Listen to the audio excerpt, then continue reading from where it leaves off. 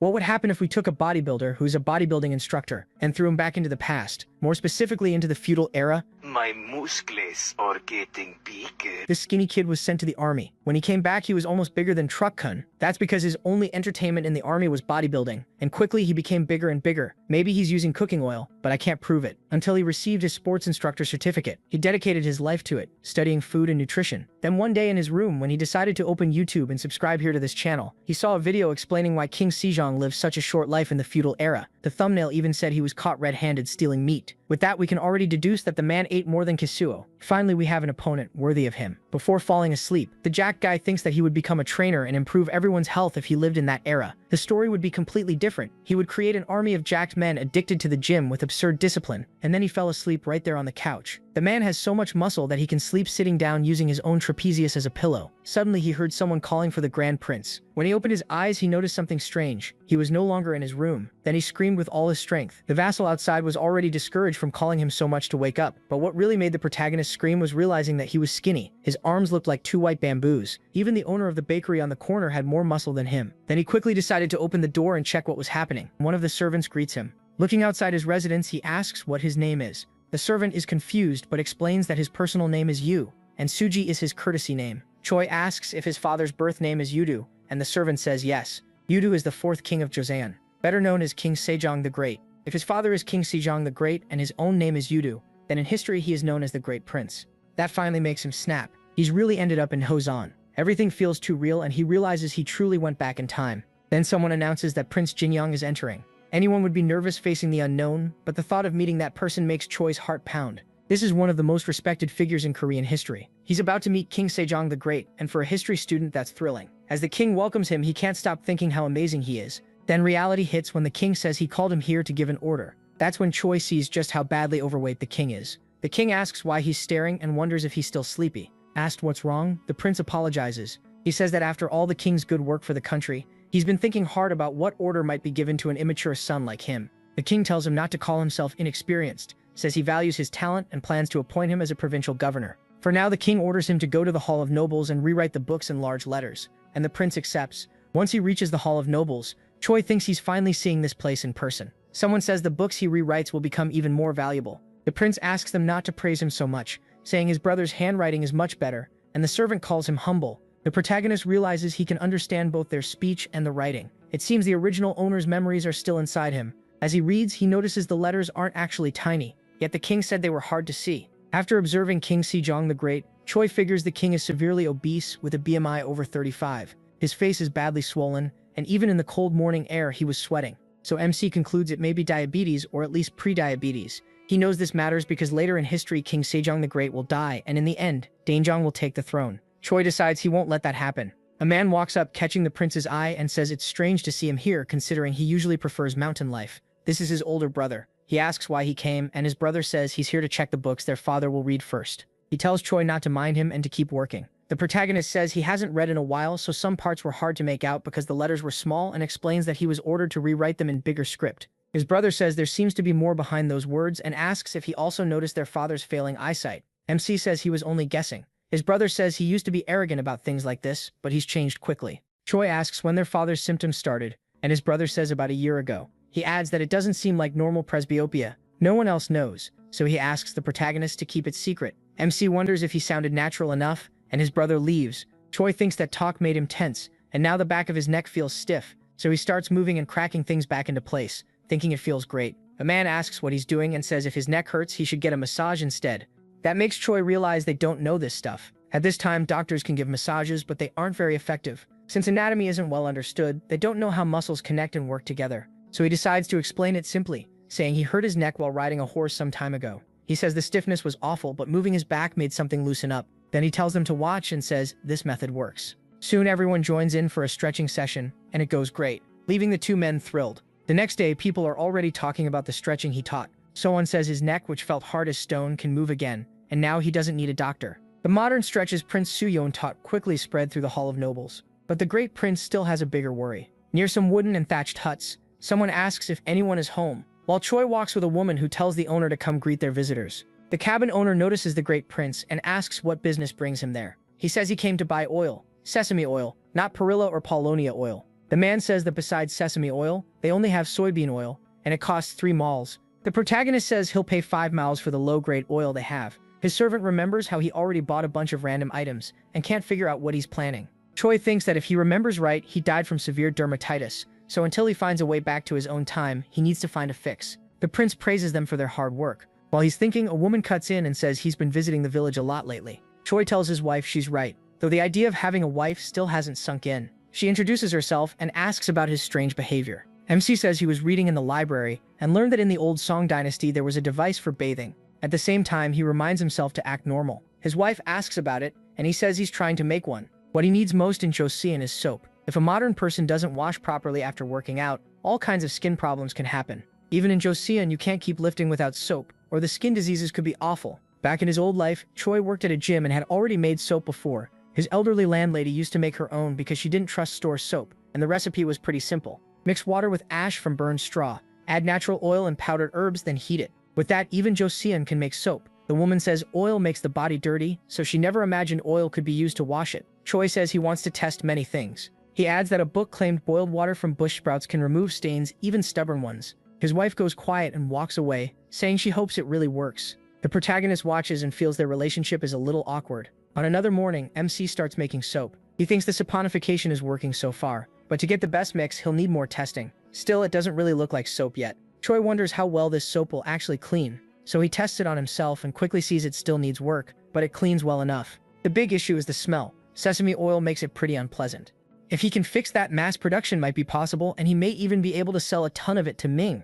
Now his next goal is King Sejong's health. Even King Taejong, famous for being strict, couldn't get King Sejong the Great to exercise, so if a second son who isn't even crown prince tries to push him, it'll only annoy the king. Choi decides the only way to persuade him is with logic. Then he looks at his own body and realizes he can't teach weightlifting, looking like this. To be convincing, he wants huge numbers in the 3 main lifts and a body packed with muscle. That thought makes him strike a pose in the bath, confusing everyone nearby. His next move is to turn weight training into a real field of study and write a book about it. Choi remembers a saying about honor and reputation. If people improve the bodies they got from their parents, that could count as filial duty. So he'll write a book about training yourself and shaping the body and call it Bodybuilding Secretariat. Later at the palace, the prince starts training with pull-ups using a wooden bar fixed to a door. When he's done, he's shocked by how gifted this body is. Along with pull-ups, he also does dips, push-ups, and even dragon flags. He figures the rest of the body has some talent, but the pulling power and core strength are way beyond normal. Even managing 15 push-ups like this is impressive. His bloodline clearly isn't lacking. Then the servants report that the things he ordered have arrived.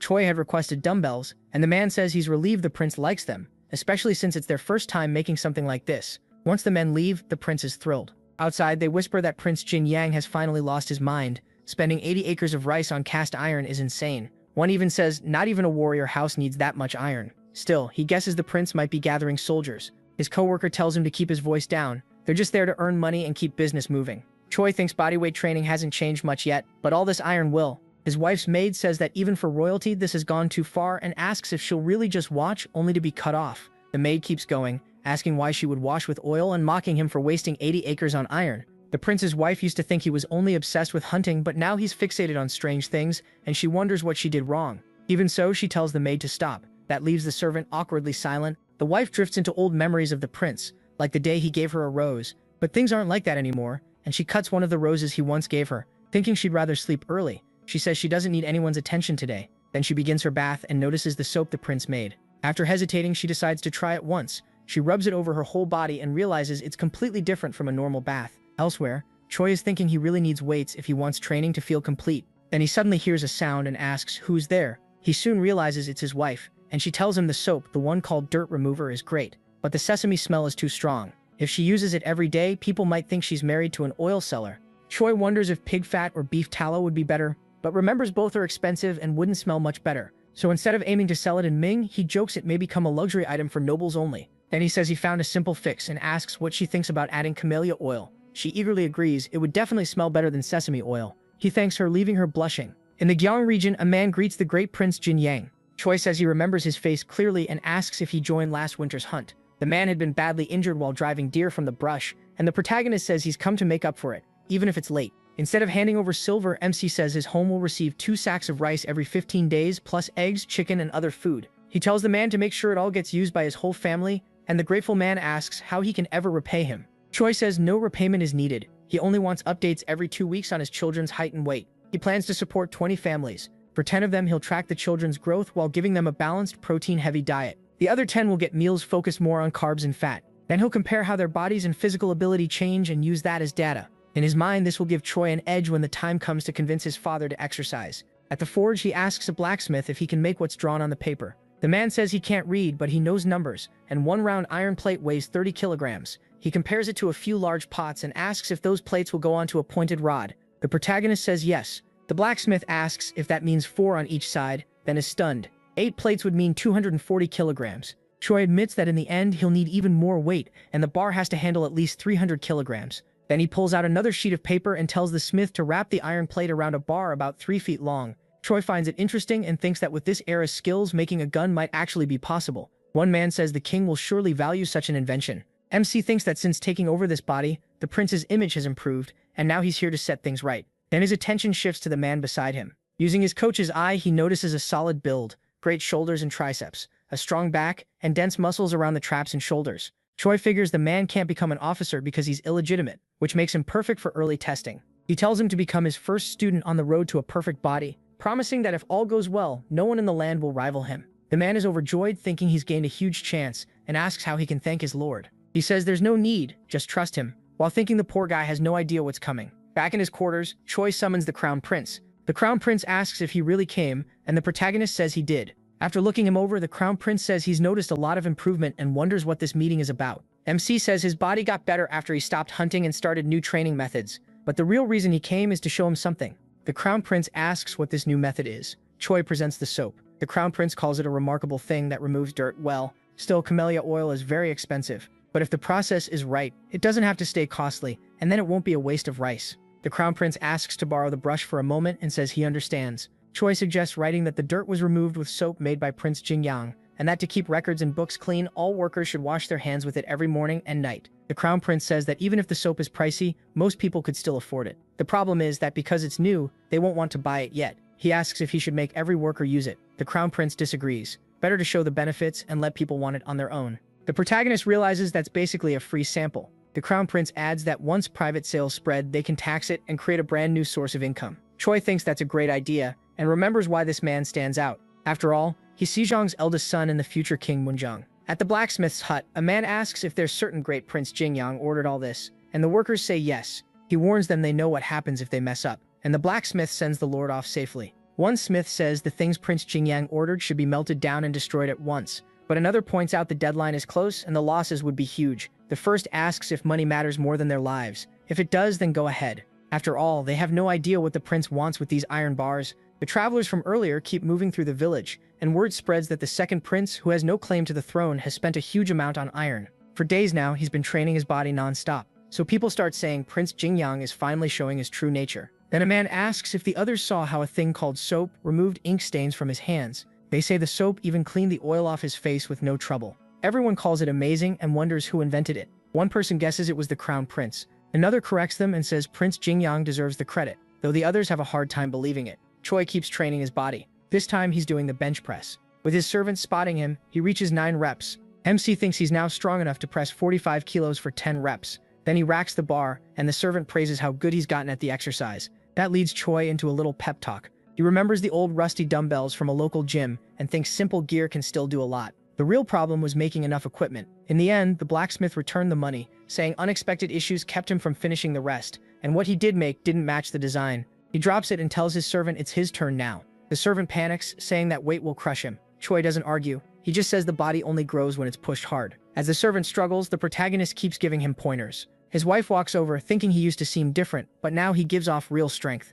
Her maid even says he looks like General Bana Wakelu. That pulls MC's attention away. He asks if she really means it, then recalls hearing that the general was a hero from youth and became famous as an adult commander. That makes him wonder if military training should come with a fee. While his servant nearly dies under the bar, Choi says weapons alone can't win battles. Right then, a noise from the gate makes everyone turn. He wonders who would dare barge in looking so grim and march straight toward him. His wife asks what this is about and reminds them this land belongs to Prince Jingyang. One of the men coldly says they already know that, and if she's his wife, she should stay quiet. She starts to back down, but Choi steps in and knocks the man flat. On the ground, the man can't understand how he got dropped so easily. The protagonist warns them not to put their filthy hands on his wife. The samurai move to draw their swords, but their leader stops them. He introduces himself and says it's good to see Choi again after last year's hunting event. MC asks what they want and warns that if they touch his people again, it'll get ugly. A samurai yells, asking if he forgot his past crimes, while the chief points to the tool that can make 20 swords and asks what he plans to do with 400 of them. The servant he helped earlier is tied up as a hostage.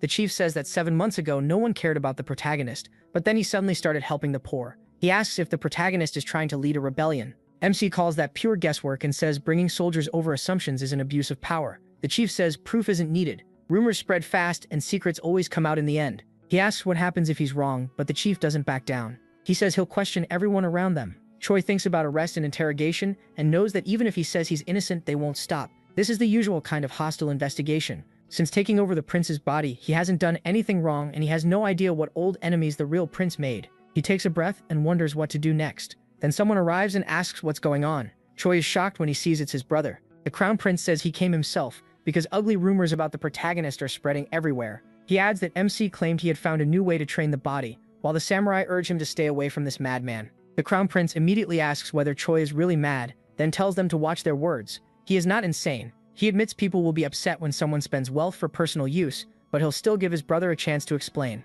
Even so, because they're family, clearing these rumors won't be easy. The protagonist will need strong proof. He finishes by warning that if the accusations are false, the accuser won't walk away clean. The crown prince says that if someone blames his brother without proof, he won't get away with it. Choi slams the bar onto the ground and says he needs help, telling his servant to bring the book. He explains that everything he made has a real purpose, teaching people how to live in a healthier way. Choi gives the book to the crown prince and asks him to read it. As he looks through it, the crown prince sees the ideas actually make sense. Still, he doesn't get why MC spends so much on it. Why put that much money into this healing method? He leans in and reminds his brother that their father is getting weaker by the day. His brother says it's just early presbyopia, so the protagonist shouldn't worry so much unless he really knows something about medicine. Choi says their father has also had a fever lately, and even in cool weather, sweat keeps running down his face. He doesn't want to jump to conclusions, but he suspects diabetes. He thinks too much yang energy may be part of it, along with the fact that the king overeats. Since he doesn't exercise, that energy has no outlet. As a result, part of the illness is showing up through his eyes.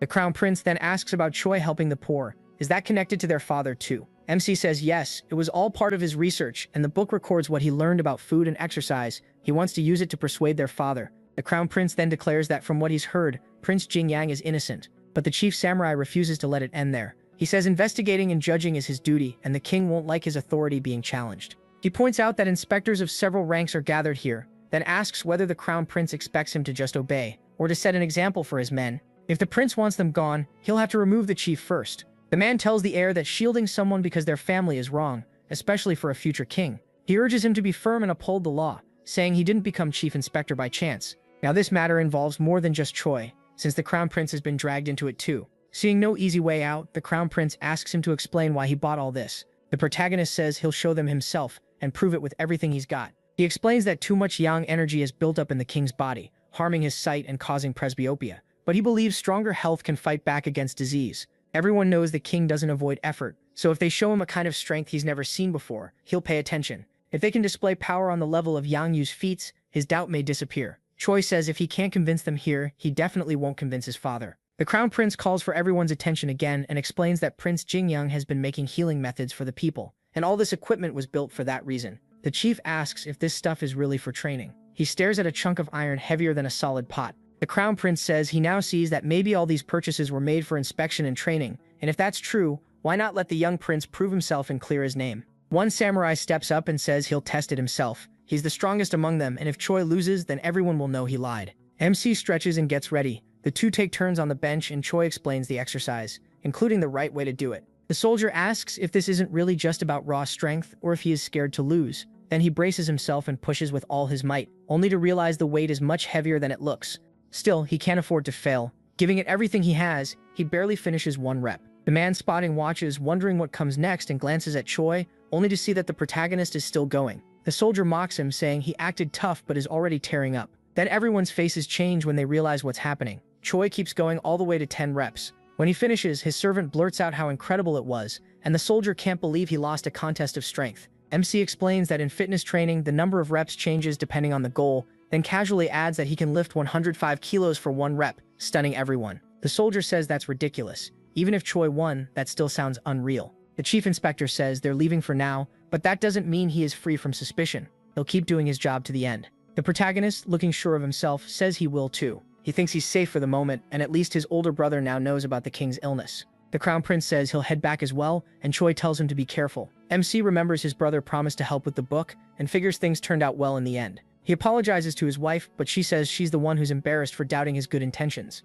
He promises he won't let this happen again. Then he pulls her into a hug. That makes her incredibly flustered with everyone else still around. She says they can't do that here, and should go to their room instead, which only makes Choi even more embarrassed. One of the inspectors apologizes for what happened and says he'll take responsibility, but the chief says the trip wasn't a total loss. Among those devices, he noticed one strange item, thin, hollow, and a lot like a chungtong. He wonders if Choi is improving the Sinic Changtong to create a new firearm. He remembers the hunting contest a year ago, and the cruel look he saw in that beast was Prince Jinyang making this body training book as some last act of mercy. The chief calls that idea absurd. Still, he says he'll keep watching until he learns what the protagonist is really hiding. Prince Jinyang goes back to his normal routine, and a few days later word comes that the forge has started making the devices again. Then 3 months later, Choi's wife returns from the doctor with shocking news. She's pregnant. She says she thinks it happened that day. MC flashes back to a talk with a friend at a bar where the man complained he never had time to work out. Back then, he told him to trust him. Exercise would change his life. But the friend laughed it off and said he didn't want advice from someone still unmarried at 40.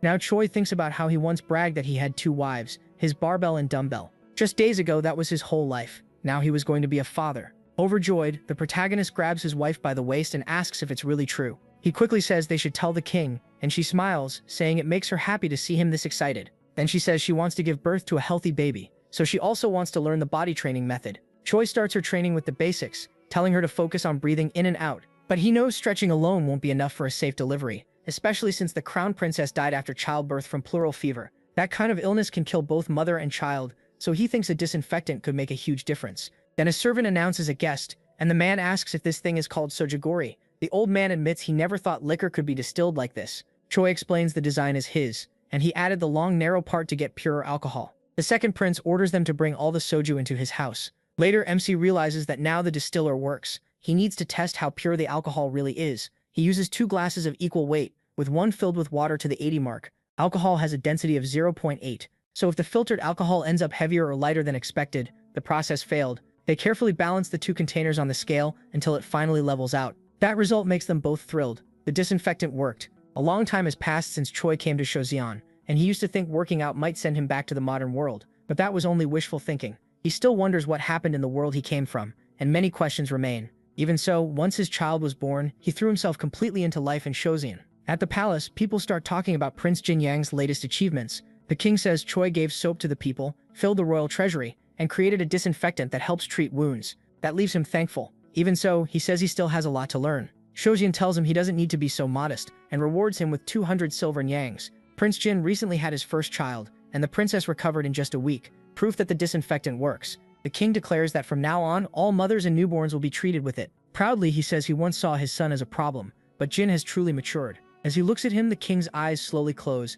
and he collapses. Panic breaks out as everyone screams for a doctor. It is March 1438, and Sujion's illness suddenly gets worse. The crown prince says the king's condition worsened, though luckily he recovered fast. Even so, the fear remains. When Choi asks how he is now, the crown prince says their father feels constant thirst and drinks a lot of water. His eyesight has also gotten much worse, and even the medicine did nothing. The protagonist asks whether their father ever mentioned symptoms like seeing fog or bugs floating around. Those were things his grandfather once described when he had diabetes. His brother says no, but adds that the king is upset because he can't see distant things clearly anymore. Choi says that means it may not be too serious yet, and the vision problem could still come from overwork. But he knows they can't relax because if this disease is left alone, then just like in history, within a year the great King Sujong will lose his sight from complications. He says their mother's birthday is in September, and he plans to use that day to change their father's mind. His brother asks what he's planning to do at a royal banquet, and MC explains that his training book centers on 3 heavy lifts: squat, bench press, and deadlift,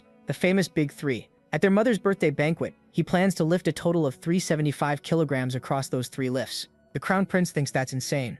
Even the palace guards who were ordered to try couldn't manage 225 kilograms. Choi admits he can't lift that much yet, but says he'll get there for his father's sake. His brother promises to help however he can, and he adds that he also wants to make a book their father will respect. But his brother says he needs to study too. That leaves Choi confused. Then his brother explains that since the protagonist already wrote a book, he should add teachings from all 13 classics. MC keeps a straight face, but inside he's panicking. Still, it's all to save King Sujan. So in the end, he says his brother can count on him. Once he reaches 375 kilograms in the big three, they'll present the book to their father and make sure he tries their method. The two brothers join forces for their father's sake. Choi knows this goal is nearly crazy. Even gaining a few percent in 6 months is hard enough. And even if he succeeds, this soft, heavy body won't be convincing. To show real muscle, he figures he needs to drop about 3 kilos of fat. In this era, the best way to burn calories is simple: walking. He just hopes this body's huge potential is enough. Back home, he studies the books his brother asked for, all while thinking about how brutal his routine has become. Whenever he wants to quit,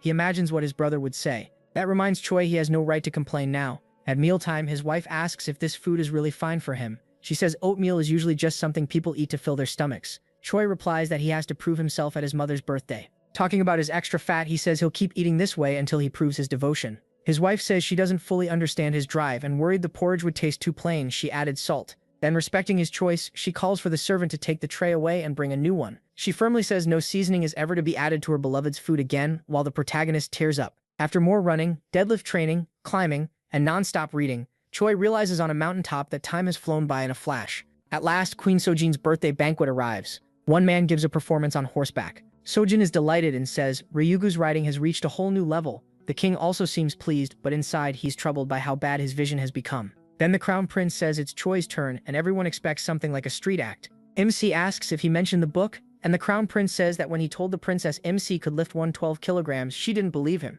So he tells him to go ahead with the plan. Surely that will make their father interested in the book. In a serious tone, he says this is something he truly wants from his brother. During Queen Sojin's birthday feast, Prince Jin Yang's turn finally comes. He bows and congratulates his mother, saying his very life in this world is thanks to the grace of the king and queen. Because of that, he created the body training book, a method of healthy discipline for building and strengthening the body. The king asks what the huge iron tool behind him is and what exactly he's about to show. Choi says he only prepared a small gift to repay their kindness, and as he grips the bar, he says he's filled with emotion.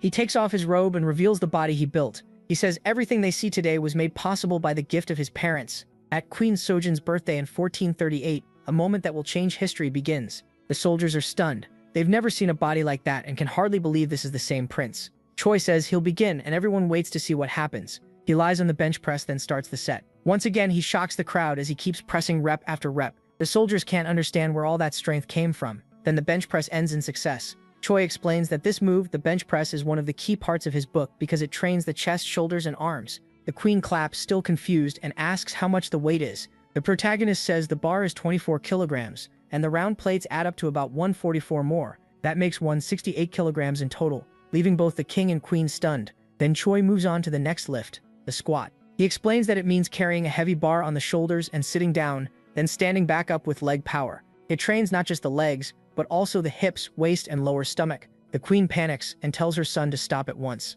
But the second prince ignores her and says he'll do the squats now. He lifts the bar from the rack and sets it across his upper back using a low bar position. Then Choi drops into the squat with everything he has. He controls the way down, then drives up with all his strength and completes the lift at 204 kilograms. The queen can hardly believe her son stood back up. The king tells a servant to call a doctor, wondering if a human body can really do this, but the servant has no answer. Even so, the incredible display clearly comes from this so-called healthy discipline. Choi moves on to the final exercise, the deadlift, using the biggest bar of all. The crowd erupts, and the crown prince steps in while the king is still speaking. He says he's worried MC might hurt his lower back. After getting the king's approval, he decides to take a safety measure. He wraps a belt around his brother's waist. For a second, the two brothers share a nervous look, because the bar now weighs 240 kilograms. Choi tells his father and mother that since they gave him a body strong enough for this, he'll keep taking proper care of it. The officials whisper that the prince must have completely lost his mind. He says he could lift even more, but with his body right now, this weight already feels crushing. Even with the belt helping a bit, the whole plan is still ridiculous. Trying to reach 375 kilograms across the big 3 lifts in only 2 years. In the end, he decides he has no choice but to use the sumo deadlift stance. He gets himself ready, takes a deep breath, and locks both hands on the bar. Then he starts the lift. Everyone sees the bar rising and can't believe one person is actually lifting that much iron. As it keeps going up, his palms start bleeding. Still, Choi refuses to stop and completes the lift cleanly. The queen nearly faints, while the king stays amazed. Then the prince drops the bar and the impact makes the ground crack, stunning everyone there. The whole crowd is left in shock as the queen rises to act. She stands with a grim expression, and even the king is confused. Going straight to her son, she checks the hand he cut during the lift. She says he's been training with these iron weights for 2 whole years, and now his hands look like this. So what is he talking about when he calls this filial devotion? Seeing him push his body this far makes her break down in tears. The women around her feel the same pain and begin crying too. A man remarks that martial artists may show abs, but muscles this defined are unbelievable. The king says he did test the training method from the book himself, but there is still one thing he wants to ask: why show this healthy discipline here today? Choi answers that it's to build and properly care for the body his parents gave him. The king asks if lifting this much is supposed to be the standard, because if so, weaker people might suffer trying to follow it. The protagonist says not at all. He began this training just to lose the fat on his stomach, and the strength came along the way. In only 3 months, his body moves better and his tiredness is gone. King says he knows Choi and the Crown Prince wrote books on this, and he'll read them carefully to judge what's right. After that, they can discuss the corporal construction secretary in the palace. That leaves MC thrilled. The king then adds that the title Grand Prince Jingyang no longer feels fitting. Since he created a new discipline and pushed it so far, he wants to add Su from him Young Jake / Prince Su Yang Seijo to his name. From now on he will be called Grand Prince, the protagonist Jing Jake / Prince Su Yang Seijo. Later in his chambers, the king realizes the book truly is remarkable. He wonders how this happened, because even with help, Jingyang was never this sharp. The Crown Prince explains that he read it too and was impressed. Choi mostly organized the training ideas already found in the king's own books. But unlike the others, this book has a special diagram at the end of volume 1, so the king decides to inspect it. He reads MC's notes about food habits and how children's bodies change. It says that 6 kilograms of grain made into rice can feed an adult for 10 days, while children can eat twice enough to fill themselves. Too much food, on the other hand, leads to extra body fat. It also claims that 1 spoon of sesame oil each day fills children with strength. Meanwhile, someone who keeps eating on a full stomach can gain over 300 grams of fat in a month. After reading that, the king thinks about body fat and glances at his own belly. Elsewhere in the palace, Choi asks his older brother how their father responded. The Crown Prince says the king agreed to give the corporal construction secretary a chance. He says he's completely ready and plans to start by teaching posture on the first day.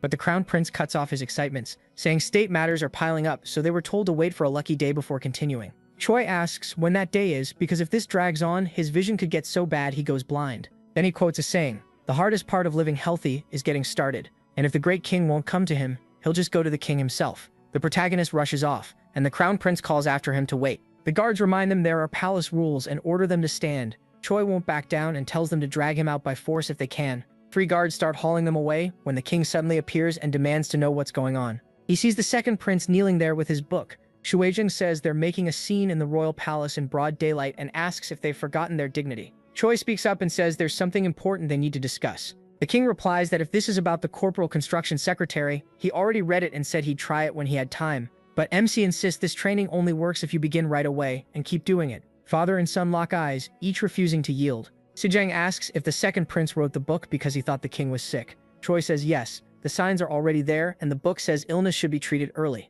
The king then asks the royal doctor what symptoms he has, and the doctor answers that he mostly sweats heavily and drinks lots of water. He realizes why the king brought the doctor. Sejong is using him to claim there's nothing wrong, even though he believed the king had read the chart and seriously considered his condition. The real problem is simple. He just hates exercise, so the protagonist says the symptoms point to type 2 diabetes. He claims he once tried putting his own body in a similar state, which shocks everyone. In truth, he never actually did that. He explains that diabetes is an illness where excess yankai harms the body, and since sugar is also used as medicine to restore yankai, eating too much grain syrup or caramel can cause temporary diabetic symptoms. Because of that, he says he would become terribly thirsty and drink a whole bucket of water. He also says his vision often went dark from extreme fatigue, and he'd fall asleep right there. After hearing that, the king starts to recognize the signs. Choi then asks if those are the same symptoms his father has felt, but he was lying about testing it on himself. He was just using knowledge from the modern world, and to convince the great king, he feels he has to lie. Without meaning to, he even fools his own brother. The king asks how long it will take to fix his condition if he learns the corporal construction secretary, and Choi answers 5 days. Hearing that, the king agrees, but warns that if he doesn't improve in 5 days, MC will be charged for deceiving the king. At the training ground, the second prince tells the king he needs to get onto the horse a little faster. The king feels like his insides are twisting, then he tells him not to let his body sink. King Sejong the Great thinks his son is being too hard on him and wonders how much longer this will go on. When Choi says an hour has passed and they can stop, his father is relieved until he learns that was only the warm-up. While the king squats, the protagonist instructs him to breathe out when pushing and breathe in when easing off. He says 24 reps is enough and tells him to brace himself firmly against the bench, keep an eye on his foot spacing, and lean forward properly. A servant announces it's time for the royal meal, and the king tells him to bring it there. But what arrives is a tiny bland meal that makes the king furious. As he eats, he thinks the rice feels awful. Horse feed would be better than this. He slams his spoon on the table and orders the royal chef brought at once. The servant says he'll call for him, and the king only grows angrier. ordering the food removed from his table and calling it disgusting. He demands to know where the meat soup is and why all he got was tofu and sliced radish. The single piece of meat has no fat, and he can't even enjoy it. Just as he says to throw it to the horses, Choi walks in with a fierce look and asks if the meal doesn't please his father. He explains that he prepared it himself. Grain syrup and honey were cut out to control sugar levels. Germinated brown rice helps him stay full longer, and tofu works as a good stand-in for meat. Furious, King Sejong the Great says none of it tastes good. Choi apologizes before speaking, but reminds his father that he already agreed to follow his instructions for the next 6 months. He adds that the Analects teach that a wise man values a promise as much as his life, and says he'd do the impossible to keep such a promise. So can the king not keep even this simple one? King Sejong the Great falls silent and eats, wondering where his son's stubbornness came from. Later, in his room, he writes on a scroll with a shaking hand. He tells a servant the brush must be bad and says they should have a new one sent from the workshop.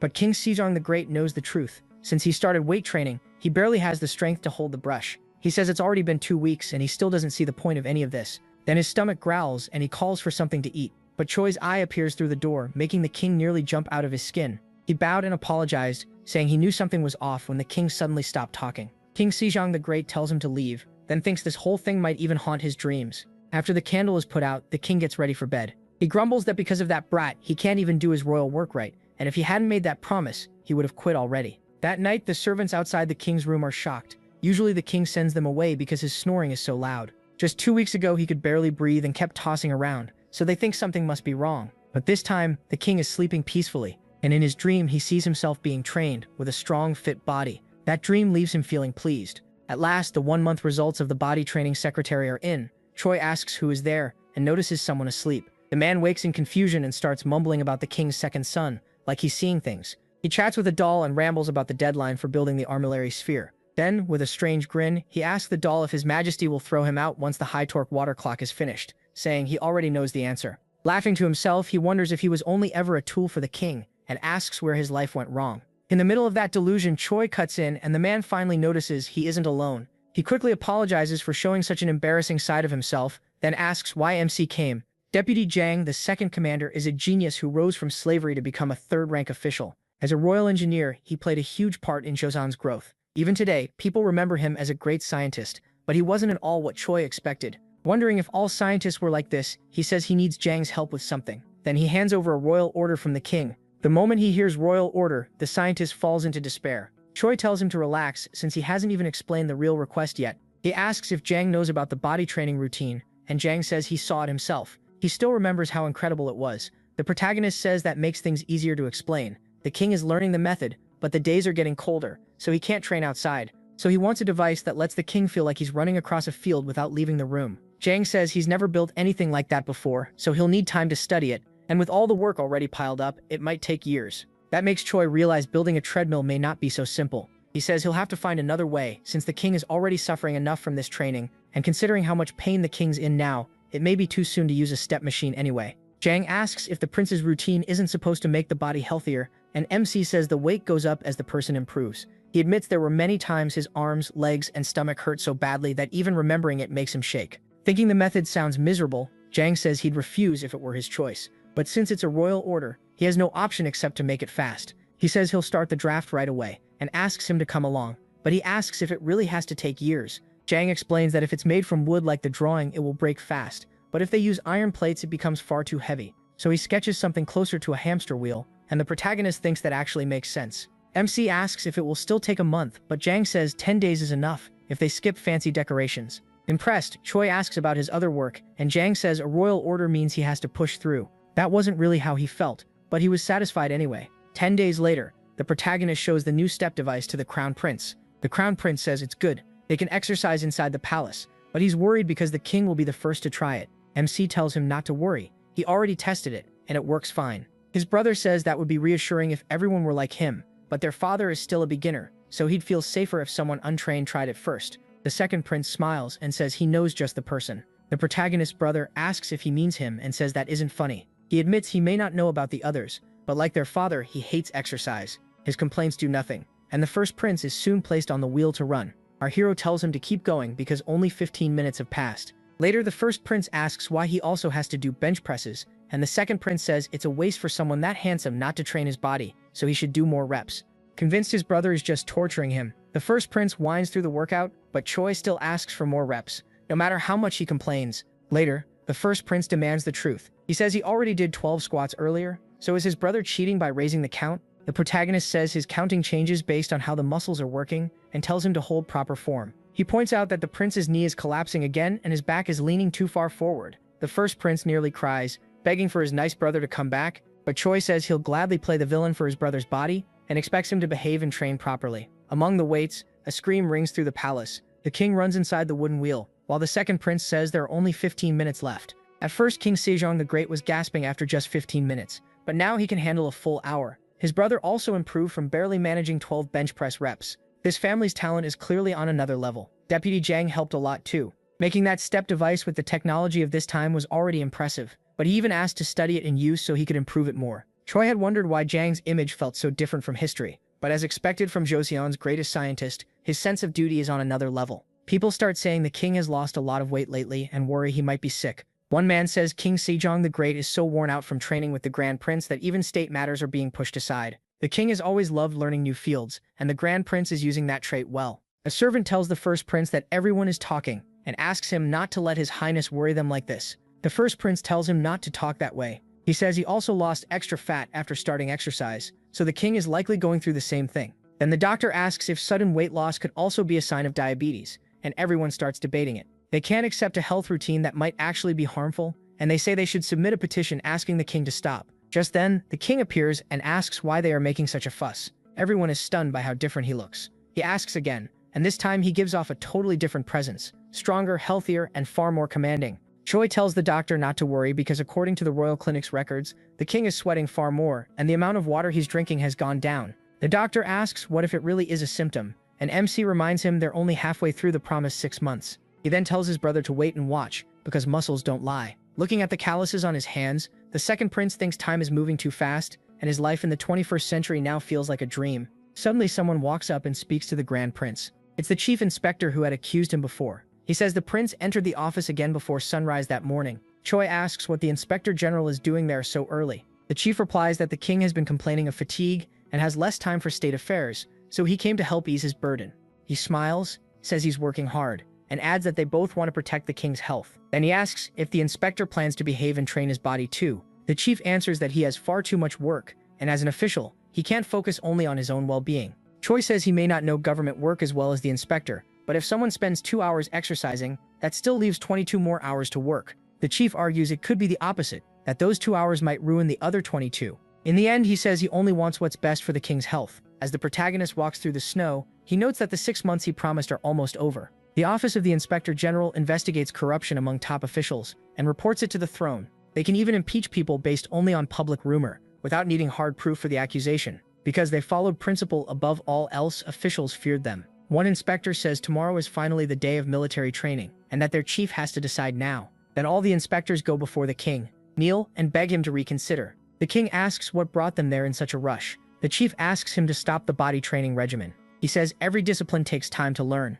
But this case is different, because governing the country matters more than anything. Though the king has never actually neglected state affairs because of exercise, the chief insists a ruler must still set the proper example. They argue that he's chasing a strange new practice, and straying from accepted principles. With a hard look, the king says the inspector's problem is clinging only to principle, and he sometimes wonders whether that is loyalty or a challenge. The room turns tense. The king asks what principles they mean and says he learned the bodybuilding method to strengthen his body and lead by example in military training. One official warns it's dangerous because military training is a law set by the great King Taejo. Another adds that if the king isn't skilled at riding, he could get hurt, and even young men need a year to shoot well from a moving horse. Still, King Sejong doesn't back down. He only says a royal guard should stay close to prevent accidents. The inspector general tries to object again, but the king cuts him off, saying that if he leads the training himself, it will prove the bodybuilding method works. Then he adds that once that happens, he expects everyone else to do at least half as much as he did. After getting the warning loud and clear, the story moves to Chirwon County, in Gangwon, on the day of training. The king announces that he will inspect the front line himself before the drill begins. At his command, all the soldiers are forced to move by formation A. That means everyone has to stay perfectly in sync, and the soldiers quickly answer that they understand. Still, one of them wonders if His Majesty has ever moved that fast, and another says even after 10 years of training, he's never seen it. That's because in past drills, the king only gave orders from a carriage others carried for him, Soon the signal sounds, the drums beat, and the order comes to march forward. While riding, the king thinks those 2 hours a day on horseback with his second son were worth it. Sejong finally understands why Taejo once told him to enjoy riding. When your body is strong, it feels completely different.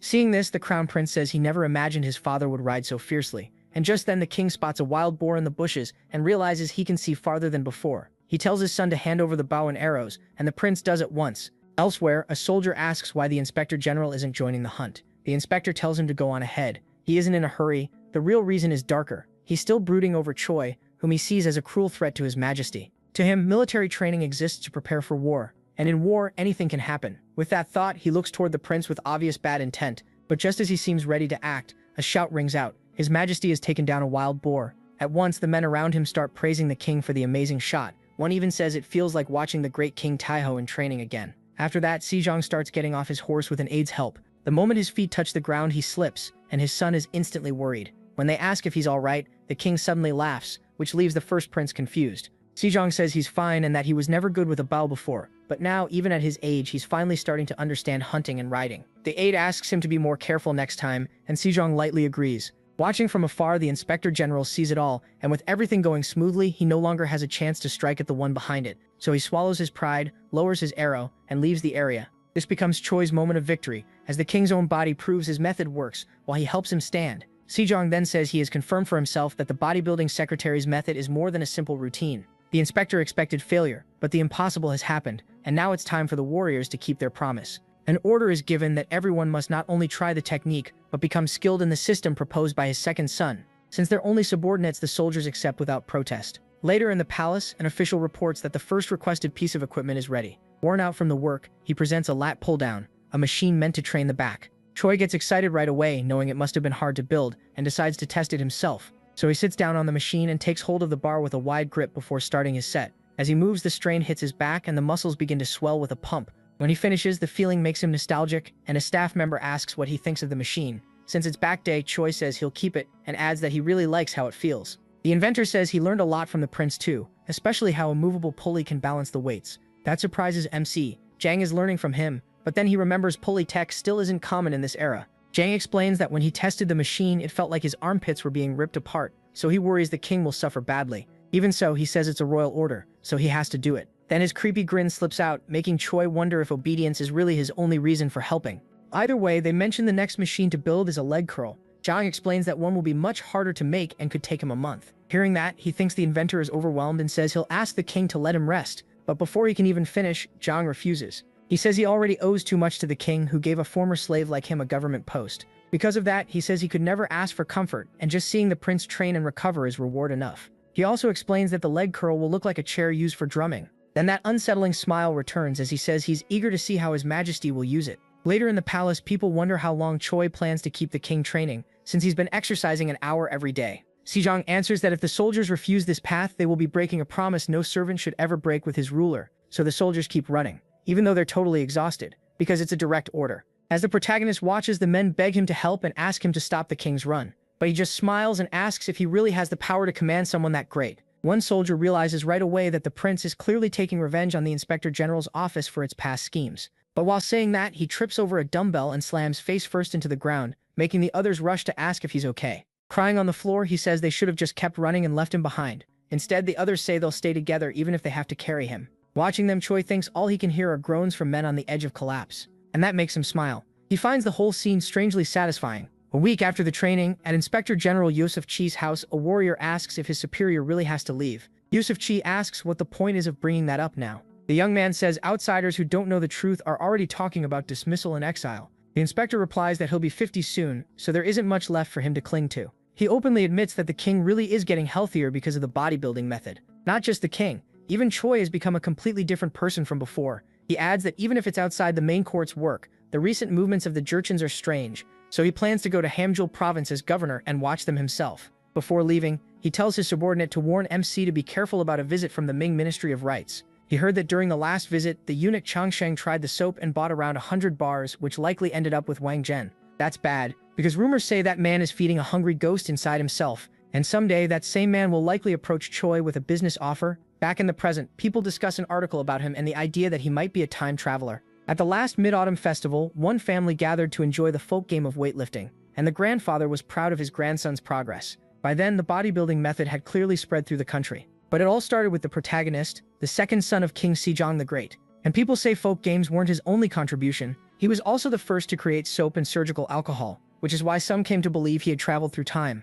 A Joseon history expert, Dai-yoon, says the Great Prince's method looks a lot like modern bodybuilding. She adds that when he was young, he seemed so capable people could mistake him for a time traveler. But later he stopped putting in the same effort. If he had kept spreading the bodybuilding secretary, it might have gone far beyond a folk game and become known across the world. So in the end, he's remembered as a minor figure who simply added one folk game to the nation's culture. Back in the present, Choi wakes up and gets right back to changing the future. While working, his brother asks what kind of dream made him act this carefully. He adds that MC looks pale and should cut back on reading for a while. That makes MC remember what he saw in the dream. Not wanting future generations to blame him, he pushes himself even harder, even as he's nearly passing out under stacks of books. He recalls King saying he would create a new writing system for the people the very next day. Choi knows he isn't the best scholar, but when it comes to leading others and training the body, he believes they can handle anything. So King asks him to help shape the Sanskrit sounds using the phonetics books in the library as a guide. That leaves him realizing just how hard it will be to create the right sounds to teach the people. At the same time, he remembers that his son still sees his father as a strange man who showed up in the middle of the night. Hearing the protagonist keep sighing, the Crown Prince jokes that he sounds just like Assistant Commander Zhang. After a pause, the prince asks when Choi plans to find disciples, since he was told he needs both a trainer and an assistant. MC says Million could work since he's the son of a concubine and can't rise to government office. Still, he says it would be even better to gather people from different backgrounds. When he asks why that matters, the prince explains they also need someone of high rank to spread the bodybuilding secretary inside the Eastern Palace. One disciple has to come from the royal family. Choi thinks it over and realizes only one person fits, though he's not sure he wants to teach him. He doesn't even know if that prince would enjoy the training. The candidate is Prince Seosin, third son of the deposed crown prince Yamyan. Yamyan had once been heir under King Taejo, but he was removed after corruption and betrayal. After that, King Sejong took the throne. People also said Yamyan's son grew up wild and unruly, but when they finally met him, the boy acted polite and normal. That made Choi think Seosin was far more reasonable than expected. The protagonist knows Seosin later went mad because his father insulted his concubine, but for now, that still hasn't happened. So Amsi asks if he's heard of the bodybuilding secretary, and the boy says yes, it's already well known. Then he asks if he wants to become his disciple and learn the method. Everything seems fine, so the protagonist calls over Mei and tells him to start the prince's warm-up. But the moment Mei, a commoner, speaks to him, the prince's whole attitude changes. In a cold, proud voice, he tells Mei to leave, saying the smell of sweat gives him a headache.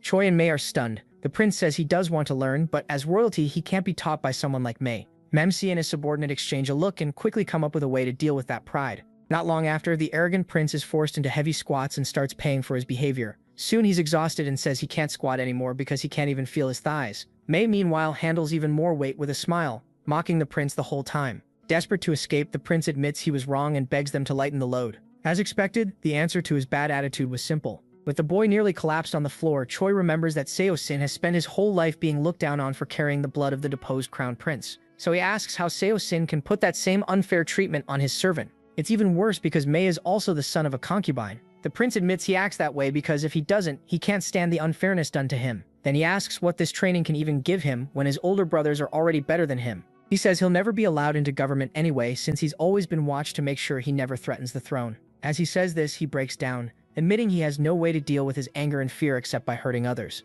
Even after hearing him out, Choi says a royal can't act like that. Their anger carries too much weight for a commoner to bear. Seosin finally drops his pride, apologizes, and promises to do better. That satisfies both him and Mei. The protagonist then tells him to learn the 3 basics: bench press, squat, and deadlift from Mei. If Seosin can reach a total of about 400 kilograms, Choi will think about putting him in charge of the method inside the palace. The prince looks confused, so MC asks if he wants proof that this method truly works. He explains that anyone moving through the palace must master self-discipline, physical training, and the 4 books and 5 classics. That role will be called a trainer. He says this is needed because one person alone can't spread the teaching. If Seosin grows into it, he could even become King's trainer. And if that happens, no one will dare look down on him. Those words hit Seosin hard, giving him real hope for the first time. Tearing up, he asks if he truly has a chance, then admits shame kept him from even learning the 3 classics. Choi tells him that won't be a problem. He and Mei will help. He also says King is making a new set of letters that will make learning the scriptures easier. These letters are called the correct sounds for the instruction of the people, because Joseon's language is different from the Middle Kingdoms,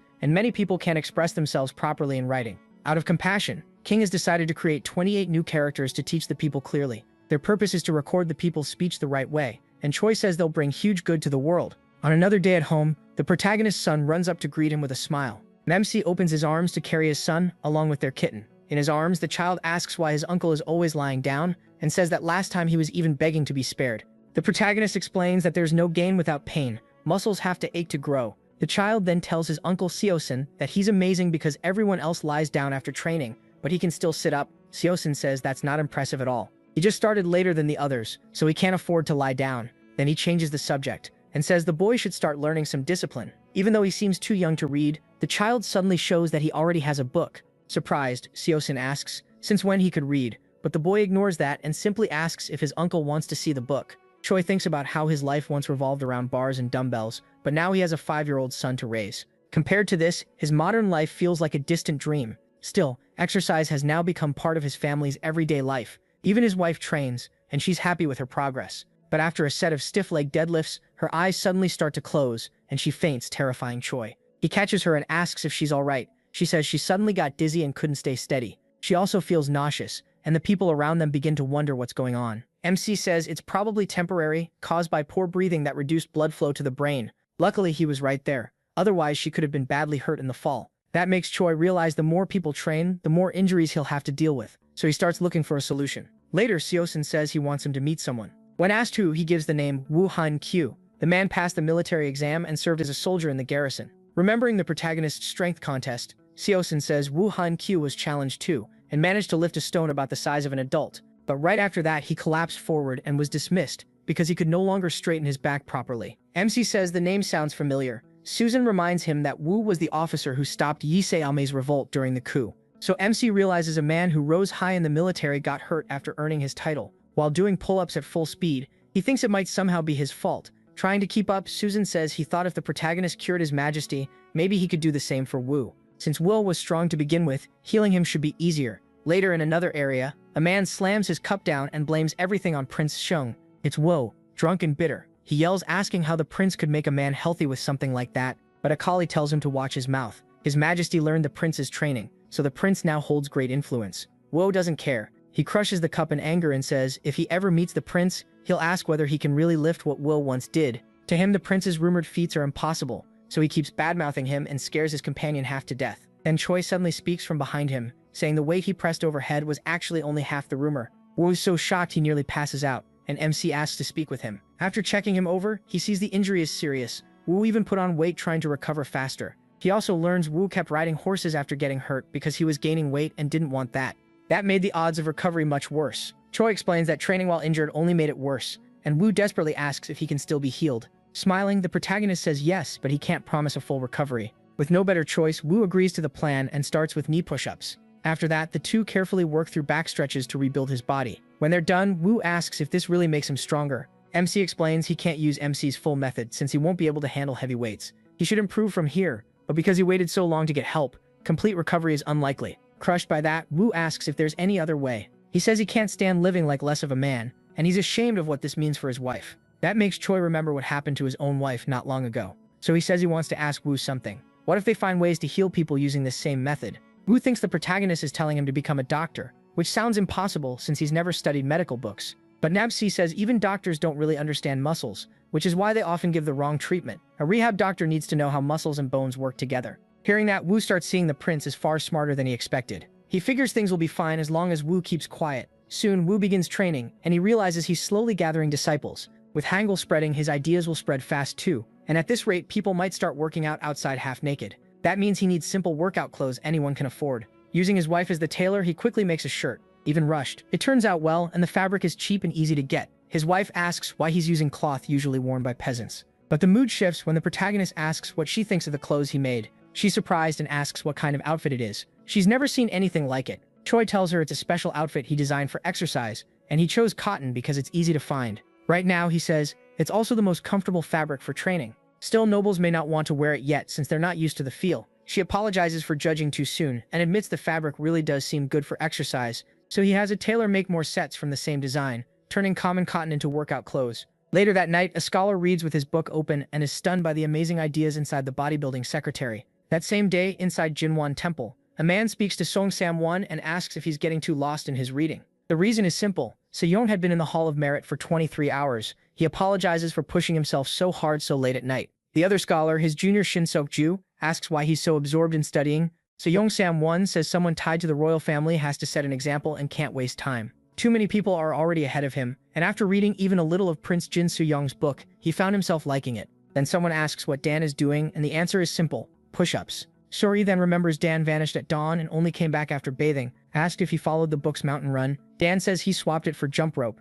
Shine says he doesn't think the book is as amazing as people claim, because outside bodybuilding, it mostly repeats things they already know. But another junior scholar, Ho YG, warns him not to speak lightly of the book the Crown Prince sent. That makes the two glare at each other, while Seong awkwardly watches. Seeing the mood turn tense, Seong says they're both too worked up, and suggests discussing the book tomorrow instead. They follow his advice, and the next day Seong asks Dan, who read it the most, what he thinks. Dan says this discipline isn't just about respecting the body given by one's parents. It goes beyond that. Shine still has doubts. He says sacred texts hold the words of sages, and from what he knew before, a crown prince wasn't one. Shang agrees, adding that the usual way to honor yourself is to rise in the world and earn fame, so bodybuilding seems pointless. He also points out that the first volume claims small illnesses will fade, and people won't tire easily, even in harsh conditions. Still, he doubts it. What bothers him most is that this discipline seems to need costly equipment. Shine adds that maybe the body can change, but so far he hasn't seen anyone truly transformed. Realizing they don't know what's happening beyond their walls, Dan decides to bring up the case of His Majesty. He asks if they're really trying to look down on the king, and that immediately scares them. Dan explains that since learning the bodybuilding secretary, the king has changed fast and become more active than he was in his youth. Not every theory in the book may be right, but it clearly makes the body stronger. Then he asks, wouldn't moving well after a long day also help their studies? Shine is startled and asks if Dan is suggesting they bring the equipment into Jingwen Temple. Dan says that if the place isn't right for that, they can just use stones or small logs, and anyone who doesn't want to join doesn't have to. 8 days later, the scholars try out his idea and make their own equipment. San is the first to wear out. He says he can't keep going and starts doubting the method. Soon he shouts that he's done, and the others quickly head back inside, choosing books over exercise. Dan wipes the sweat off his face and realizes everyone else has given up. Still, he thinks he has gained a lot from the bodybuilding secretary, so he decides to keep training hard, and with enough time, he'll build a healthy body to help both his studies and daily life. In August 1441, on a normal afternoon, Choi says the inventor worked hard. He had thought making a shoulder press machine and a seated row machine would be difficult. Then Jane puts on his usual wild look and says it all happened thanks to his effort, which everyone knows comes from a certain reason. With a fake smile, the inventor says it's only natural for someone funded by the court to follow royal orders. He adds that the Inspector General's office worked the hardest, since they provided the resources to test the machines. Choi then enters the testing hall and says he came to see the finished equipment. But as soon as he walks in, the inspector's soldiers turn nervous and scared, hurrying to report that they've already confirmed the machines are stable. Then they ask the prince to get on the machine and try the exercise himself. After testing them, MC thinks his older brother should use the equipment for the 3 big lifts. Standing behind him at the bench press, Choi urges his brother to push a little more. At last, he gets the bar up. With that, he raises his level in the bodybuilding secretary and reaches a combined 190 kilograms in the big 3. After that, the prince says it feels different hearing praise from the man who made the method, then asks if 250 kilograms is coming soon. He answers that muscle growth is different for everyone, though he himself kept improving until he hit 300 kilograms. But after that, Choi says his gains stopped. He has Prince Shusa's gifted body and modern training knowledge, but his brother still lacks skill, so reaching 250 kilograms will probably take at least 2 years, maybe 5. Still, the real point isn't how fast he gets there. The method is meant to be followed for the long run. The next morning, back in his quarters, the protagonist takes care of his wife. She's feeling awful and stuck in bed. She apologizes for making him worry and says the morning sickness has been going on for a while, to the point she can't even eat. Apologizing again, she says she prepared pork, and Choi realizes she's only been able to handle light, non-greasy food lately. Getting the message right away, he decides not to just sit around. He hurries out to find pork for her. At the meat seller's place, MC says it's for eating and asks to see the biggest pig. Smiling, the merchant points out one of his fattest pigs. Choi thinks the man is making fun of him, and the merchant quickly backs down in fear. He insists the pig's meat is both firm and tender. He even boasts it's the finest pig in all 8 provinces. Even so, he can't believe the animal is fully grown. It won't be enough. He needs something bigger for his wife. Another evening, a man introduces himself as Kim Jong-sul, a humble servant who beat back the northern barbarians and returned to the capital, a fighter famous for both strength and strategy. King comments that winter is coming, so the barbarians won't be able to move much. Kim bows and says all his success came from His Majesty's grace. As the gathering goes on, Choi walks over and offers him a drink, and Kim accepts. Kim says he's heard the stories about the prince and thinks his presence rivals the greatest generals in the world. The protagonist thanks him but says he didn't build his body to fire arrows or swing swords. Then Kim asks if he hasn't noticed something north of the border that's even more dependable than bow or blade, leaving MC confused. Kim explains he's talking about spirit, the distilled liquor made from fermented ingredients. At first, he doubted the sudden supply of strong liquor sent to the capital, but they were told it was the prince's invention. They used it on wounds with clean cotton cloth, and because of that, far fewer soldiers ended up with infected injuries. Choi realizes that may be why the still never rusted, and he's glad the liquor is helping so much. But sending it out also caused trouble, since northern soldiers often drank to fight off the cold. They kept overdoing it, because once mixed with water, it was still alcohol. He asks how they fixed that, and Kim says they mixed in a bitter herb called wormwood. After that, anyone trying to drink it in secret just spat it right back out. The story gets everyone laughing, and Kim asks his fellow officer Lee Won-bong to bring tea too. That name immediately catches Choi's attention. Lee Won-bong, known for incredible strength, also played a big part in defeating the barbarians. When Kim calls him over, the young man refuses, saying he uses his strength only for King. Still, Kim points out that now two strong men have met. They should have plenty to talk about. He adds that King has new writings for him to study, then leaves the two alone. Using his trainer's eye, Choi studies the warrior and realizes this is the first person he's met in Joseon who feels anything like him. His build alone marks him as an amazing fighter. In the old story, when Sujin took the throne and faced a possible purge, he tried to strengthen the army by gathering Jurchens from Hamel province, but the tale says his own subordinate generals killed him, so the rebellion failed. Even then, he's remembered as the strongest man in history. That makes the protagonist uneasy about Yusuk look and wonder if the young man came to say something important. Everything feels strange, but Choi can understand it. If events follow the old story, he'll die by this man's hands. Yu says word of the prince's amazing strength has spread all the way to the north, which he finds a little embarrassing. Even so, he says he has many questions about the bodybuilding secretary and asks if he may visit later. MC figures a public contest of strength would make people uneasy, so the request makes sense, and he agrees. He starts thinking the warrior may be better than he first assumed, and the next morning, the man arrives asking if this is the prince's residence. His presence alone is enough to make Choi's two disciples tense up. He says he's already read the bodybuilding secretary and asks if the object in Susan's hand is a small dumbbell. Susan confirms it. The warrior asks to hold it, and since it's dense cast iron, the boy warns him to be careful. The moment he lifts it, he can tell it weighs far more than it looks. Susan is shocked. He can barely row that 10-kilogram dumbbell, yet this man curls it on his first try. Getting right to it, yet brings up the prince's 375-kilogram total in the 3 big lifts. Then he asks how much he himself could lift if he tried them too. Instead of waiting for an answer, he decides to find out firsthand. He begins with the deadlift and quickly shows that it takes serious strength. That leaves Susan terrified, because the gap between them is obvious. Soon the warrior sets the weight back down, and Choi praises him for reaching a 260-kilogram total across the 3 big lifts. To him in this era, a soldier like that really could be called someone with divine strength. Still, he notices something in the warrior's face. Something about the bodybuilding secretary bothers him. Ye denies it and says he learned a lot, but the protagonist tells him to be honest, since even he found flaws after creating the method. Ye then recalls that King said the great prince made this training to perfect the body for military use, so Choi asks if he thinks the method would be hard to apply in the army. Ye explains that bodybuilding focuses on adding muscle, and that's not the same thing as using weapons. Well, a fighter needs a different kind of body, and hearing that, MC feels like he's heard this argument before. The idea that muscles are just for show is a fair opinion, and Yemin adds that the method also calls for eating meat every day. Regular soldiers obviously can't do that, so if military texts and scholarly texts go separate ways, this method only fits the academic side. After saying the bodybuilding secretary isn't practical, the warrior leaves, and Choi is left irritated, thinking the man knows nothing about military training. The great prince may not be a soldier, but he once served in the Korean military as a reserve sergeant before coming to this world. Since the military was his first field, he vows to create a new method for soldiers within 3 years. Elsewhere in the palace, King studies a scroll carefully. The crown prince asks his father if something is wrong. King says it's a letter from the Ming Empire. They want to buy about 100 bars of soap. That's great news, making the effort to grow ulidia trees for the soap worth it. But they also want to meet Suying, the prince who made it, and King can't understand why, since he has no ties to the empire. The crown prince, though, says everything is going well, and that among the royals, his brother is known for seeing farther than anyone else, so he suggests sending him to the Ming Empire as the nation's representative. After another round of bench presses, Suying is worn out, and Choi is pleased with his progress. In just about a year, the boy has reached a 190-kilogram total in the 3 big lifts, so he may become an assistant instructor next year.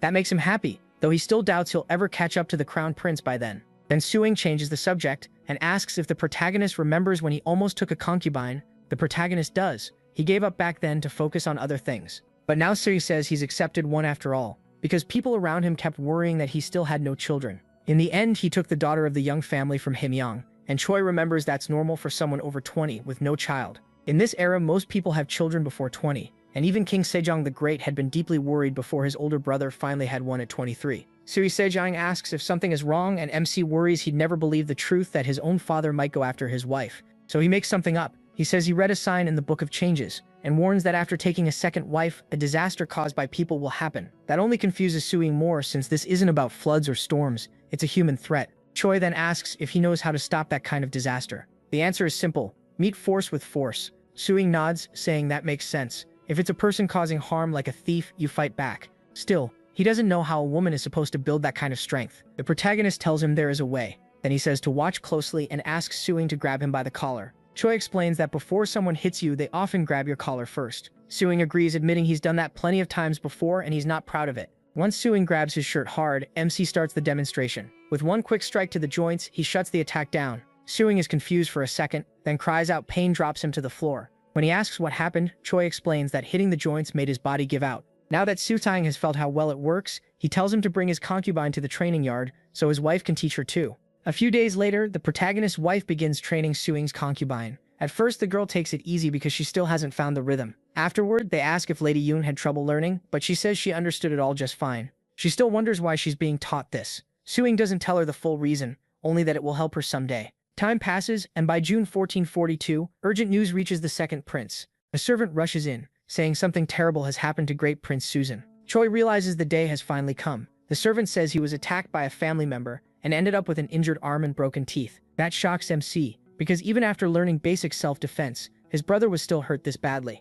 Then the story jumps back to show how it happened. In his room, the prince's father lay drunk, mocking his son for studying so hard. Bored, he demanded tea, and it was brought to him right away. The girl personally served her father-in-law the tea, but he slapped it from her hands. As she fell, he complained that she only cared about her husband and that he'd been kept waiting too long. He kept cursing her over what he saw as disrespect, then suddenly noticed something else. Seeing her soaked with tea and helpless on the floor stirred ugly thoughts in him. With that twisted look in his eyes, he said his son had brought home a pretty girl with tastes much like his own. Then he grabbed her clothes, and while she begged him to stop, she used what she had learned and struck back with a headbutt that knocked out some of his teeth. She also used an arm lock to pin him down, but with adrenaline rushing, she went too far by accident. Since the victim is a royal of high rank, the case is taken to the king's court. King asks the chief inquisitor to present the findings from the Royal Investigative Agency. The report says Great Prince Yang Myun was attacked by a concubine and badly injured. Before anything else, King says he wants to know how Yoon managed to beat a man trained in martial arts. The inquisitor explains that Choi and his student trained her in techniques meant to disable an attacker. He adds that the prince survived only because he knew martial arts. An ordinary man might have died. At that, the abuser begs King to punish not just the girl but also the people who taught her those skills. Hearing that, he remembers this man once called him his favorite nephew. Now he's being blamed too. When King questions him, he says he only taught her self-defense, and King accepts that at first. So King says this was not a killing art, but a way to protect oneself. Then he asks the court who they believe is truly at fault. Chief State Counselor Twang Hue says that, given the prince's usual behavior, he likely tried to do something vile. But Minister of Justice Yu Gamin argues that no matter the reason, the concubine still committed a grave offense by injuring her father-in-law. That leaves King troubled, because even if he knows his brother's character, the law still stands. In Choseon, that kind of offense is treated almost like treason and can be punished by death. King hates the situation, but he still has to give a sentence. In the end, concubine Yun is sentenced to 20 lashes. Effective immediately, she is laid down to receive the punishment. The girl panics. Soon the whip swings toward her back, and she squeezes her eyes shut, waiting for it. But before the blow lands, the soldier hesitates. Then he strikes, and she groans in pain. But from nearby, the prince demands to know what the soldier is doing. It's obvious he held back, so the prince orders him to hit her properly. Then the prince shoves the servant aside and says he'll do it himself. He snatches up the rod from the ground and lifts it, ready to bring it down in rage. At the last second, King steps in and stops him, ordering his brother to calm down. That stuns the prince. When they were young, his brother could never overpower him, yet now he's stopped cold. Angry and confused, he asks what this means. When the woman who wronged her father-in-law is being spared, that only makes King angrier. Losing patience, he tells his brother to shut up and asks if he wants to be sent into exile. Then King lets go of the rod, and his brother drops to the ground. King reminds him that their father, King Taejin, had forbidden him from entering the capital. Even so, he showed mercy and let him stay nearby. He adds that even after all the trouble his brother caused in Ajin, he was the one who kept others from pushing for harsher exile. So this is the last mercy that abusive prince will ever get. With that, King orders his soldiers to place Great Prince Yangyang under house arrest. The prince struggles and begs for mercy, even calling King by his personal name, but his brother ignores him. Then the same soldier returns and says he will carry out the girl's sentence, but King cancels it and orders them to untie her. Overwhelmed by that mercy, Yang thanks him with complete sincerity. Seeing how awful this whole event was, King quickly arranges a new home for the prince's household. Noticing how much Soon must have suffered, He tells him to stop worrying and simply rest, which Suing accepts gratefully. Not long after Great Prince Yang Yang is put under house arrest, Choi's second child is born healthy. One peaceful day, a visitor comes to the protagonist's house for the first time. After greeting the prince properly, the boy introduces himself as Weiji Sumanem Damte of the Jinjuha line. MC remembers seeing him often on the road to the Hall of Merit, though he'd heard the boy was studying at a temple. He asks why he came, and also notices the boy's body has changed so much he almost didn't recognize him. Dan explains that he was weak when he began studying at the temple, so he started following the bodybuilding manual. At first it nearly made him pass out, but he got used to it. After seeing the results, he came to thank the creator in person. Choi says there's no need to be so formal since he doesn't think he's really teaching much. Smiling, Dan asks if he can join his training routine. That makes the protagonist pause. He'd say yes to almost anyone else, but not so easily to Dan, one of the future 6 martyred ministers. Dan is too talented, and if he joins MC's plans, the country could lose a lot later. So the protagonist says he's worried the boy is already heading down a hard road. But Dan tells him not to worry. In Dan's eyes, his talent is nothing special compared to others. Choi points out that maybe the real problem is who he keeps comparing himself to. Then he asks if he truly wants to become a trainer, and Dan answers right away that he does. With a smile, the boy adds that he already told his superior he'd be leaving the Noble Hall group. Since he won't back down, the protagonist finally takes him to the gym. Introducing himself as the new student, Dan says he's happy to meet all his seniors. Sai tells him that even if he started working as an official, he's still a beginner in bodybuilding, so he should watch and learn first. Dan agrees at once. Feeling a little shy, Dan decides to show what he can do on his own first. He walks to the equipment and says he'll begin with pull-ups. Sides quickly tells him not to push too hard, since real pull-ups are tough for beginners. He adds that even after half a year of training, he can only do 3 or 4. Then he looks up and realizes Dan is doing more than twice that. Trying to save face, Seuss argues that Dan isn't fully extending his arms and says proper form matters most. Watching from afar, Choi smiles, thinking this new student will push the others to train harder. Later, MC stands on a veranda with Dan. Dan admires the Euonia trees and says that if they press all their oil, they could get about 7,500 liters. He adds that turning it into soap and selling it to the Ming Empire could bring in a lot of silver. But he says he wants something worth even more, leaving Dan confused. What Choi really wants, he says, is a better future for his country. Another morning, King says he heard the protagonist helped cure a man named W's back through the training method. Since the protagonist had already helped his father-in-law, the king is even prouder, so he decides to reward MC, who accepts with thanks. Because the method has worked so well, he is asked to visit Huang Hui, the chief of the state council, before leaving for the Ming Empire. Even if nothing can fully fix him, they still want the prince to check on him in person. When the protagonist arrives, the staff are shocked and scramble to greet the great prince. Right away, Choi feels something is off in the house. In Huang's room, a servant apologizes that his master must remain lying down before such an honored guest. He speaks in a quiet, shaky voice while relaying Huang's words. Huang says he still wants to serve the king, but after turning 70, his back bent and his limbs grew weak. Choi replies that the king ordered him to care for Huang's body. Though with things this bad, he isn't sure how much he can do. Still, an order is an order, and if a man doesn't understand his own body, he won't even be able to enjoy a simple board game comfortably. Then MC casually suggests that maybe Lord Mengcheng's eldest son should keep this fine Go board, but he notices something odd. Even with Huang supposedly bedridden, the board is still warm, like someone was just using it. In the end, the protagonist says he can't reverse the effects of old age with what he knows, but he can teach a way to manage the body, even if he can't fully cure it. Later, Huang says he's grateful the prince is trying so hard for an old man like him, and ashamed that his body has failed him. Through the servant, he adds that though he's embarrassed by his condition, he's willing to use the exercise method to stay as fit as he can. Choi says he also hopes the chief can recover as much strength as possible. He advises the servant to keep the room warm enough to protect the body but not too warm since too much heat can do harm. MC had already been wondering why the room felt so hot that even the Go board was warm, and that remark makes the servant nervous. The board still felt like a game had just ended. Even so, he smiles and takes his leave for now. Afterward, he reports that the chief isn't in critical condition, but because of his age, the method won't do much. King sadly says it would have been better if they had stepped in 10 years earlier. If that had happened, the chief might have served in government another decade. Back then he was 69, and the king regrets not speaking with him more while he still had strength. Lost in thought, the king realizes this is what people mean by preparing for old age while you're still young. Then he changes the subject and asks his son how the disciples are doing. Choi says he gathered some solid students and they're slowly showing promise. The king also remembers the recent meeting with Kim in the north and says this is a good time to think about strengthening the northern soldiers too. The protagonist agrees. Then the king asks about the Ming trip, wondering if he'll head to Hainan after passing through Beijing. MC says yes, and the king notes that from what he's heard, his son plans to cross nearly half the empire. Part of that route through Nanjing and Hangzhou is because of livestock. Choi explains that the pigs here are so small they're almost like toys, so bringing better pigs from Ming could help everyone get protein, no matter their status. In China, he says,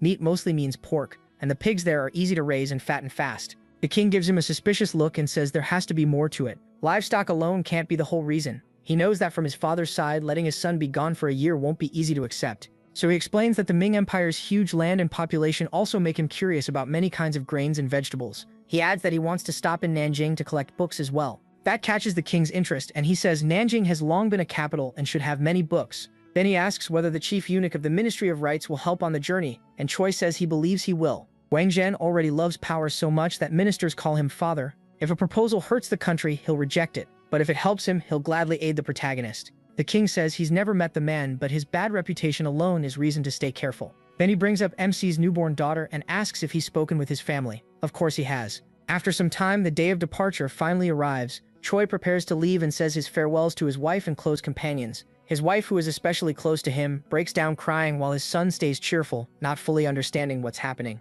Still upset, she asks how he can miss their daughter's first birthday, and he can only say others will be there for it. Since it's a matter of state, his wife keeps crying that his majesty is too strict and the protagonist gets embarrassed with everyone watching. To ease things, the crown prince steps in and tells MC not to worry. He'll look after the family as his disciple. Choi thanks him and says he'll be eager to hear all about it when he returns. The prince jokes that his brother is trying to use him the same way he used the second commander, and he laughs it off. Then the protagonist mentions hearing that the inventor is taking his first break in 15 years. Jang smiles and says it's all thanks to His Highness bringing it up to the king. At last, MC's son hands him a dumbbell to show how much stronger he's gotten. Choi pulls the boy onto his lap, delighted, and congratulates him, promising they'll do bench presses together when he comes back. For a moment, everything feels warm and happy, but he remembers what the king told him, that all these plans still seem mysterious, and he wanted to know what was truly in his son's mind. That makes the protagonist think again about his one true wish to make this land rich and strong so no one can ever look down on its people. Later on the ship, one of the men sneezes after coming down with a common sickness from the voyage.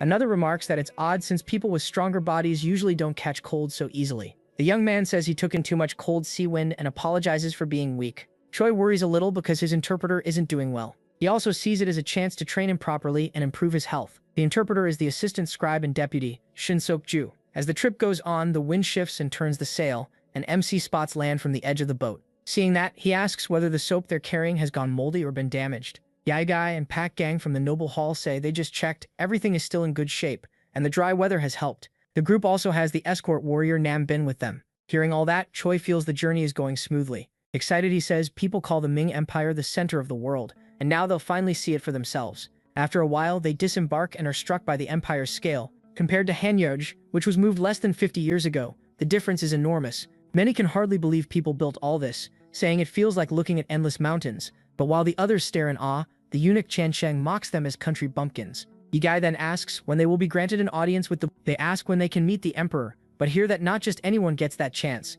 Only the great prince will be allowed an audience. As for the schedule, they're told the meeting won't happen for about 40 days, and the scribe is crushed. Then they ask about the gifts the prince brought and confirm the servants are carrying them. After that, Chen Shen says he tried the soap himself, and it worked amazingly well for his condition. Even though it's still just a test version, Choi is glad to hear such good feedback. He goes on to say the older soap didn't smell good enough, so this time they brought a better version. Hearing that, Chanshin wonders if they brought enough. He tells him they prepared 750 kilograms, plus a little extra for him to sample. The eunuch takes a sniff and notices a soft flower scent. Once he hears they have 750 kilograms, he says it's impressive for a not very wealthy country to bring so much. He also says he's heard the king of Zijen's second son looks like a warrior. Looking Choi over, he adds that the boy's wide shoulders and strong arms make him look like one of the 4 heavenly kings. But right then, he gets cut off. When he asks why, he realizes he'd already gone too far. Later on, the long-awaited day finally comes. Representing Zijen, Choi bows before the emperor and offers his greeting. He praises the emperor's endless grace, saying peace fills the world because of him. And by the end of it, the protagonist is worn out from all the ceremony. Emperor Yingzong remarks that the king truly has several remarkable sons. He says Chan Sheng recently brought him the soap, and it washed away all the dirt on his body. What surprised him most was learning such a young boy made it. Then he notes that bringing 750 kilograms all this way couldn't have been easy, so future trade should be discussed somewhere else. That decision annoys 2 of the counselors right away. Then the emperor tells Choi to withdraw, leaving him confused by the tense mood. Later, as they move through the empire, people keep staring at them. The locals whisper insults, calling the people of Zijen bumpkins from the countryside. At first, MC and the others still don't know why everyone is acting so hostile. Soon enough, someone comes to find him. It is Chan Sheng, who arrives with his men and says he's been waiting for the prince. Choi bows and says it's an honor. Thanks to Chan Sheng's help, he got to see the emperor in only 10 days. Then Chan Sheng asks if they know who the man beside him is. He says the rumors speak of a generous lord from the Ministry of Rights, a man the people call the Elder. The silver-haired man replies that he's also heard stories about Zigen's second prince, and says the protagonist seems both strong and clever. He adds that the soap from their land makes him feel clean and refreshed every day, and the new version especially impressed him. Then he asks the price to buy the soap, and Choi says it depends on what ingredients are used. A ginseng bar costs 10 sacks of rice, while the scented bars are cheaper at 6 sacks each. That comes out to about 1 tael of silver per bar, and MC confirms it. The man then asks what the manufacturing method would cost, and the scribe is shocked that he wants both the soap and the recipe. But he calmly explains that the soap is made from seaweed, from Hamble. The man is surprised he gave up the method so easily and asks if this isn't their key export. Choi says that as a subject of a vassal state, he's only trying to show respect. Still, since it's made with seaweed, production must stay in Jojen, especially with the capital banning use of marine resources. Even so, the noble asks whether they can raise production. He wants as much scented soap as possible. The protagonist asks how much he means, and the man answers, 3,750 kilograms. That leaves Choi speechless. He continues saying new batches should keep coming, and the amount can grow little by little as conditions allow. After that, the man says it's only fair to reveal himself to his future business partner. MC introduces himself as the second son of the king of Zhijian. Then the chief eunuch of the Ministry of Rights gives his own name, Wang Zhen. Pleased that the deal went so smoothly, Wang asks whether he wants anything else as long as it's within his power. The protagonist apologizes and says he'd like to travel through the Ming Empire and find useful goods to take back home. Wang answers that if the boy wants money, he could simply give him 50,000 yangs of silver on the spot. For a moment, Choi is tempted, but he quickly remembers that seeds and livestock could be worth much more in the future. So he thanks Wang for the offer and promises his homeland will work hard to send even more soap. MC also thinks this is a good chance to repay the favor. Wang says he'll make the prince's first trip through Ming feel as easy as a cruise. The scribe finally says he understands why eunuchs are so drawn to the scented soap, and that makes Choi curious. He explains that in Zhujian, eunuchs keep their genitals, but in this empire, everything is removed. He figures that without testicles, building muscle must be hard.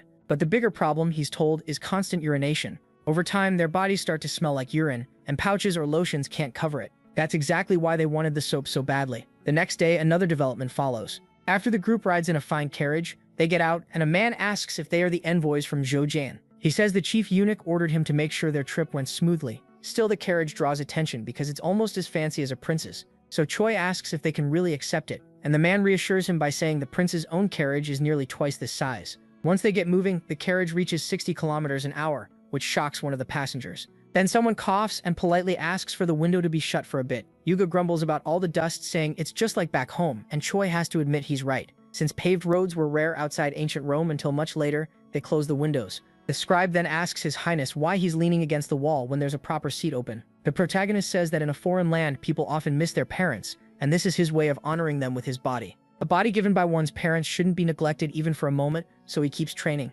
That leads into his real goal. Choi points out that the boy's stomach is already hanging over his belt. Even though he's still young, he already has 3 folds under his chin. He also coughed constantly on the ship, then started complaining about knee pain on land and got winded just from walking. So MC says he needs to get in shape if he wants to handle what's ahead. The boy is clearly hurt after hearing all his weak points listed out. Then Choi steps closer and says he has something prepared for him. In a serious tone, he reminds him they still have many miles to go before reaching Chang'an. He declares that a body can change in 12 days, and if the chubby boy trains under him, success is guaranteed. Of course, being the kind of person who hates exercise, the boy resists until the very end, but he has no real choice. At last, 12 days later, they reach Chang'an. By then, the chubby boy has slimmed down completely, and the protagonist thanks the group for all their help, saying he doesn't know how to repay them. The carriage leader says it's nothing. He was only obeying the chief eunuch's strict orders. Then someone arrives and asks if they are the envoys from Jojin, saying the chief eunuch sent word ahead about them. He says they traveled far and should eat first. This man is the governor general of Chengdan. A huge meal is prepared for them. He gestures to the fine noodles and invites them to eat. They've never had food like this before, and the noodles are especially amazing.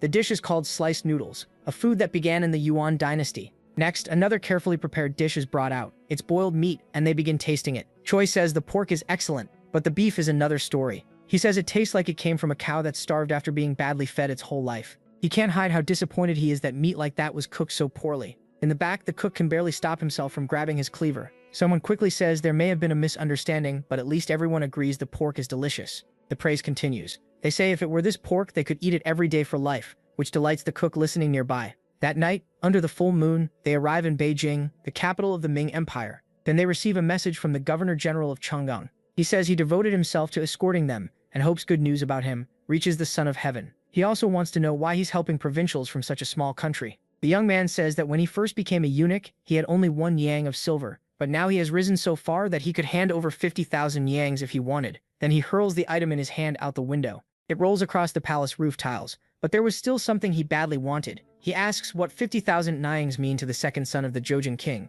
Someone stares at the animal and asks if it's really a pig. It was so huge it looked more like a wild boar without tusks. The farmer says his pigs reach 110 kilos in a year. That impresses the young man, and he asks them to cut off a piece so they can check the meat quality, to the pig's misery. Even one pig would feed a whole banquet. A servant asks why they need so many animals, and warns them to be careful taking these pigs to Jojen. Before deciding, he says they should look at other livestock too. Still, bringing too many kinds could mix the breeds and cause a disaster. They move through the busy city center. This place is Luoyang, and it's just as crowded as Beijing. Spotting the street stalls, he says you don't really see this kind of thing in the capital. Then he adds that he expected that from this city. The vendor's way of speaking sounds strange, and though he's heard rumors about Jojen, he can't quite tell what they're saying. The seller claims his pills can give you a body like Prince Zhuang's. That makes him furious. The man is using the prince's name to sell pills and even says he bought the ingredients from him. Showing off his build, he can't believe the rumors reached this far in less than a month. A servant warns his highness that it would be bad if the envoys caused trouble in the city.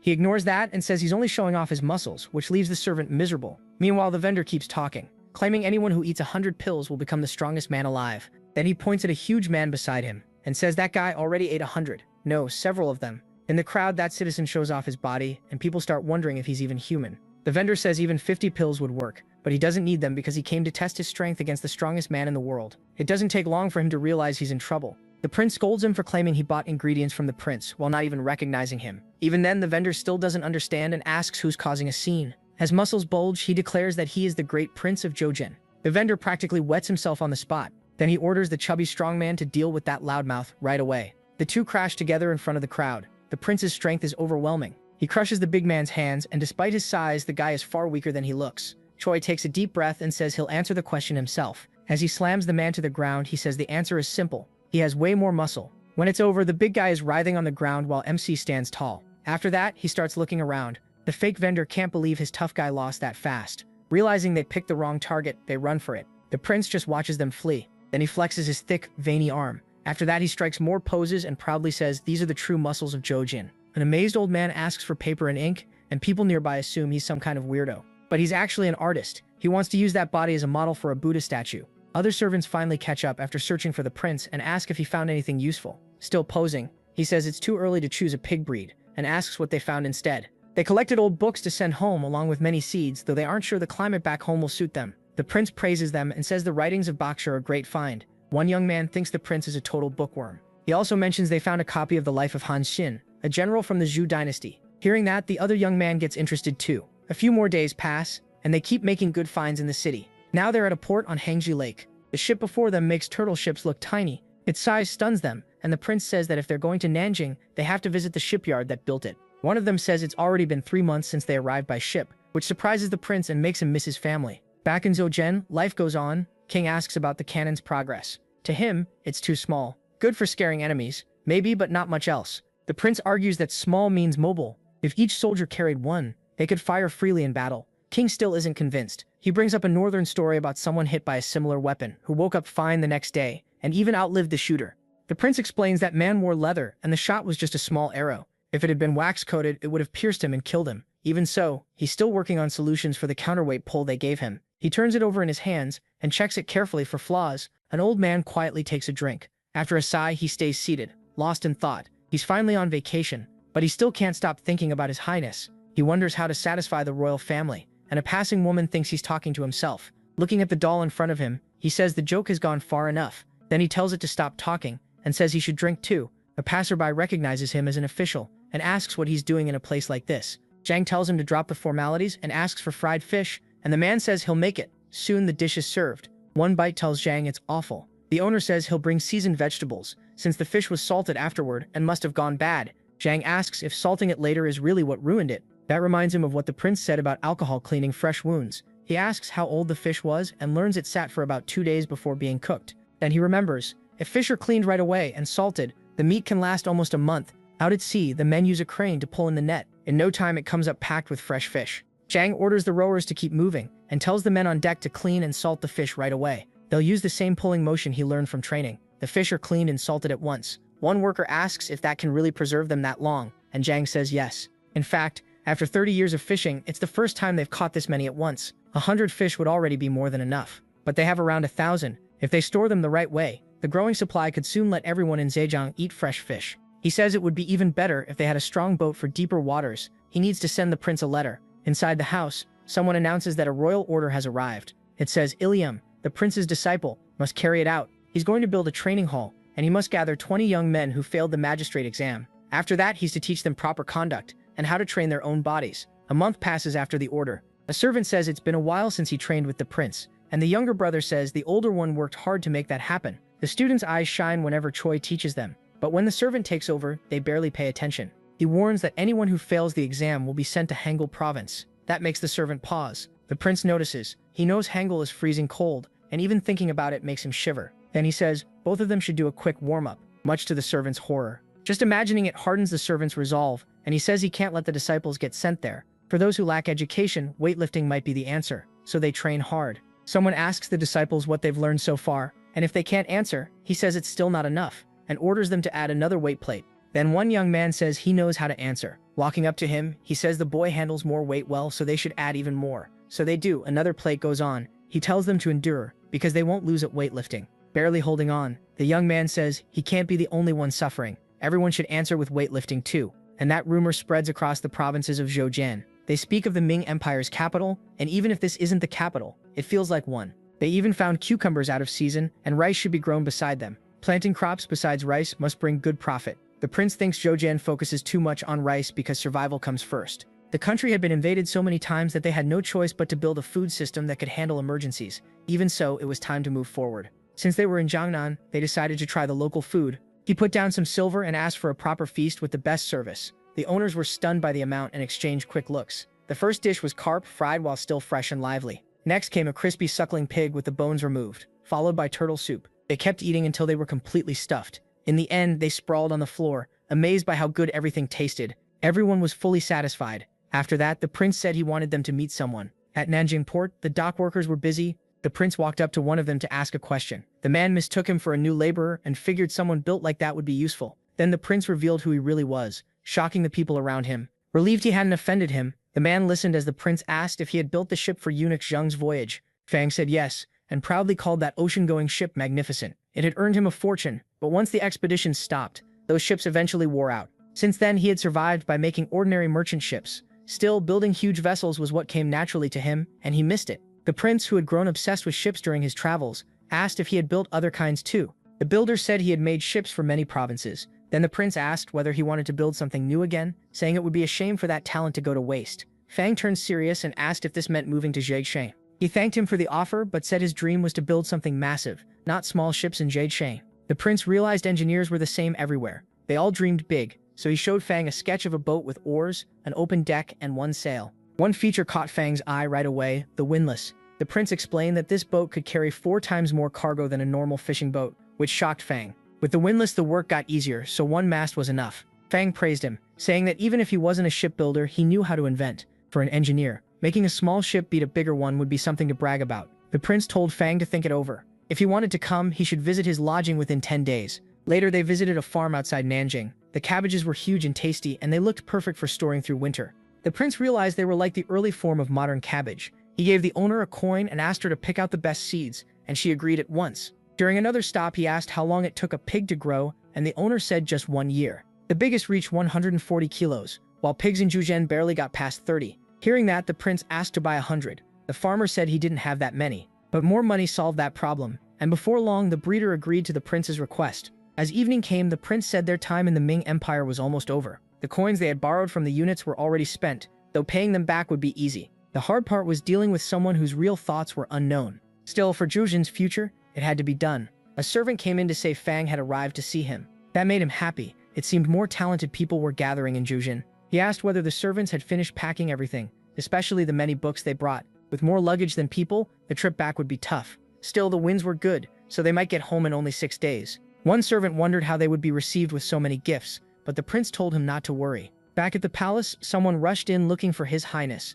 When he reached him, he said something huge was happening. A disturbance had broken out in Mornche, King was just about to beat his deadlift record and warned that if this wasn't important, someone would pay for it. The returning diplomatic group had arrived, and that pleased King, until the pigs got loose and threw everything into chaos. At first, he brushed it off, saying they were probably just little pigs, but the servant said these ones weighed over 40 kilos. That was enough for King to understand how serious it was. The pigs were charging through the city while people tried to catch them. They were so big and tough that people compared them to boars. One soldier called for help, but the other admitted he was scared of pigs. Another man grabbed one, only to realize an enraged TSO was charging at him. He froze in fear, knowing her anger was about to explode. She was furious and ready to beat him down. Then the prince showed up and grabbed one of the pigs by the tail. He had only been gone a year, and if this kept up, his reputation would be ruined. After all the chaos, the piglets were finally locked up safely. They even looked surprised by their short taste of freedom. King liked what he saw. These were sturdy animals built almost like boars. When he moved closer, one of them flinched, so he offered it a little food, thinking it must be worn out from the trip. He kept feeding it gently and carefully. The pig quickly relaxed and started eating without fear. It must have been starving. Seeing their size and strength, King felt better about the future, and the pigs seemed to like this kind person. Not long after, he ordered the fattest one to be roasted. Since many books had been lost, the prince made sure to replace them. King said his ministers would have plenty of work ahead. Then, after all that effort, he asked the prince what he wanted. The prince did have a request. He had learned a lot on the trip and knew that if those new farming methods were used in Zhujian, everyone's diet could improve a lot, maybe even cutting down malnutrition. Soon after, Fang was brought in to meet King. King said that because of the long journey ahead, he would make sure each of them had a place to stay in that faraway land. They thanked him for it. The disciples then presented themselves to Sume, who praised their hard work. He also said Zhenwu had done a great job training those young men. Zhenwu thanked him, but admitted teaching was harder than being a student. The prince understood the struggles children of concubines faced, but he believed he could deal with it. Naomi told him he would be showing the young men a new path. He called it CrossFit, because doing the same movement over and over was boring. Instead, they would mix different exercises so their minds wouldn't get tired. He told them to watch, then showed them a burpee, which he had come up with during his travels. The young men were thrilled, thinking this meant no more lifting weights. Just as excited, he told them to do 20, then showed another move jumping over a log 20 times. After that came 20 kettlebell swings and then 20 bodyweight squats. They would do the whole set twice, rest a little, then repeat it 2 more times, and one of the boys happily thought it sounded easier. But the prince warned that this was just the calm before the storm, and the students immediately regretted their excitement. A bird flew overhead in peace, while below, the students were in total misery from the brutal training. Before long, one of them started feeling sick. He insisted he was about to throw up. The prince hadn't expected that and looked surprised. Still, he told him to vomit and keep going, saying the same thing had happened to him. People don't die that easily. The disciples were so worn out it looked like their souls were leaving their bodies. Standing before them, he said that even after 6 months, they still didn't know enough. Now it was time to open their books and study, because once their strength was gone, so were their distractions. One complained that he couldn't read in that condition, but the prince said it had to be done. Jumbo and Susan had managed it, and now both were scholars. The study room fell silent. The younger prince then asked if that was a copy of the famous calligrapher Chu Sui Liang. But that was only one of many interesting books there. The room held copies of many valuable works, to the delight of anyone who loved learning. Seeing that excitement, the older brother said the next trip would be a good chance for his younger brother to come too. That made him happy, since he wanted to visit the province where Confucius's descendants lived. Their father, already pleased with the expedition's results, had even suggested the same thing. When he saw his brother's surprise, he asked if something was wrong. The answer was simple. Had he seen the assistant scribe's sculpted body? The trip was hard, and his brother's weak frame was worrying, since long journeys needed real strength. He tried to defend himself, saying his delicate body just wasn't made for carrying heavy loads. But that excuse didn't work. Even while lifting weights, the older brother's calligraphy had stayed just as perfect, which only made the younger one despair. Then he pointed out that his brother had never cared much about building his body, and quickly added that he would train him himself to strengthen their bond. Next, they looked at the newest firearm one of them had made. He picked it up and aimed at the target ahead. Then he fired the new weapon. At close range, it could punch through armor, and from farther out even leather. The power was huge, so he asked how it could be improved. While they talked, someone watched from hiding. A spy had been sent to Zhujian. The prince of Zhujian was known for making all kinds of things, even soap. He was also said to pay in silver whenever someone reported a new product not yet on the market. The eunuch understood that right now, nothing was worth more than silver, and he had plenty of it. To break through leather, the shot had to stay within 180 meters. At first, it was meant to be fired from the shoulder or under the chin, but the recoil was too strong for that, so he created a stance that fired it from the waist. The prince could tell this weapon was something revolutionary. It could matter a lot in both attacking a city and defending one. Still, his brother didn't get the idea, since the weapon was made for infantry to carry. But in real combat, it was hard to aim, and he decided to show that himself. The sudden noise sent the birds flying. To his surprise, the shot went through both wood and an armor plate. Still, some shots missed, so the weapon needed better accuracy, and the aiming method was awkward. A weaker soldier could even get hurt by the recoil, so he planned to make it smaller. He quickly asked his brother for ideas. After thinking it over, his brother said he had a solution. Then they realized someone was nearby. At first he thought he imagined it, but then he heard a sound close by. The prince moved to another spot and called out for Pak Gang, who answered that he was there. Pak Gang had experience building crossbows, so the prince asked if he could make the frame. Pak Gang said yes, and he was already improving the design. He said he'd fire it himself to show the problem. Then he raised the crossbow to eye level to aim. A moment later he took the first shot. Even so, it hit the target dead on. His brother instantly understood what he was trying to show. For good accuracy, your eyes and the weapon have to line up. Another issue was that one hand had to hold the flame while the other held the weapon. That split focus could let enemy soldiers rush in. So the answer was to combine a crossbow-style frame with the power of the new gun. He then told Pak Gang to drop everything else and build the first prototype of what they had just imagined. Leaning over the table, they worked through how the new weapon would function, setting aside practical limits for the moment. From that day on, 3 months of hard work passed. The bike got everything ready and even called in army officers to watch. Even though the makers were skilled, firearms still had a reputation for being unreliable. The prince ordered them to get the weapons ready to fire. They poured gunpowder into the barrels and packed it tightly down to the bottom. Right after that, the projectile was loaded into the barrel. The officers watched with clear doubt. They said what these men lacked was real battlefield experience, especially with all that noise. Once the weapon was ready, the prince gave the order to fire. The soldier pulled the musket's trigger. A loud blast rang out from the barrel. Some of the officers smiled. Then someone was sent to inspect the target and check the shot. It had not only struck the target, it hit the exact center. They hadn't expected something that loud to be that accurate. One officer asked what exactly they were looking at. An older officer pointed out that it fired only one shot at a time. If the enemy was still far away, several shots would be possible. The officers also saw that it was a heavy weapon, so the user had to be strong enough. He fired at the target, and 2 shots landed in the center. The weapon was useful, but its long reload time held it back. One of them thought it might work for hit-and-run attacks, though even that wasn't a great tactic. King watched the whole test in silence. After it ended, he called the prince down. The first weapon wasn't strong enough, and the second was too slow. He asked how either one could really help in battle. He pointed out that the hand cannon wouldn't replace the bow, and an archer needs 10 years to master his skill. But the men in this test had needed only 15 days to learn, which shocked King. Compared to archery, that was incredibly fast. In that same time, a man would barely learn how to hold a bow. These were only soldiers with 15 days of training, but he still had one more thing to show them. Then a platoon trained in this new method stepped forward. He ordered the soldiers to ready their shots. The moment they took position, he gave the order to fire. A wave of shots struck the targets. Out of 60 shots, 19 hit the center. For that distance, the accuracy was solid, and the reload speed had improved a lot. King was surprised. Results like that don't come quickly. The prince said a soldier with 2 months of training could match an archer who spent years mastering the bow. Now he wanted to show what the 2-inch cannon could do. The cannon was rolled into place. Its size alone shocked the officers. They asked what kind of ammo it used, and they were about to find out. Then the cannon fired right in front of them. The target was struck and quickly burst into flames from the blast. Every officer there was stunned. Now King was convinced their enemies would be helpless against that kind of power. The prince accepted the praise and added that Yu had helped him a lot too. In Zhen's residence inside the Ming Empire, incense burned quietly. The unit realized they were developing weapons, and his servant suggested having the spy send copies of the plans. But he knew drawings from someone who didn't understand the project wouldn't help much. What they really needed was an actual sample. King later spoke with one of his sons about the weapons they had shown.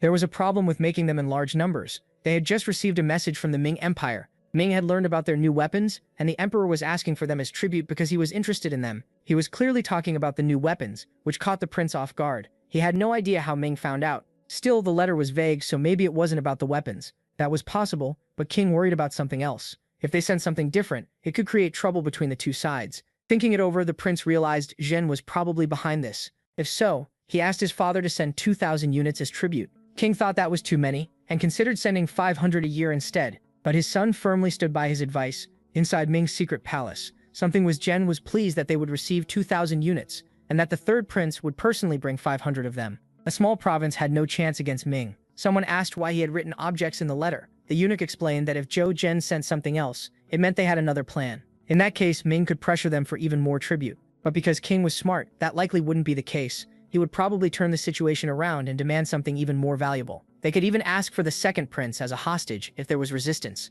And if needed, they could use military force. Back in a quiet village, life seemed normal. Outside, someone was chopping wood. A young man asked Xiaoling if he had read the new proclamation, but Xiaoling couldn't read. It said the government was recruiting for a new unit called the Military Training Command. That sounded strange, and if anything went wrong, they might be sent north. Since recruitment was happening in the capital, the training was probably there too, and it seemed Prince Shang had come up with the idea. The woodcutter guessed they were forming a cavalry unit, but brushed that off right away since he didn't own a horse. Still, the notice said nothing about horses or even bows, which made him stop and think. He quickly asked if the young man was telling the truth. All they wanted were names and strong, willing men. They didn't even care about a person's past. Somewhere else, in falling snow, a man asked whether those who finished the training would become commoners. He was told that if he ran away, his family would be punished instead. Lying prostrate, he thanked his lord for the chance. No matter his rank, he would pray for his family's safety. And young men from all 8 provinces began gathering at the meeting place, hoping they might become army officers. So far, only a little over 1,000 volunteers had arrived. That was fewer than the prince expected, and it was clearly going to be difficult. These men didn't even know what the new division was for. Even with the benefits that came with military service, the number was still much lower than expected. The prince grew annoyed as the man kept hiding behind him, wanting him to speak instead. But that man was the Minister of War, the one in charge of the army, even if he had only handled paperwork until now. The prince reassured him, saying King hadn't chosen him for no reason. Then the prince stepped forward and addressed the recruits. He praised them for enduring winter to get there. He told them he would command this division under King's orders. Since they would train with new weapons, not everyone would get to use them. Only those who passed the tests would qualify.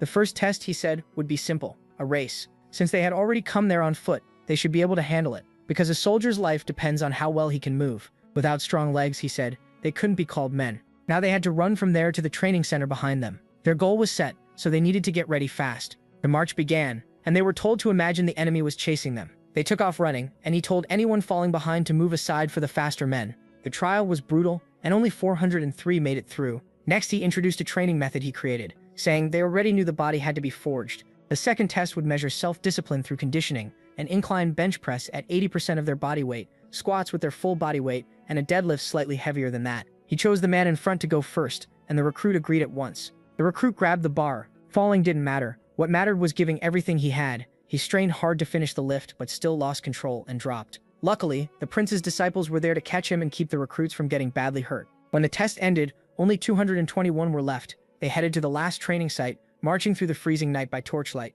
One recruit said his legs were still shaking, and another feared the cold might make them drop dead. Someone then asked Choi what he thought of the tests, and he flatly said they were too easy. Even with more weight, he said he'd be fine, and the next test would probably be easy too. At last, they reached the fortress of Mahanzen. The prince told them this was where they'd be shaped into real soldiers. First, they were to wash with soap and get ready to eat. One recruit hesitated, asking if they were really allowed to use soap when it was so expensive. The prince answered that soldiers here could use soap every day. That news sent a wave of excitement through the whole group. He then said he'd interview them himself the next day so they should clean up and rest. In 7 months, they would finish as junior officers. Morning came at the fortress, and the interviews were already underway. By then, only a few recruits were left. The man before the prince had once been a slave. Asked why he enlisted, the young man said his master told him this could raise his parents' status too. He was small and thin, below average in build, but ever since childhood he believed it was his job to lift his parents out of that life, so he worked hard. The prince was interested to see how far someone like him could go. Seeing that determination, he told the young man he could leave.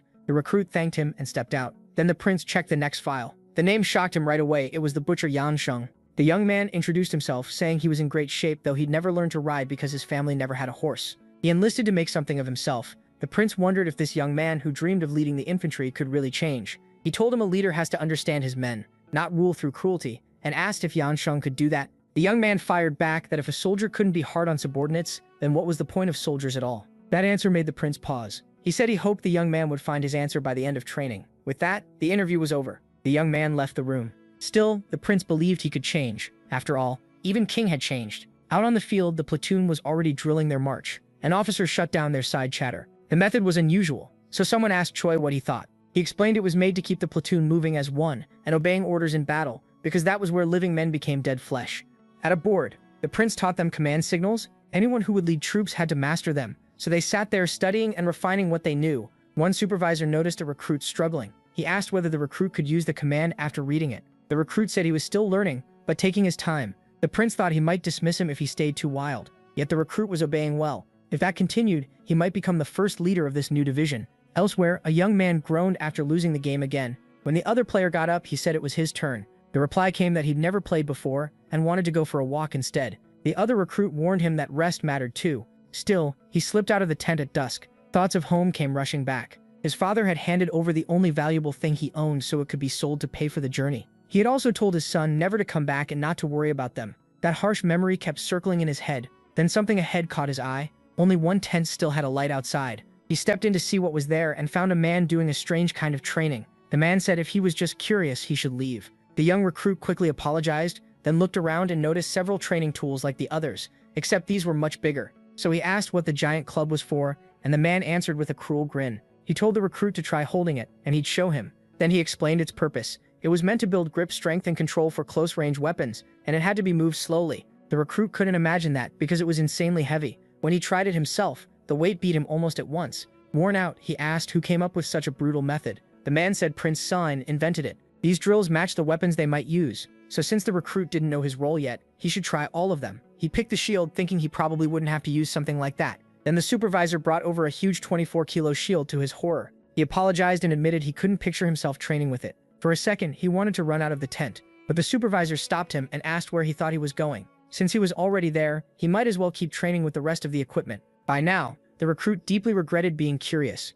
After an hour, he was finally dismissed and told to return the next day. He was completely drained and had no idea how he'd survive this training. Then he looked up and noticed someone ahead. Another recruit was standing there. It was Younghead, who asked where he'd been. Since recruits weren't allowed to leave the camp, Younghead said he was sick of training with weaklings, so he'd gone out to work out alone. Then the young man noticed Younghead's arm was smeared with blood, and he guessed he'd been hurt during training. The cruel recruit stayed silent for a moment, then said this witness was the only one who had seen him, and that he knew he'd snuck out too. He told him to forget everything he saw, because he felt like the prince was already watching him. Then he said to get back inside and stop worrying. The blood wasn't his. Morning came at the palace. Before everyone, the youngest son wanted to show how much he had improved physically. He asked them to watch, saying he never would have come this far without his parents' support. They were clearly thrilled. He took hold of the bar firmly and unracked it with ease, lifting nearly 90 kilos. His father swelled with pride and said no one could call his son a pen licker anymore. Next, he wanted to show his deadlift. The weighted bar rose off the floor, and he finished the lift without even changing his expression. After setting the bar back, everyone could see how impressive that was for someone who hadn't trained for very long. He said his progress in such a short time was all thanks to his brother's help, and now he could travel with a healthy body. But King warned him not to settle for this. He still had a long way to go, and couldn't stop now. The middle brother pointed out that even after all that, their father still wasn't easy to impress. Then he asked to see the next brother's progress, since he'd heard he had improved too. In truth, most of his time had gone into training the recruits, so he only trained 6 days a week. When he stepped forward, his body showed the results of all that hard work. His parents were always stunned by his size and shape. He said he trained constantly and would squat a modest 260 kilos. The bar dropped like it weighed nothing. He drove upward with the force of a beast and stood up as if the load were far lighter than it was. After showing that strength, he thought back to the start. His goals had been huge, and now his body had truly changed. He normally wouldn't even lift that much. It was amazing. King told him he could rest, admitting the weight looked frightening and had even made him worry. But the young man said he didn't need much rest, which surprised his father, and then moved on to the deadlift. He gripped the bar hard, veins standing out. Even his brothers stared, shocked by what was coming. The soldiers watching looked the same. Then the bar came off the ground like it was nothing. King was completely amazed that his son could lift so much. He said his son's physique should be painted before he left on his journey, and the panel would hang in the training hall to inspire everyone. The son could already imagine the academy filling up with body paintings and felt embarrassed, but his father said feats like this deserved to be remembered because they were extraordinary. He even declared that the total of those 3 lifts would be named after him. Back on the training field, they were about to split the recruits into groups for different weapons. The shooters would handle the new provincial weapon, and now it was time for everyone to choose a specialty. The platoon answered together.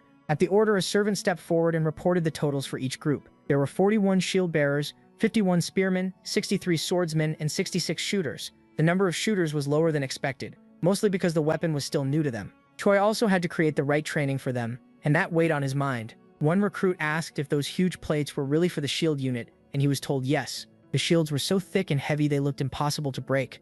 An officer cut them off and told them to stop wasting time, grab their gear, and take position. Their first drill was simple: move the shield in every direction. But the weight scared the recruits, so the order came fast: stop talking and train. Heavy or not, they had to use them. The size mattered because the shields were meant to block attacks and stop the enemy from pushing through. No one knew how the tribute cannons from Ming might be used later, so they had to be ready. Only the toughest men could serve as shield bearers. To keep enemy shots from piercing through, they had to be rock solid. Some recruits noticed one of the others had gotten much stronger and asked what he had been doing. Another joked that San could probably stop already. He'd likely lost count of his reps. That talk caught the prince's attention. The man really did look different, much stronger than before. Then they were shown another weapon, a sword shaped almost like a scythe. It was a brow blade, and it could be over 2 meters long. The weapon weighed around 9 kilograms. Still, the young man handled it well after a week of focused training. As the drills got harder, some recruits started dropping out. The ones who stayed kept pushing forward. After a month and a half, the recruits were clearly different, stronger, sharper, and full of resolve. Later, some of them sat down to eat. One said the training was brutal, but at least the meals were great. They ate so much it looked like they might make themselves sick, but they were fine, and even while eating they had to keep their shields strapped on.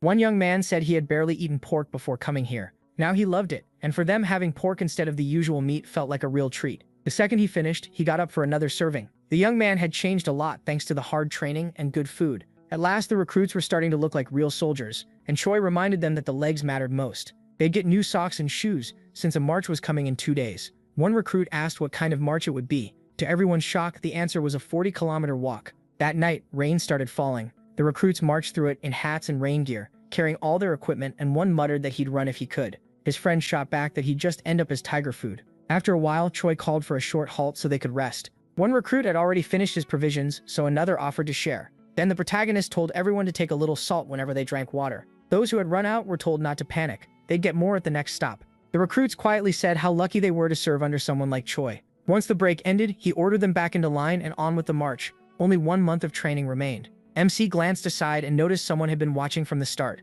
Shang had stood out the whole time, and Hong San, who first arrived weak, was now like a different person. It wasn't just those two. Everyone there had changed a lot. Seeing that progress made Choi truly proud, and he wanted to show this division to King as soon as he could. At the palace in Ming, the emperor was waiting. He was meeting Yao Yang, the third prince of Zhoujian. The emperor had heard the young man liked calligraphy, so he asked him to write a phrase. After seeing his skill, the emperor was pleased. Then he asked about the tribute they had brought. The hand cannons interested him, and he wanted to know why they had not been used in battle yet. The prince answered that such weapons couldn't be used carelessly. As civilized people, they had a duty to think about the lives affected by them. The emperor pressed further. Had he really sent equipment that still hadn't been tested in war? The prince explained that the firepower could pierce armor, and with just a month and a half of training, a soldier could learn to use it well. Confident in the answer, the emperor decided he wanted to see the weapon's power himself. When the test day came, a soldier stepped into place with the hand cannon. He fired at the armor, and 3 of 8 shots hit. Any man inside would have died for sure. It used less gunpowder, fired faster,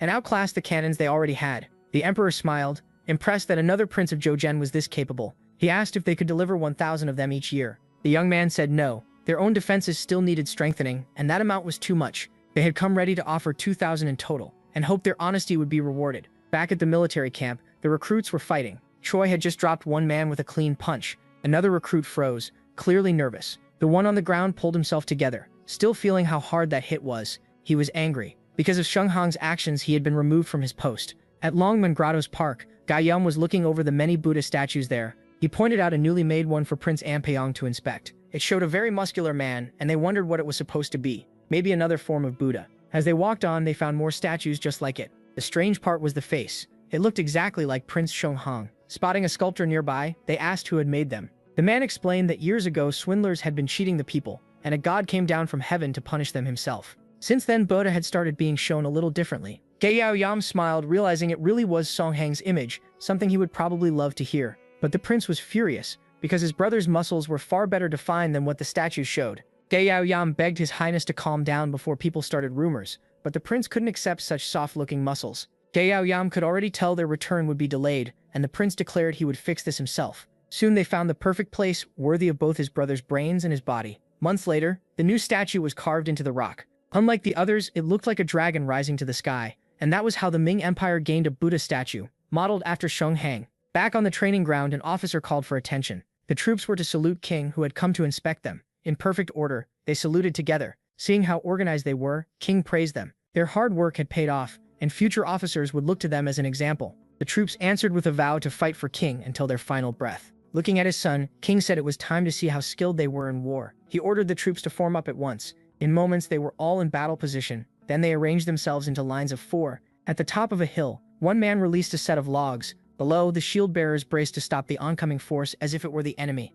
Their shields held, stopping the logs in place. One soldier then shouted for the others to push forward and advance right after. With sharp axe strikes, they chopped through the wood. The spearmen gave their demonstration next. Then it was the swordsman's turn. One of them stepped forward, focused and ready. He rushed the target and carved the training dummy into pieces with fast, exact cuts. After that, the shooters took position and fired their cannons. They also brought out a weapon that could launch several arrows at once. It had been specially made for them, an upgraded version of an older design. They fired it straight at the target. On impact, the target burst into flames. King clapped, clearly pleased by the excellent display. With strength like that, no enemy would stand against them. This new unit's power was crushing. By King's command, men from lower classes were raised in status, and Hong Sam was given a new name, Jung Byung-soo. Elsewhere, someone reading a report asked if the soldiers had truly done all that. His servant replied that King himself had confirmed every feat. If so, this division was far better prepared than normal troops. But there was still one big problem. They were all beginners with no real combat experience, and some might break under the pressure of battle.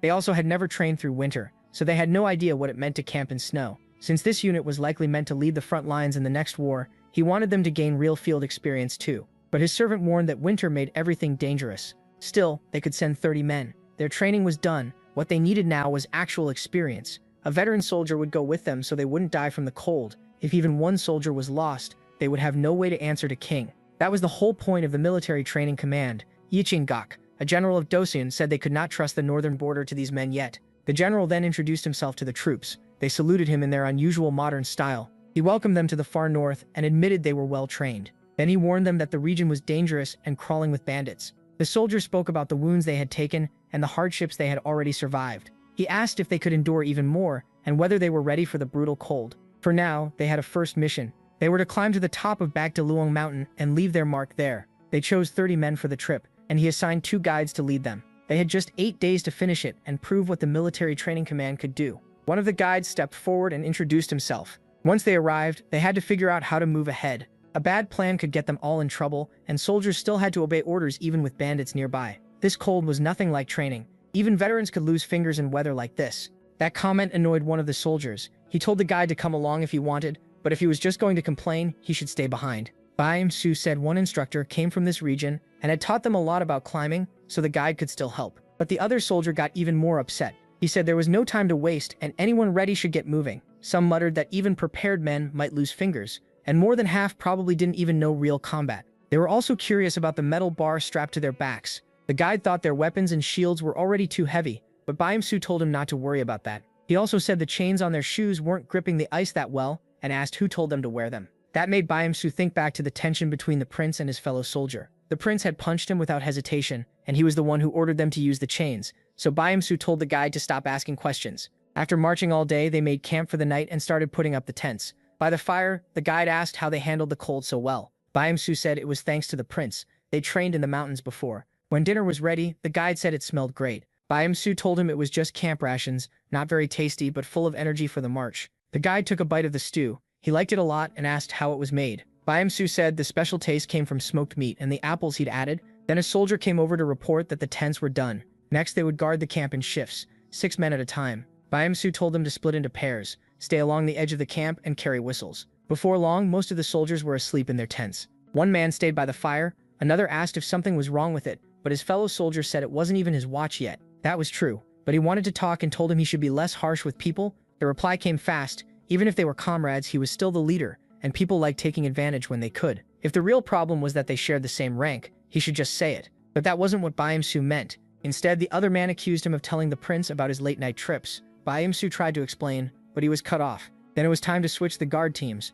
Before leaving, he warned his friend to be careful, because next time, he might be the one betrayed. Days later, the platoon finally reached the mountain's top. Some could hardly believe it, and even the guide said he'd never climbed it this easily before. As they stood by the flag, someone asked what was wrong. Storm clouds were gathering in the northwest, and nearby, a starving tiger was watching them. The leader ordered everyone down at once and told them to make torches, even if they had to tear up the tents. Staying stranded on the mountain was too dangerous. Then a tiger sprang at Yonghae from behind, and his comrades barely shouted a warning in time. For a moment, everything seemed to freeze as he turned toward the danger rushing at him. Yonghae started drawing his sword.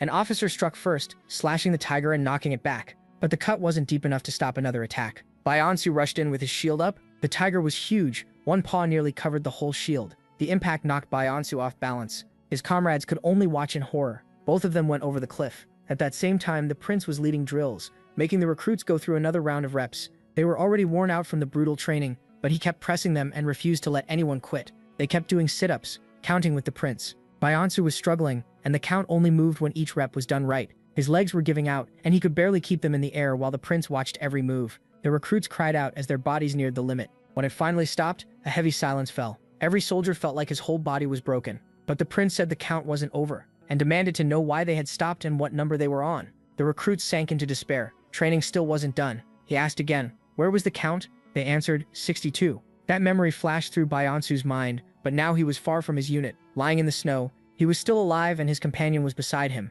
unconscious. He tried to wake Yonghae, and slowly he began to move. Yonghae soon opened his eyes and asked where they were. They were stuck halfway down the cliff, saved by snow and trees. Byaonsu asked if he could move. He said yes, and hoped they hadn't been out long. Since they were both awake, they needed to get out fast as possible. But Yonghae noticed something. Byaonsu was hurt, and blood was seeping from the wound. The snow kept falling without a break. They pushed on, and Byaonsu used a branch like a cane to keep moving. Still, his strength was fading. He told Yonghae to go on and make the 8-day deadline. He would rest for a while. Yonghae stared at him in disbelief. Fresh tracks in the snow showed the tiger was still nearby, yet Byaonsu wanted to stay alone. Byaonsu kept insisting he was fine and told him to keep going. Deep down, Byaonsu thought that in his condition, he'd only slow his friend down. So Yonghae moved on, just as Byaonsu asked. Byaonsu stayed behind alone in the snow, still sure he had made the right choice. The tracks were fresh, so waiting had been smart. What he didn't expect was for the tiger to find him so quickly. It hadn't eaten in days, and once it finished with Byaonsu, it would go after Yonghae next. There was no way back, and a beast that big might not even feel a normal shot.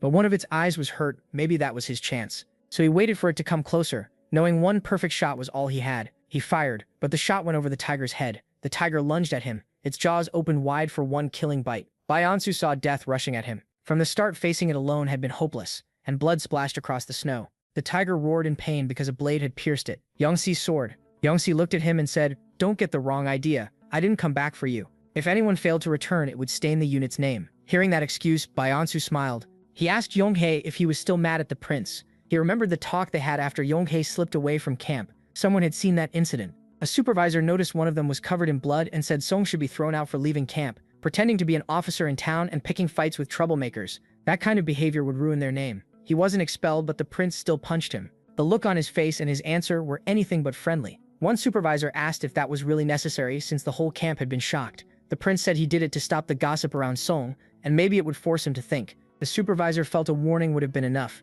but Song was too proud, and that might have backfired. You can't change someone's nature in 7 months, but training could still shape him. Song then asked why they were even talking about this, saying he barely remembered it and had let that grudge go a long time ago. Byaonsu understood. Meanwhile, the battalion kept searching for the 2 missing men. Before long, the guide spotted something in the distance. It was the 2 officers, and beside them lay the dead tiger. Inside the fort, an order went out to get the soldiers ready. If the storm reached them first, it would be a disaster. The barracks rushed to prepare for a rescue. From the weather alone, the snow was likely already waist-deep, and even leaving now might be too late. But the general knew that if he did nothing, their sacrifice would mean nothing under his command, and he couldn't just sit there. So he got on his horse and ordered the fastest riders to prepare. They had to bring back all 30 men alive. The moment the fort gates opened, he saw something he never expected. The platoon had already returned. When they spotted the general at the gate, they saluted by the book. He could hardly believe it. A junior officer reported that they had planted flags along the route as ordered. Then he added they also had a surprise. They had run into a mountain tiger and had no choice but to kill it.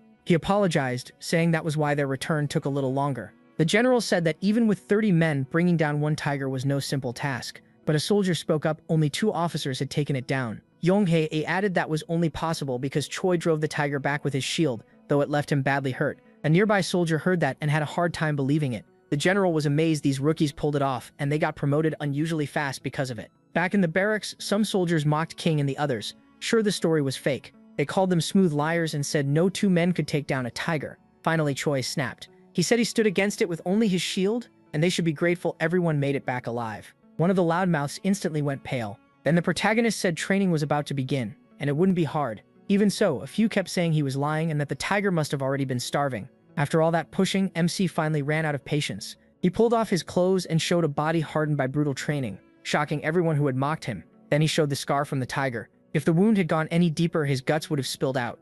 Seeing how bad it was, left them speechless. Choi then started boasting, saying he took one of the tiger's eyes as his reward and chewed it on the way back like a snack. He called it a real treat and said it was a shame they'd never know the taste. Just hearing that made the Joker tremble. When he was done, he told them to grab their sticks and they thought he was about to beat them with them. He took a breath, then asked if they really wanted to know. Once outside, Choi said he'd show them how weak they were and told them to come at him. If he fell or let go of his shield, he promised each of them a big pile of money, making the offer to all the soldiers there. One man stepped up, thinking he had nothing to lose. He rushed in to strike the officer, but got wrecked so badly that only the fact this was a friendly spar kept him from being completely destroyed. Before long, they were all sprawled on the ground after a brutal beating. The soldiers apologized for doubting him, and Choi asked if they were ready to train under him now. They didn't expect training to start right away, But the protagonist didn't wait for an answer and put them straight into sit-ups. Soon the valley was filled with their screams as they struggled through the exercise. At the same time, things were moving in Henyang. The prince had finally returned from Ming. Because of that trip and the Han cannons they delivered, the yearly horse tribute was reduced. After getting home, he ran into one of his brothers. Suong praised how fit he looked and asked how the trip went. The prince said he had talked with descendants of Confucius about physical training, which surprised his brother. He also said he brought Suong a gift from the journey. When Suong opened it, he found a drawing of the grottos. It showed a sculpture based on him, and the prince said Suong should see it himself if he ever visited Ming. He added that the statues of him there didn't look right, so he had a more accurate one made. Suong could only sigh at the story, then hugged his younger brother, proud and happy for him. Just then, someone at the palace announced a visitor, and Suong wondered who it could be. He soon went to check. Since the king had gone to the hot springs with the crown prince, Suong didn't understand why the king's grandson was there. The boy wanted to hear about his uncle's trip to Ming. He even asked if the ships crossed mountains, but his uncle explained they traveled by river instead. The child was fascinated and wanted to know how that worked. So Suong started explaining how the canal was built, including how cruelly the emperor used the people, so badly that some hurt themselves just to escape the forced labor. Then a servant came over and said it was time for the boy's lessons. The boy glanced at the teacher who had arrived, and then back at his uncle, clearly not wanting to study. Since it was lesson time, he asked if his uncle could teach him instead. Suong agreed, as long as it lasted, no more than an hour. He told the boy to wait while he went to get something. The child almost cried, afraid his uncle wouldn't come back. But Suong returned holding a racket and introduced him to badminton. He explained that a sharp mind also needs physical exercise, and harsh training wasn't right for children whose bodies were still growing. That's why he made this game. It was exercise, but also a kind of learning. Then Suyo smashed the shuttlecock with huge force. It shot past the boy so fast he barely saw it. The shuttlecock even pierced the wall. The boy thought he'd never be able to do that, and Suyos realized he had hit it way too hard. He'd gotten used to using too much strength while practicing with adults. So this time he hit the shuttlecock gently, and the boy managed to return it with his racket. Now the two were playing together, and the boy was having a great time. The teacher watched from the side, wondering how this counted as teaching instead of studying. He knew the boy's father would ask whether his son had learned anything, so Suang explained that building coordination was also education and would help later in life. It was different, but it still counted as learning, and the teacher had to admit that made sense. Then Suang told the boy to copy his movements. Skipping that, he said, would be like trying to learn from books before you even know how to read. Another boy who had been watching was invited to join too. The shuttlecock flew back and forth as they played, and the boy stayed excited the whole time, just like his cousin. But even in a friendly game, the Crown Prince's son was clearly worse than his cousin, which irritated the teacher, so he suggested ending the game and going inside to study. Suang told the teacher to play with them too, but he refused. Annoyed, the teacher said the prince was abusing his authority. Still, it didn't take long before even he gave in and started enjoying badminton. After everyone got worn out, they finally stopped and headed inside. Then Suang's wife called him saying it was late and time to eat, but before long she got pulled into badminton too. The game was spreading fast. The Crown Prince soon heard that his son had been visiting Suang and skipping his late afternoon lessons, which normally would have earned a scolding. But he also ended up getting hooked on badminton. The eldest prince said people should tell him anytime his brother came up with another fun new exercise. The sport spread even more after that. Soon commoners were crazy about it too. Before long, Zhu Jian had a new favorite traditional game. Meanwhile in Ming, the emperor asked how many hand cannons they had. His minister said they received 3,000 from Zhou Jian, bringing the total to about 8,000. When asked about their own production, the minister said their versions were similar but heavier and wore the soldiers out faster. The emperor ordered those cannons given to stronger troops, saying this weapon should be used to crush the northern invaders. The eunuch bowed and said he would carry out the order and increase production. The minister asked if he heard right and ordered to strike the northern invaders. The emperor confirmed it. They would use this chance to attack their enemies in the north. In the military resources department, the king praises how the infantry has finally improved. But the grateful man says it was all thanks to the prince's inventions.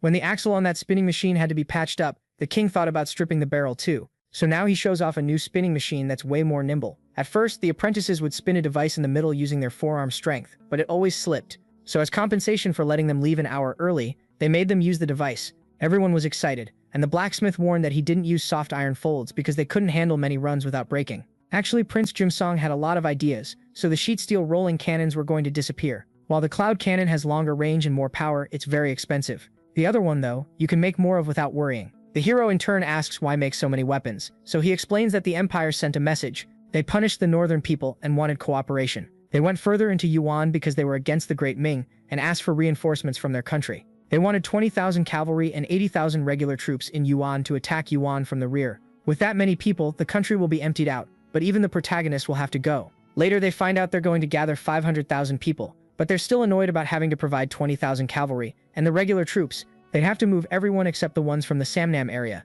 Because of the situation, Kim Jong-seo is appointed Minister of Border Affairs. So he gives thanks but cries a lot on the inside. The king then asks his opinion, and it's said that recently Yuan Muchong and Yuan sent their rulers away. At least with Yuan Jing, Hami province didn't have any problems. But the condemned area has barbarians, and half of them are thieves, like Li Manzu's gang from the Pajio River. It's impossible to reject all the demands, so Jong-seo says they can send 70,000 troops total, but it'll still be a loss. If the north collapses now, the barbarian forces could reach 100,000. And if they take advantage of the lack of men to invade Yuanji, Pyongyang will turn into a wasteland. In that case, the protagonist says he has an idea. In the Ming Empire, they read a letter about Joseon having suffered losses but still wanting to punish the north. They were told about the 70,000 they could send, and the Minister of War thought it was good. Because of the barbarians, there were dangerous places, and they needed to secure the rear for the great emperor. Li Manzu was the Jurchen-chief, who when he came there received the post of Deputy General Commissioner. But even with an official post, he was a rotten thief. Kwang Ye, for his part, warned that if the king did something, other people could rise up against Ming, like in a civil war. Wang Zhen meanwhile comments that the Ministry of War is busy, and that there's reason to allow Joseon to subjugate them. Back with the hero, he said their contribution depended on getting rid of Li Manzu, so besides ending the conflict in the north, it would give them a chance to test themselves. And Wang Zhen wanted exactly the same thing. Let them act on their own to see what they were capable of. Even after the emperor defeated the northern people, driving out the nomads was impossible. That's why a network of horse markets was created. Ming bought a bunch of horses to reduce the north's power, but problems happened.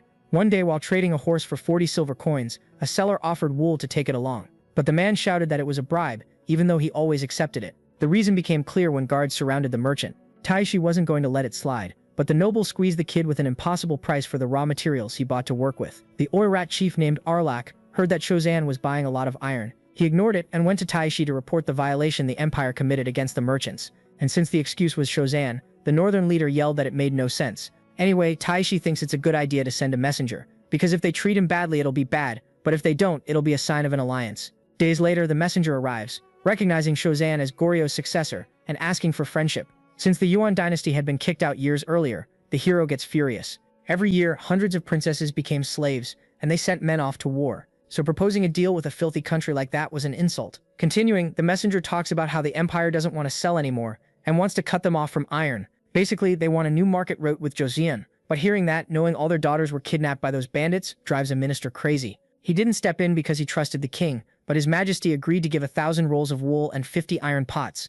The minister couldn't hold himself back, but there was no way to undo it anymore. Later, the main character asks why, and his father warns that if they hadn't helped, they would have found out about the alliance with the empire. Anyway, before they found out, they needed to finish off Li Manzu. In northern Joseon, two old colleagues meet again after 30 years, one of them being the military minister Kim Hyo-sung. His colleague, Magistrate Yi Jing-sok, says they need to pay attention to this war, because the barbarians are migrating like beggars. It was normal for them to finish one raid and immediately start another. As for Yi Jing's disgusting brother, even his own relative says he doesn't want him anywhere near. But he also admits the guy has strong military power, even though they're rivals. The plan was to move the troops on the first day of the 6th month, kill barbarians, but maybe the leader would escape with even higher morale. In that case, they thought of an ambush with a left side unit that would catch Li Manzu from the east. Right now, his gang had already crossed the Pajeo River and hidden in eastern Kaiyuan, so if they didn't catch them all at once, they'd just hide even deeper. The problem wasn't the troops on the right, but the ones on the left, who would have to travel 300 kilometers. One Bong then comes up with the idea of pulling several troops from the east because he already separated the people they needed.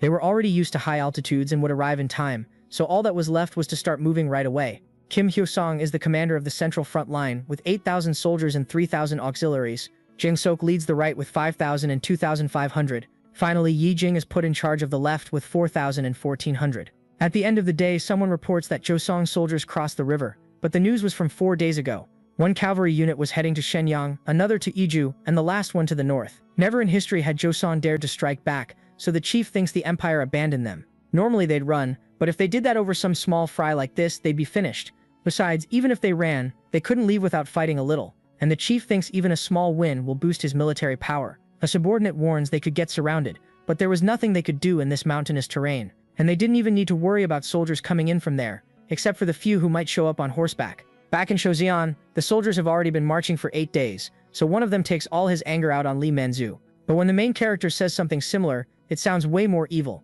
All of a sudden, everyone can hear a lot of enemies arriving over the ridge. The Joseon soldiers hide in the crops, then Yi Jing just tells them not to kill everyone, but to shoot most of them. Right then the bandits try to run, but Yi Jing yells that their cannons can hit from 500 meters away. One of the bandits doesn't believe it, and charges in, but one of his buddies gets hit with the karma from those words right in front of him. In the end, the man surrendered and became a little obedient puppy.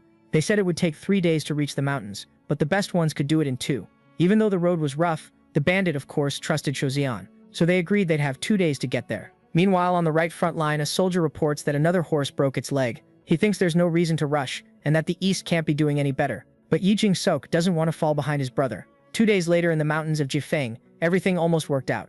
Since they arrived early, each person was going to get 90 kg of rice. Now they're just waiting for the right flank to arrive, but someone shows up saying the barbarian puppy led them to the wrong place. On top of that, he ran off to the chief, so the leader understands the only option is to get ready to fight. That bandit leader from before ordered them to feed the horses, grab their stuff, and throw out whatever they didn't need. At that moment, the little puppy showed up, warning them about Hosean's attack. At first, the chief didn't believe it, but a second later, a whole bunch of shield bearers showed up. So the bandit yells for everyone to get on their horses. He thinks the enemies must be tired after the climb, but there was another line of soldiers behind them. The bandit figures they're archers, and doesn't even worry, but that's when his companions start getting picked off, and it becomes clear they weren't bows, but firearms. Hosean starts reloading the muskets, and the bandit sees a weakness in that. The problem is that really fast the shooters were already ready for a second round of fire, and it was even worse. At least the distance between them had gotten shorter, so the bandits grabbed whatever they could to protect themselves. The leader also sends troops to the west and starts taking down some swordsmen. He tells his men to charge in with the horses, but Yi Jing-sok thinks that's a terrible move because they can shoot before the enemies even get there. While most of them drop, they fire a second round, but they finally get close enough. The problem is that when they try to break through the defense, they can't get past the shields and they get wiped out. Finally, it's the bandit leader's cavalry's turn. A sub-commander was about to order them to shoot, but the hero takes responsibility and decides to stop the charge by himself. Right then, the horse slams into the hero's shield hard, but the bandit falls to the ground and then gets finished off with a strike. Yi Jing-sok tells the soldiers to focus their shots on the men. They still haven't found Li Manzu, and since he's good at hiding, he must have run off. Since the horses ran out of steam, the bandits ran from the battle on foot, but someone was already waiting for the cowardly leader right on the escape route. Because of that, the bandit draws his sword,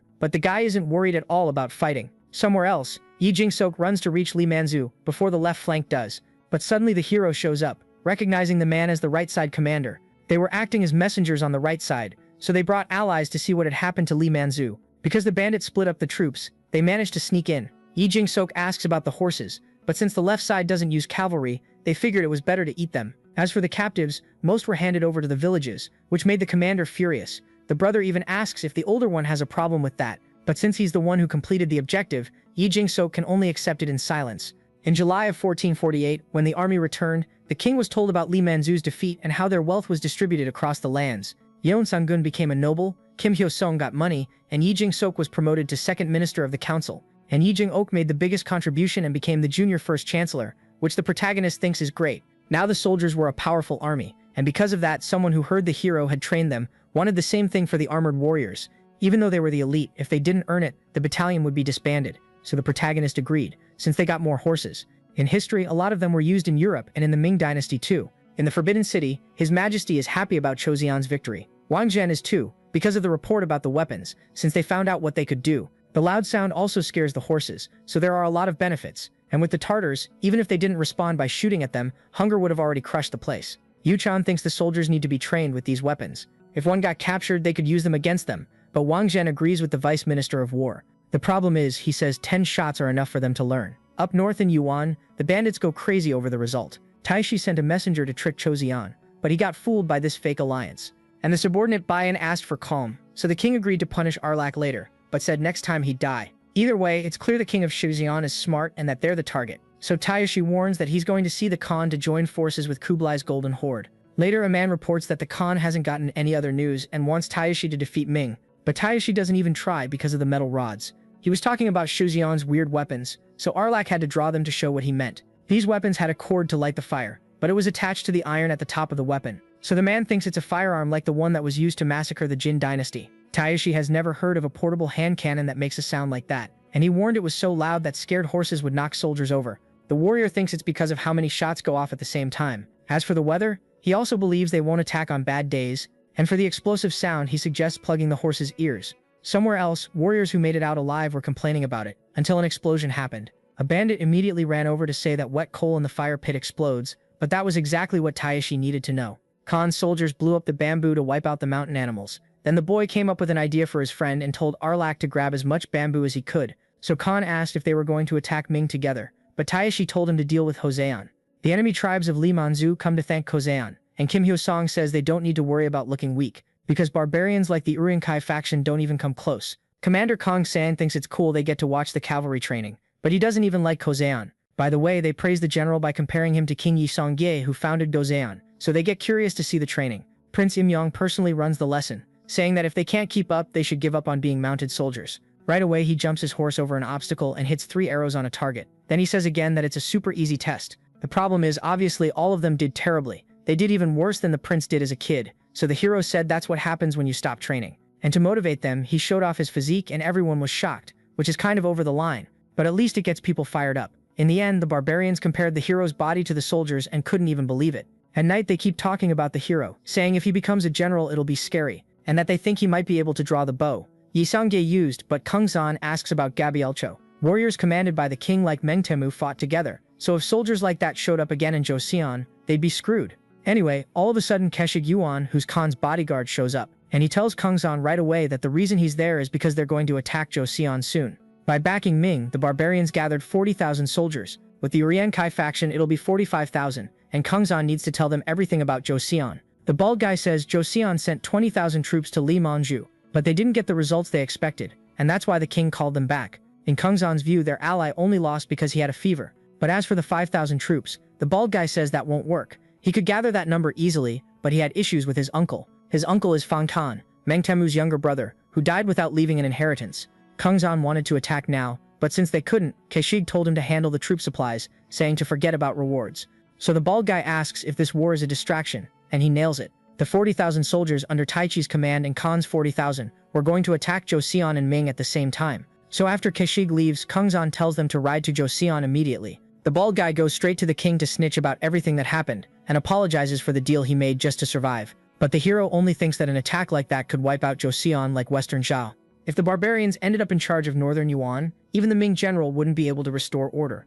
And the reason the bald guy snitches is because he wants Hozan's help so he can be protected. Just like the king rules the country, Kung San wants what's best for the tribe, so they decide to keep up the act. Meanwhile, the Crown Prince Su Yang and Minister Kim Jong-so are talking. Jong-so warns that the war won't be easy, and that the barbarians must have prepared something against the artillery. The prince thinks they might also be planning to attack during the storm, but a strong army always matters more. So the hero takes charge of training the armored border troops, while the minister sends the regular soldiers to Shenyang. On the bandit side, Taichi acts sympathetic to the people, saying he wants to kill the emperor just as much as they do. He reminds them they're being treated like servants, but their ancestors brought down Liu Jin and took the central plains. The first target will be the Datong Gate, and Taichi will lead the front line. On top of that, Khan's eastern army is already ready too, and the tribes joined up fast because they suffered a lot because of the horse market. In the empire, a minister gets curious about what Yuan wants to do with the bamboo. Wang Zhen thinks they want to use it like kindling for a fire. Anyway, in front of the king, he greets him and says they've already caused plenty of chaos in Yuan. His Majesty remembers that Shozane wants to defend Shenyang,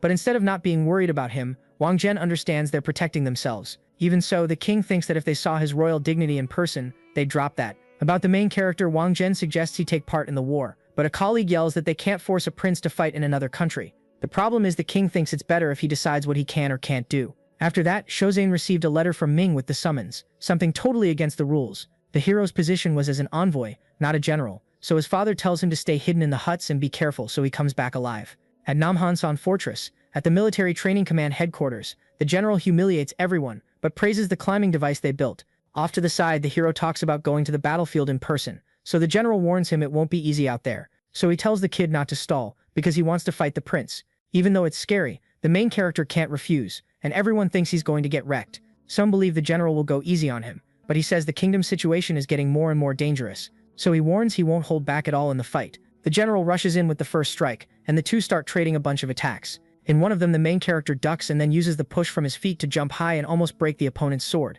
Deep down, nobody knows who's holding back until suddenly both swords snap. The minister was worried because the hero didn't train with a sword, but it all turned out fine.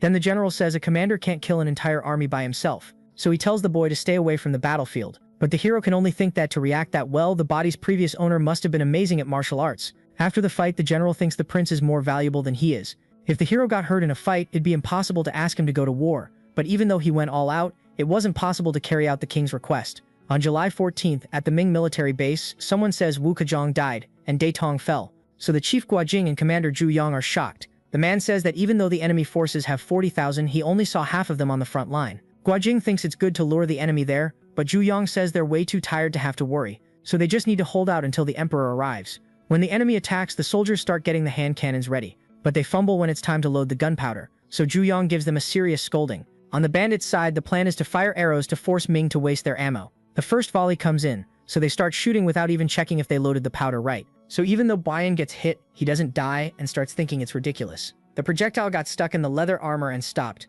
so the bandits keep pushing forward. The gunners get nervous, and they make a mistake that makes the weapon blow up when it fires. Since they work with a fuse, the explosion also lights other weapons, which explode too. That way the bandits manage to get in close and cause trouble. Bian ordered them not to spare anyone, but he noticed Zhu Yang giving orders and pointed at him saying he's the leader. On August 8, 1449, Ming had gone 2 weeks without any messages. Only that day did someone report signs of an enemy camp 8 kilometers away, and the king unfortunately saw why it had taken so long when he arrived at the battlefield. Another day, an old man looks at himself in the mirror, thinking about how he became a eunuch for 1 yang of silver. Sadly, he was born the son of a poor man, but climbed to the highest position, and through today's war, he hopes to rise even beyond the emperor. On the trip, the Duke of Ying named Zhang Fu asks how a gunner can beat 5 archers. Then Wang Zhen says 1 shot can punch through armor instantly. Zhang Fu thinks that comparison is nonsense, but the eunuch says the old man is nobody to judge. In that horror scene, they try to get the king away, because the signs point to a recent fight. According to the defeated, they invaded Yu County 3 days ago, which was supposed to be the rear, so His Majesty orders everyone to go stop the invasion at Juyang Pass. The problem was the soldiers were already tired, so the retreat was slower than a march. Taichi already knew the Ming people would take about 15 days to get back. According to the captives, they had 20,000 soldiers and could kill 8,000 a day, or force the emperor to open Beijing's gates. So Taichi tells the tribal chiefs to repeat the night attacks. Near the attack spot, archers aim at the embers the enemies use to light their muskets. When a soldier gets hit, everyone starts firing into the forest. But they don't get why the horses don't even flinch at the sound of gunshots. Going back to the bamboo tactic, the barbarians used explosions to get the horses used to it. Boyan had already tested it in Datong, and the sound didn't scare them anymore. The same training had been done with Khan's mounts, so today they shouted for anyone who wanted to live to surrender. So the soldiers got scared of dying, and even started blaming the eunuchs for this streak of bad luck. At the Tumu fortress, the barbarians killed half the enemy army, while losing only 4,000, so they get ready to go all out tomorrow, since only the troops guarding the emperor are left. On the imperial side, things are so bad that Wang Zhen offers 100 yangs of silver for a cup of water, but it doesn't help at all. Suddenly they're told the enemies are running away, so the king gets excited, thinking reinforcements are coming. But a general disagrees, and Wang Zhen argues with him and tells His Majesty to go see. To another soldier, it's obvious it's a trap, but Wang Zhen uses his position to shut him up. And since the king is arrogant, he'd rather believe the optimistic version. It's only 4 kilometers to the Juyong Pass. Unfortunately, the group runs into the barbarians. Wang Zhen orders the soldiers to push forward, but the general blows up in rage because if it weren't for him, they could have survived. The eunuch even has the nerve to throw money at the soldiers, asking to be escorted. So Fan Zhong answers by landing a solid punch on him, since that isn't worth their lives. In the end, Wang Zhen still said he was following the emperor's will, so maybe if he hadn't been so arrogant, his face under the makeup wouldn't have been exposed and he wouldn't have died either. A day later in Shenyang, the Liaodong regional commander named Cao Yi is furious. The vice minister of war Yu Chan gave a tough order. So they told the hero that even though the empire said it won, they needed more soldiers. Cao Yi went to try to get some reinforcements from Joseon, but the protagonist realizes the regional commander is hiding something. The hero asks if something happened that made the Liaodong soldiers run, and swears he'll keep it secret. So Cao Yi reveals that 200,000 Ming soldiers were crushed by the barbarians along with all the officers, and that the king was captured. Still, 100,000 soldiers from central southern China were heading to defend Beijing. Zhongso thinks if the enemy uses the same tactic, it'll be a problem. But he doesn't say he'll defend Shenyang because they're in Liaodong, and really they're supposed to wipe out the barbarians. These enemies had wiped out the emperor's army, but Zhongso still wanted to attack them head-on. Thinking about the future, historically Joseon didn't suffer in the Tumu crisis because it stayed in Liaodong, but now it looked like things were worse. On the way back from the talk, Zhongso can't understand how 200,000 soldiers got wiped out. But then the hero suddenly notices something on a soldier's hand cannon, asks to see it, and finds it really weird because everything is different. The soldier doesn't get it, and to make it worse, he says it's their first day training with real gunpowder because it was too expensive. From what the hero saw, they sent soldiers with no training into war with crappy weapons. So Northern Yuan still hasn't felt the power of these little beauties. At the barbarians' camp in the city of Kaiyun in Liaodong, a messenger reports that 30,000 soldiers will be enough to deal with Joseon. Khan asks what'll happen if they pull back, but Mayona Hai's younger brother, Essen Taishi, thinks a few will be left over. Suddenly someone arrives saying Joseon's troops are advancing, basically leaving the city for the open field. Their plan is to stop the march to Kwangshun, so the battlefield will be around the city of Tiling. And about what Essen thinks, he says he got an awesome horse from his brother, and that they'll win with one hand tied behind their back. The next day, the barbarians see the enemies camped on the hill, but forming up with the sunlight in mind means they've got experience. Essen, for his part, isn't worried and reminds them they'll be enemies again after crushing Ming, which worries Khan. Since they've never fought together, Essen says he'll cover his buddy's rear, so he tells the archers to ready their arrows. On the protagonist's side, a soldier says he brought the bow and arrows he asked for, but he asks if he can shoot, and the protagonist says yes and waits at the top of the mountain. The first volley of arrows gets blocked by Hossein, leaving Khan and the soldiers impressed by how fast they are. The problem is that out of nowhere, one soldier gets hit in the chest and another in the head. Nobody understands how the weapons are doing that much damage, but the casualties are already huge. Several commanders were killed, so Khan figured it was better to pull back to keep formation. But Essen thinks they still have a chance, and tells his soldiers to shoot. That was their biggest mistake, because at that exact moment Hossein opened fire faster than arrows. The shield bearers tank it all, so Khan tells them to fall back again using the smoke, and finally the kid agrees, letting Khan push forward with the iron cavalry. In the warrior's mind, after they fired twice it would be time to attack, but flaming arrows came down from the sky, so they used their shields, making Khan think Hossein trusts their weapons way too much, and knowing they can change the game in close combat, he keeps going. From the top of a tree, someone passes the message for the swordsmen to get into formation. He also tells the shooters to fall back to the trench, and warns that they're going to fight 5,000 cavalry. There are so many that the ground shakes, and it looks like they're going to roll through and wipe everything out. But the soldiers trust that the prince has something in mind, because if he didn't, he wouldn't be leading. Anyway, another wave of shots goes into the barbarians, and the ones still standing keep coming. But Khan suddenly realizes everyone fell into the mud. Someone warned them, but it was already too late, and to make it worse, the shooters had another round ready. Khan does his best not to let the team panic. They start covering the mud with anything they can, but even so he can't hide how nervous he is. That same messenger tells the general about the plan, saying they'll be caught in a day, but the warrior warns that they'll also hit the flanks. On top of that, he tells them to get ready to fire from where they are and be ready for hand-to-hand combat. With all their strength, the barbarians throw themselves against the shields. Hosein's people just need to hold on a little longer, but some aren't lucky enough to keep defending, and one of the thugs makes fun of it. He says it's their turn to die, but at the last second, a teammate saves the one who is about to be killed. That's the officer who's still pumping the warriors up to hold the line. He says they need to resist, but the moment he got distracted, unfortunately, he took a hit from behind. Sometime later, Officer Young wakes up. In the meantime, the chaos had gotten worse, and they were about to come kill them again. But the kid with the spear takes the enemy down, telling his friend to get up. Young needs to stay ready because they'll only survive if they kill the intruders.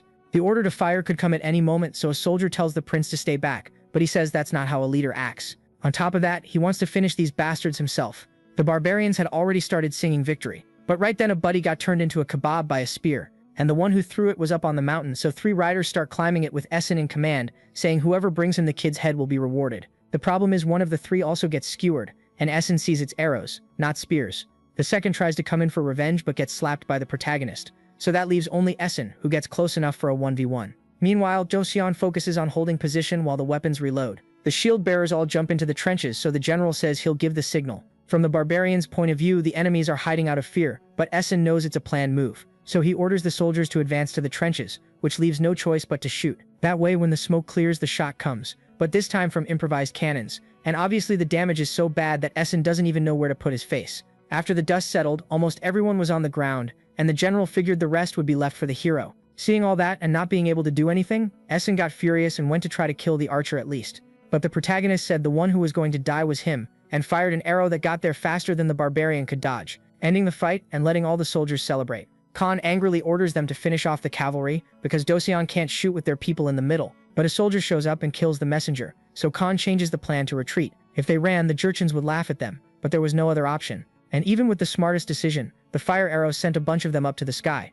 so Khan panics trying to get out of there and go look for Khan-san's help. Thanks to Prince Joseon's plan, they didn't lose many people, but the hero still has a problem to deal with, Essen's horse, which wanted revenge for its owner. And on top of that, the hero realizes it's stronger than normal horses. The protagonist almost gets a hoof right in the middle of his face, but he refuses to lose, plants his shoulders against the front legs, tenses up, and flips the animal up. In the end, they kept brawling with the prince for a bit longer, making it clear that Essen died. Looks like he had the horse in a necklock, but the protagonist didn't want to kill it, so the animal could tell, and accepted being tamed, now getting the name Sorgrief. In the end, the Battle of Teeling killed 1,400 of Joseon's 28,000 men, and 20,000 of Yuan's 30,000. While the Battle of Teeling was coming to an end, the Jurchen troops were deciding what they were going to do. In the Joseon army, they wanted to chase Khan, and the protagonist got an idea. According to history, Khan Taesoon was killed by Essen, but now it would be different. While fleeing, Khan asks if the only soldiers who survived are the ones there, and a guy says yes. On top of that, the horses are tired and there aren't any others, because the Jurchen pushed in on them. In that situation, even Malona High would have been killed, so Khan thinks Taishi might have sent them there to die. At first, Khan wanted to link up with Essen, who he didn't know had died and attack Ming, but it didn't matter to the Jurchen anymore, because there was another Joseon battalion there. Going back a bit, the hero's idea was to leave Khan alive as the leader, because Essen, who was from the Golden Horde, wouldn't be recognized. Right then, a report came in saying they'd cornered Khan in the forest, but before leaving, the general asked if the hero wanted to show his strength by capturing the bandit, because even the barbarians recognized the king's bow that he used. They were comparing the kid to Taisho because what matters isn't what you are, it's what you look like, so beating Khan one-on-one would make the rest surrender. Back to the bandits, the plan was to clear a path if they weren't shooting into the forest, and they also noticed Tozian is acting kind of weird. Then all of a sudden they hear a shout saying he wants to see which pieces of trash had the nerve to invade Hozian. The provocation works because they bring up the bandit's ancestor, and the hero introduces himself as a descendant of the one who killed Malona High, so he says he'll give them 1 hour to come out and fight like men. But he keeps provoking them, even saying he'll fight without weapons in their own Mongol style. So sick of it, Khan asks what the prince will give them if he wins. The hero answers that each of them will get a horse to return safely to Guangxun. And about whether it's true, Suyang needles him, saying a man who hasn't been castrated like Khan wouldn't lie. But he also said the leader had to come alone. The general thinks he'll accept, but asks if the hero has thought the fight through. While coming up with workout techniques, Suyang trained with Malwa Suriam, which is a traditional Korean wrestling style. Finally, the bandit shows up, face to face with the hero. He gets ready, furious about what Suyang said about his ancestor. But Chozan said Yeke Mongyo Ulis would be ashamed of them for losing like this. In the end, the bandits were confident, but the moment the protagonist showed his physique, they went quiet. Khan charges in without fear, but the protagonist mocks his strength, grabs him from behind, and slams the enemy to the ground with the storm throw. Then he tells his opponent to get up again, but the moment he's on his feet, he grabs him by the neck and drops him even harder. This time Khan only managed to gather enough strength to punch the hero, but that was against the rules. Anyway, after a solid punishment, Suyang asks if he wants to fight again, but Khan trembles just looking at those muscles and accepts defeat. So the hero takes the chance to give the credit to his father and strike the Black Dragon pose, which scares even his allies. Together with Khan Zan, the allies won by splitting the Jurchens and the Yuans, so Suyang went to sign a treaty. In prison, the hero asks if the barbarian wants to live. Khan understands that if he's spared, he'll be taken away to suffer all kinds of misery. But Suyang says that actually they're going to let him go. The deal for that is to recognize Joseon's victory and pay a ransom of 5 horses per prisoner. Also accept trade with Joseon, report any invasion attempt, and treat the king there as your king. Khan thinks they're crazy. The first terms make sense, since they lost, but he thinks this new king thing is an insult. There were already rumors they called Joseon the successor of Goryeo, but Khan doesn't want to approve any of that in the next election. So the hero explains the whole disaster of 200,000 deaths that Tai Chi caused in Beijing. If Khan had started the battle 3 days later, all the Jurchens would be on his side. Still, the hero says Tai Chi is going to fail too. He gave Ming too much time, and they've already reinforced Nanjing with soldiers, and right now he probably wants his buddy dead. Understanding that, Khan asks to put into the agreement that he can send troops to help deal with the Oryats. But even though he agrees, the hero warns he'll only let him out of here in 15 days, because he says dealing with Tai Chi is their business, and that Khan should stop complaining. On September 14, the news of his companion's death would arrive, but now he'd be back on September 30, so Tai Chi would find out about the agreement, and wouldn't let it slide without a Mongol civil war. On September 17, 1449, Tai Chi spent the last 15 days fighting at Juxiang and Zhaijing. They killed 250,000 Ming soldiers just in Beijing, and 550,000 total, but reinforcements kept showing up. One soldier even mocked them, saying they were never going to invade the Forbidden City. After he was killed, an informant reported that another 100,000 troops had arrived. So what they heard at Xijing was true. They said Ming had 80 million against 100,000 barbarians. 1 out of every 5 men was a soldier, so that would be 16 million enemies they'd need to beat to win. Later, the barbarians get a message that the Khoit tribe is going to pull back. Using the emperor as a last resort wasn't working either, especially because the younger brother Jing Tai took over Yingzong's position without any trouble. Arlak thinks they need to make up an excuse to retreat and says there are rumors going around, like Joseon having beaten Khan and marching on Karakoram. So Tai Chi yells that they need to avenge him and defend the place first. If they declared revenge, all the tribes would unite, and not even Ming could handle 300,000 soldiers. Somewhere else, they tell Ming's Minister of War Yu Chain what happened in Joseon, and they say they can still help with some reinforcements. Since the general is Zhang So, the minister turns down the help if it's not from the prince, but the soldier insists Joseon is strong. On November 4, 1449, in Hanyang more than 10,000 captured horses arrive. The king is happy to see everyone came back safe with the victory, and the soldiers salute. Now it's time for rewards, where Kim Jong-so gets the noble title Duke Chunggui. Commander Hyosung is promoted to junior minister of the first rank, while Jing Ok keeps his position because he took the blame for losing sight of Khan. Also, for the hero's contribution, he gives him a large amount of land. And even though the protagonist keeps it formal, the king praises him like a normal father would. Later, during training, they say the real prince is pushing himself too hard, but he knows he needs to make up for lost time. He already lifts more than most officers on the bench press, but he still doesn't reach his buddy's level. Anyway, the king heard everything from far away and was satisfied with his desire to improve. So after that, he understood he couldn't keep up with his sons and left Hosong's future in their hands. All of a sudden, the protagonist goes to a dark place and starts stepping on a bunch of bodies. He doesn't understand what all of it is until he finds a skeleton that pierces his belly. Then he screamed and woke up from that nightmare right in front of his wife. Suyang understands it as post-traumatic stress. He refuses medicine and says he must have some kind of mental illness. Either way, there was an order for him to return to the palace. There they called the protagonist because they were going to send one to the new Ming emperor and wanted opinions. The letter said the king of Shozhen was worried about the border and that Ming influence was being seen by the Tatar, Uriankai, and Virchin. So the advice was to stay in Liaodong with 100,000 soldiers and drive out the Dagze. That way Shozhen would wipe out the Dagze to hold on to its gains.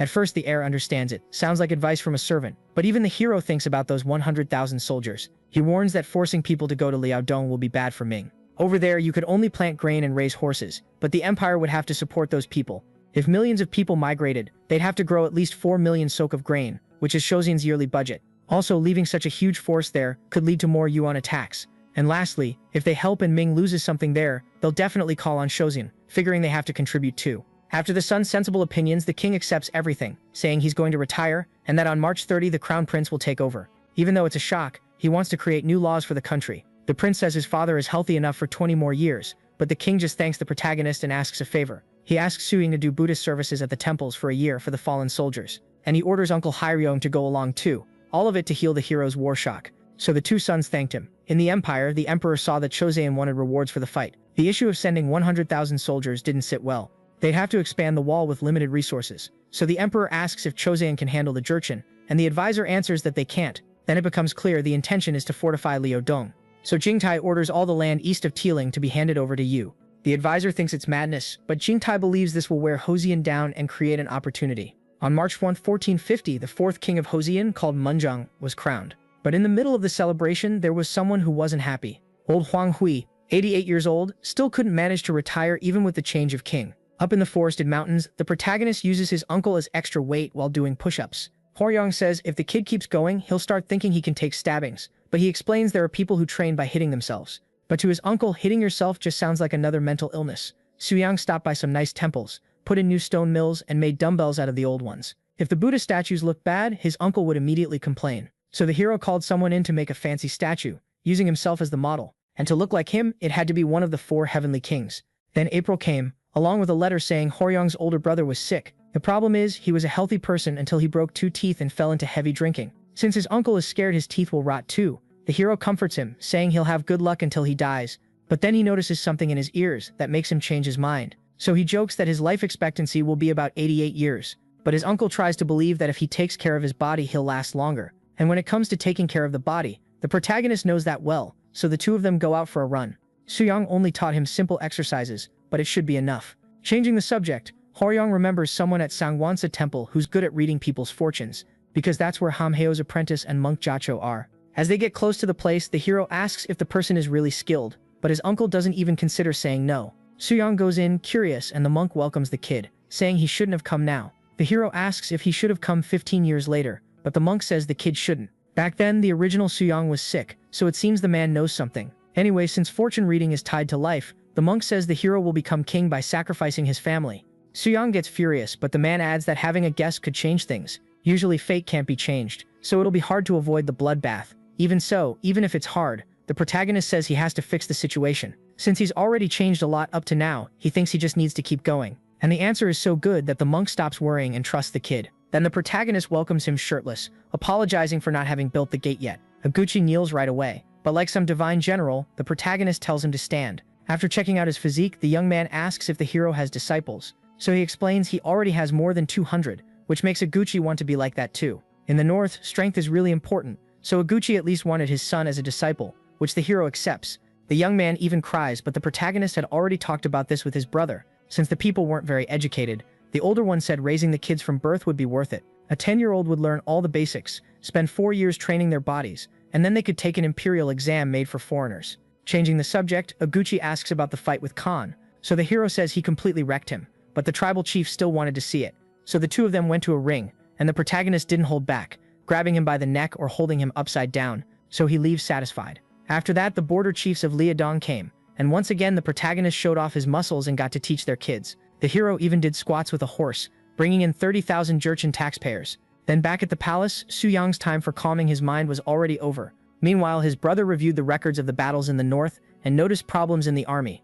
A minister advises not to interfere anymore, but the problem is the musketeers. None of the officials who aren't military know how to use them. So the king warns that muskets should be used together with cannons. He says it's only 7 steps to shoot, and thinks it'd be cool to create a firearms department with 500 people. Munjong gets really excited, but the hero butts in with another idea. Later during training, Su Yang says the number of military horses will increase, but he focuses on his brother's 3 lifts, which are already at 510 kilos. The truth is the king changed his diet to train heavier and wants to be addressed informally, but Su Yang refuses, so Munjong says he'll only accept when he hits 8-10 kilos on the 3 lifts. The problem was the protagonist was already doing that weight. Anyway, the concern is whether they'll have enough teachers to teach the Jurchen. But the protagonist already recommended someone from Gangso Heian, so on the spot, a student tells him about a request from His Majesty and asks if his teacher isn't even going to want to see what it is. Some time later, the protagonist uses the barbarian's kids to do squats, and then says that when they take a bath he'll play with them. The maids bathe the children, who are surprised because they've never seen soap, and when they're done, they go off to play without even finishing getting dressed.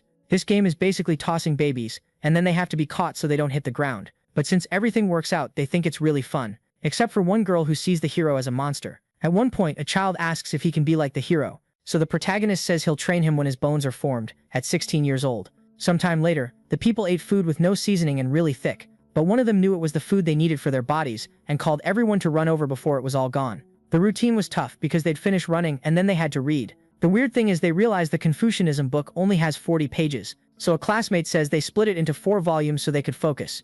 Anyway, it's time for martial arts training, and again it's before they even finish reading. The boys also practice badminton, and the kids do well at it. But that boy who kept complaining was doing badly at everything. So at night they wanted to test what he learned today, focusing more on fixing his mistakes. The physical training was split into chest, triceps and abs, and back and biceps, plus shoulders and legs, all with 40 G per set. Then in another corner, everyone gathered to recite the books. The students had memorized it, and the most shocking thing was that the awkward guy had too. The next day, old Huang Hui went back to the palace to ask to retire. Munjong really was worried about his health, so he accepts the man's son in his place. 11 years ago, Huang Hui was summoned in public because they were looking for gold and his son was suspected of stealing it. They said he stole the palace treasures, so the man only confessed along with his brother. Then the old man lost it and completely disowned his son. Back to today at the palace, Huang Hui admitted that Zhou Jingsang was his legitimate son, so he should be punished for deceiving the king. A few days ago at the Confucian palace, Yi said the hero came to ask which law was the most unfair, and what the king thought was that the loyalty of an illegitimate child or a legitimate one was the same. On top of that, Munjong's younger brother, Ma Iliong, was talented but illegitimate. It'd be worrying if the heirs complained about competing on equal terms, but Yi said the old man would help. Huang Hui's last request after confessing his lies is to end discrimination, so the king agrees, making the old man think he's retiring. But as a condition, Munjong ordered him to apologize to his father. At least he agrees not to punish the man, which the ministers talk a lot of trash about. The king answers by asking how legitimate children are even born. The minister says it's just about having humble descendants, but there are demands there. A father couldn't stop an illegitimate son from succeeding if he was capable. Also, for one of them to take civil service posts, they'd need 3 years in the north, or 5 if they were born from a concubine. But after that, they could also learn the body strengthening training. Munjong wants to add that to the civil service exam to open up new doors of opportunity. Today, when a slave has a child, the child is born with the mother's status, but there was no reason it couldn't come with the father's. That would completely end the Selkoljiam Gobuk law and the Nobijongbup, and that way the unfair laws would start to disappear. Returning to Sugongung Palace, the old man begged the king for forgiveness, but now he wanted Huang Hui helping with the new laws. After the morning assembly, the protagonist says that today will be the announcement for the Hall of Talents, so he goes along with the ministers until they meet students who greet them. They all look tired and Sisirp is down to give them a little smack to wake them up. But it ended up like that because after leaving the hall they still had physical training. At night they bring some sinners to the jury. They apologize, but it doesn't matter because they cheated on the soldier exam. And so there wouldn't be any arguing. They called in a huge man as a witness. The graduate student from Yumjuk told everything that happened. One day, a noble agent from the Choi family of Yumjuk paid a visit. A chubby guy saw that he knew the hero's method and asked him to teach a servant from the same family named Chongguk. The problem is that later he found out the man wasn't Chongguk. He was actually a farmer from a neighboring area. The imposter insists he didn't do anything, but that just makes everyone mad. He wasn't even capable or hardworking. Sometimes he'd even fall asleep on the equipment. So it didn't make any sense that he got first place on the regional exam. The boy says he got first because the others were bad, but the king can't take those lies, because out of all 1,000 recruits from the general headquarters, he was the only one with no strength. And among them there was also another guy who conspired with the nobles to get the boy into the training. So the king totally loses it. A month later at the River Palace, everyone was thinking the investigators' pay got raised because of the incident. But it was Munjong's way of preventing misconduct. And since not even the protagonist knew, it was clear he pulled off the deception well. In Taejong's kingdom, servant women had kids with any free man and tried to send the children to households that didn't need slaves. The problem was that nobles used their servants to attack free women and create more slaves. So they asked the king to step in, and he had to tighten the Nobujong Mup law. When you have good slave records, any abuse can be punished. And for anyone who breaks the law, Munjong wants to punish them with exile. Send those people to live up north with help from illegitimate children. And when things stabilize, Munjong wants to be able to track citizens.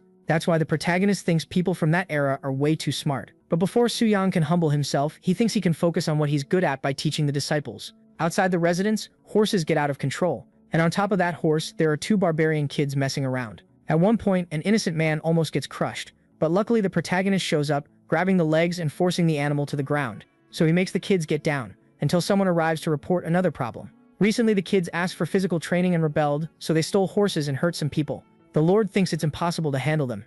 Suyang remembers he can only teach training once their bones are ready. But the tantrum is so bad that the protagonist thinks of a solution. What the hero came up with was simply locking the kids in a hall. But everyone understands they need something to burn off their energy. Macerin was the technique the protagonist used to defeat Khan. Originally that fighting style was just for showing off your body, like a performance. So the protagonist thinks of something, but when he says the idea, it shocks everyone. At the Chuseok festival at Bodadang, it was announced that the prince and the king had arrived. Yig greets those kids, but they don't even pay attention. Even so, the former king understands kids that age are like that. Anyway, he heard Suyang was going to present Nicerin today, but not even the king knows what it is. Unfortunately, Yig's older brother won't come because of his health. But suddenly the conversation gets cut off because the protagonist shows up dressed like Buddha, carrying a load. Suyang yells that he's Buddha himself, and asks how many were waiting for Maitreya to arrive. The theme of this performance is the fall of Gungye. Years ago, the hero got hooked on a drama about King Taejo, so he not only memorized it, he added scenes too. When a guy coughs, the hero angrily asks who it was, and the man tries to play it off. But Suyang attacks. The hero loses it because they interrupted his clairvoyance, and he goes after the kids, but two guards show up telling him to stop and not call himself Maitreya.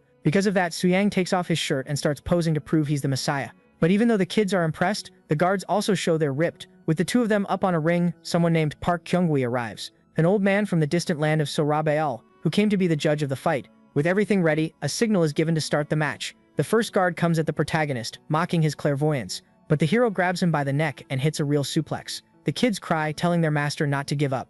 Meanwhile, the protagonist charges in at high speed to finish the fight, but the man dodges, grabs his arm, and manages to slam Suyang to the ground. Before, they practiced that on blankets, so now it hurts a lot more. Anyway, the guard climbs up onto the ring post, saying the tyranny of the fake Buddha ends now. And that sight makes you remember someone named Yuya. Then the guy jumps from up there like in WWE shows. But the problem is, taking that hit wasn't in the script. Unfortunately, he takes it, and it hurts like hell even while blocking. In the tense moment, Yi stands up from his chair, along with the kids. But when it looked like it was already over, Suyang gets up into a bridge position. So the second soldier tells General Wang it's his turn. The guys switch places, and the protagonist takes a solid kick right in the ass. Suyang complains to the old man that that move isn't allowed. But Park doesn't care and approves the substitution. The kids scream, unable to believe it. Then Suyang keeps acting, saying, "General Nongsan of the Black Army, you betrayed me together with Wang Gyeon." The guy doesn't pay attention, but the king notices something in the middle of it. Anyway, the two go back to fighting, going back to a strength contest. But the protagonist whispers for them to end the show, so his enemy ducks his head down and sends Suyang flying with a headbutt.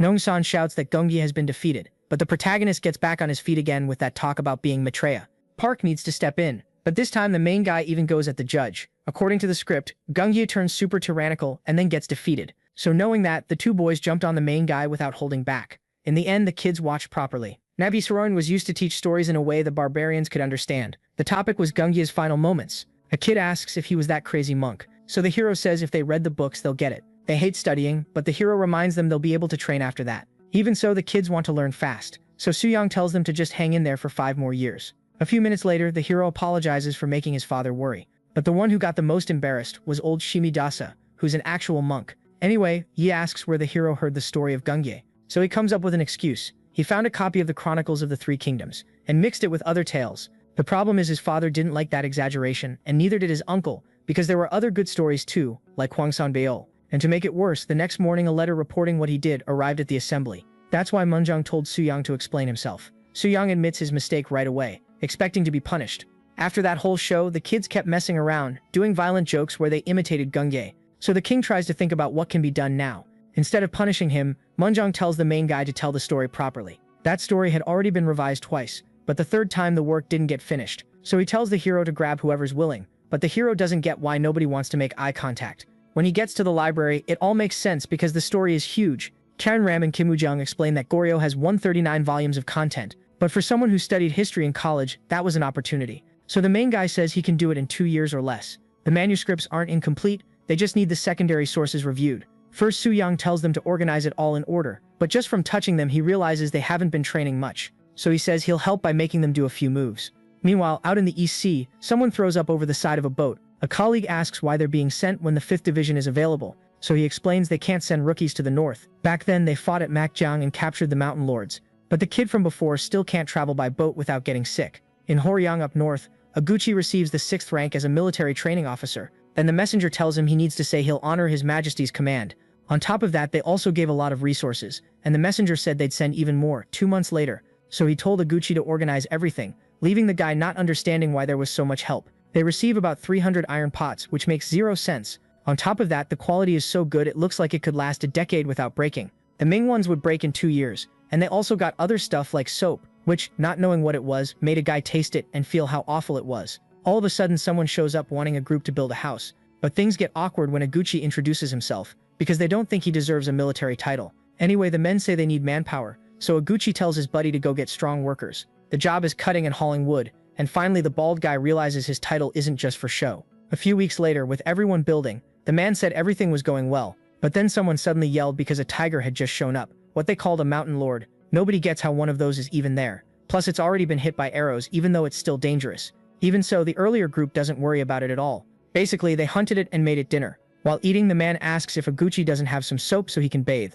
So the man remembers what it might be and sees with his own eyes that it's something for cleaning yourself. And he also finds out each one is worth 3 sacks of rice. A few days later, after a long day of work, the guy went to wash up. But when he got there, the water was dark colored because the barbarians had learned to bathe. 2 months later, a letter arrives from the talent cultivation hall. A letter from a son telling his parents that everything's fine. Since he still wasn't 16, the teenager hadn't learned body training yet. But he saw his teachers fighting a lot and wanted to become like them someday.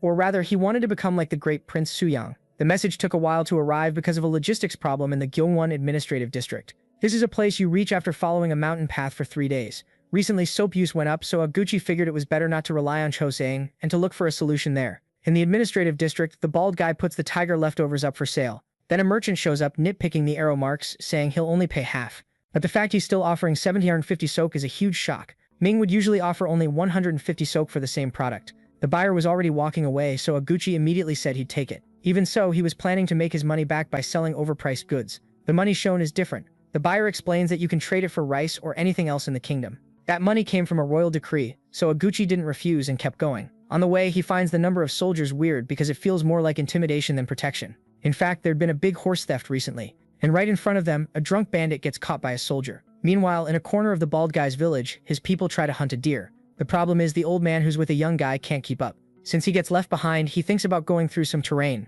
because it feels really familiar. And when he gets there, he's absolutely sure he's where the Uleonghap tribe used to live. Going to Aguchi, the man warns him that Uleonghap is his hometown, and that it's now controlled by Oljeokap. He believes a group called Monteomu also lived there, but because they were friendly with Joseon, they were killed by the Oljeokap. Aguchi is related to Monteomu, and the fact he also has ties with Joseon makes the old man think another war could be coming. Still in the administrative district, the regional commander named Manjon says the same thing, but if they went farther north, the Oljeokap would come looking for trouble. Aguchi doesn't think Joseon will protect them, so Ming reminds him that Manjon gave them the job of wiping out those barbarian peoples. But if they came back for revenge later, they could show up with more than 6,000, and Aguchi was sent to Hoyong on purpose. Monteomu's son didn't avenge his father, but now his relative could.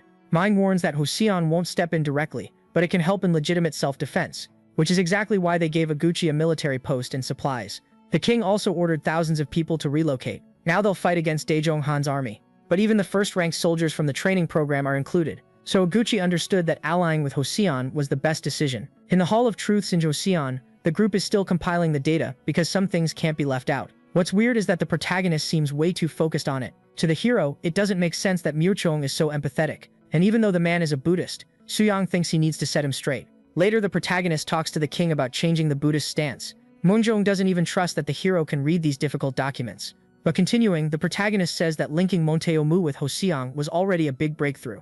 Recently, the seed harvest increased, along with iron production and the number of horses, so Moonjong thinks he can change his title to Moonjong, which means the one who holds achievements. But at least in Gyeongsang-do, they need to expand the road to improve iron distribution. But the protagonist knows who came up with that idea, and that person must be taking measurements in Gyeongsang. In the city, a young guy complains that his coworker is measuring everything all over again instead of using the government's data. Most people gave up after a few days, but this one was holding out pretty well. Anyway, all of a sudden a man with a club shows up, telling them to get out of Gyeongsang. So the two coworkers square up, and the complainer goes at him, sending the chubby guy flying so high he gets launched off the bridge into the lake. So having learned the hero's technique, this was a good chance to tell the guy doing the measuring to be more polite. Again, the man tries to hand over the Ming Empire's data, but now the other guy yells that he knows how to do his job and that the other one has muscles but no brains. Later, in another library, people were managing to get things lined up. The protagonist said records should be based on the 6 principles: how, what, when, where, why, and who. It had been a while since they'd seen the prince, but they were pushing through without him, and they'd also think it'd be cool if he came to visit Gaesong and teach physical training. Back at the administrative district, Hong Yun-song introduced himself to Aguchi with an aura as imposing as a gray wolf. Since the winds were strong, they had to wait a few days in Wonsan. Anyway, during a snack, Aguchi reports 3 victories against Jurchen villages. Since they were small groups, they never joined up, but the village also didn't exploit much. That said, Yun-song thinks it's a problem not having experienced horse riders. Aguchi knows that for them, shooting while riding will be very difficult, but at least the king handed over a kind of telescope that can help. Because it's portable, each unit will have one, and after the soldier looks through it, he's impressed. They usually call the object the Mirror of 1,000 Leagues. Anyway, a map with everything Aguchi and the other chiefs discovered is opened. The mountainous areas are dangerous, so it makes more sense to go through the northeast first. Since the cold will be a problem, Aguchi suggests handing out wolf blankets, but he doesn't even know if his men will endure it. 15 days later, a storage house is finished, but suddenly the bald guy's assistant comes in shouting, because the recon team came back. So the moment they meet again, Aguchi is sure Yun-song wasn't a wolf, but a tiger. They managed to get information from Goyang-song but lost 2 men. The thing is, walking 30 kilometers fighting and losing 2 men just doesn't seem like much. The cold that season was brutal even with heated stones. But you could see that Oljokap was pulling strings to advance even though they still weren't united. Yun-song wrote down everything he thought would be useful, and Aguchi thinks it's great they're back before the cold gets worse.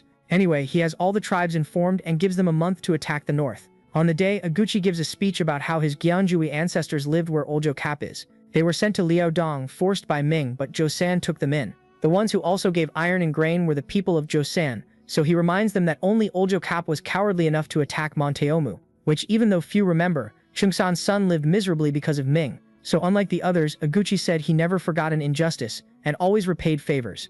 Everyone shows they want revenge, so it's ordered that the 6th officer Yi Hyogang appear. His grandfather was Yi Jiran, who was Monteomu's cousin, but he was killed during the Oljokap Jurchen rebellion. Yi Jiran was a hero of the northeast border, so showing they were working with Joseon made the soldiers' motivation grow. At one point, one of the allies hits an enemy with a metal arrow. Then they start wanting to know where they got that, and obviously they surrender. Aguchi asks if they'll submit to Joseon, but that causes problems, since they're both Jurchens. The bald guy warns that they were part of Gyeonjui, and that they're going to wipe out the Oljokap tribe, so one of the enemy leaders agrees to submit to Joseon.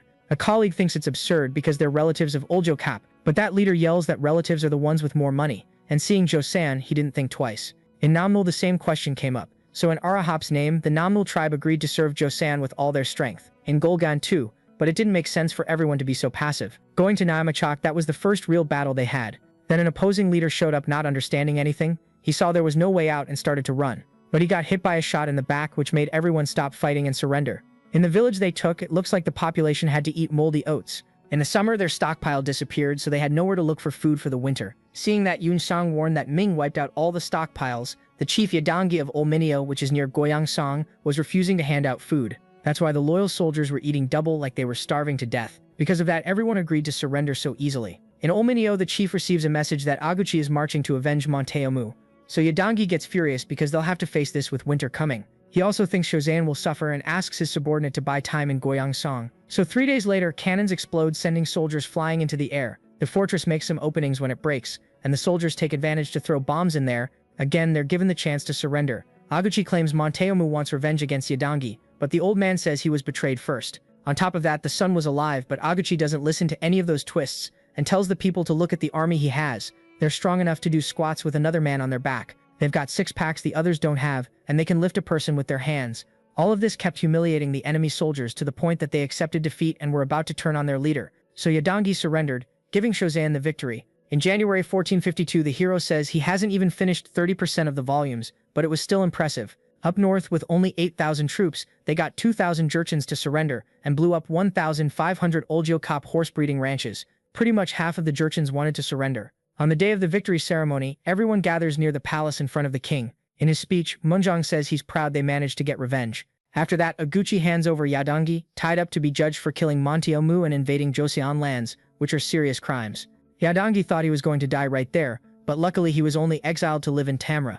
Nobody understood why he wasn't executed, but Suyang did, because it was more like a warning to the other chiefs. Anyway, Oguchi says he has a request for the king, to receive a Joseon name. So since this was a declaration of absolute loyalty, Munjong gave him the name Zhongchongrail, along with the position of commander of Gyeongwon Prefecture.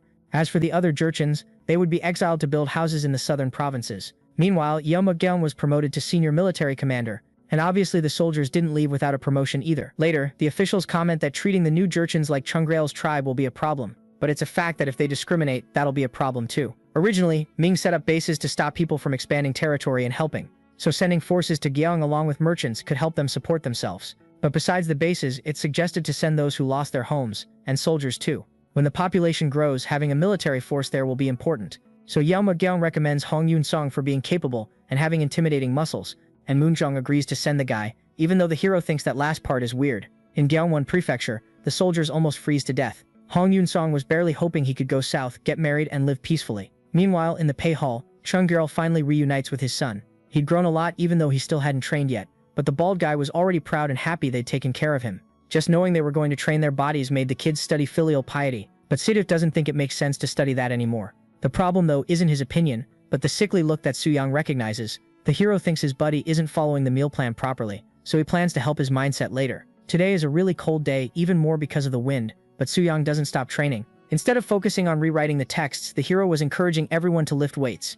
Anyway, Munjong asks the hero for an opinion, because they need a strategy in the north. He wanted to bring back a feeling from the past based on records from the Jin dynasty. So according to what Choi Sungro left behind, Balhae was destroyed by the Kitaeans. The last prince, Dae Gwanghyeon, went south to Gaegyeong with 10,000 refugees and took on the name Goryeo. Back then, seeking refuge was more urgent than keeping records. So Munjong says he's going to send someone to help the hero with this search. And in the meantime, Suyang thinks about trying to help Sezep's mental state. First of all, everyone takes advantage of a not very tasty meal so they won't lose muscle mass. Seeing that, Suyang comes in yelling at everyone. People don't understand why they're eating little fat, so the hero explains that what they need right now is to stuff themselves and not stay that skinny. Adding rich foods to the diet once in a while helps with progress, and since the meal of the day is provided by Suyang himself, everyone thanks him. They don't forget the fiber, and Choi Baekjong brings fatty meats like pork too. 9 years ago, these different peoples avoided each other like criminals, but now things were different. Besides the different foods, the hero brings spices they've never seen before, so he tells everyone to enjoy it because the next day they're going back to training.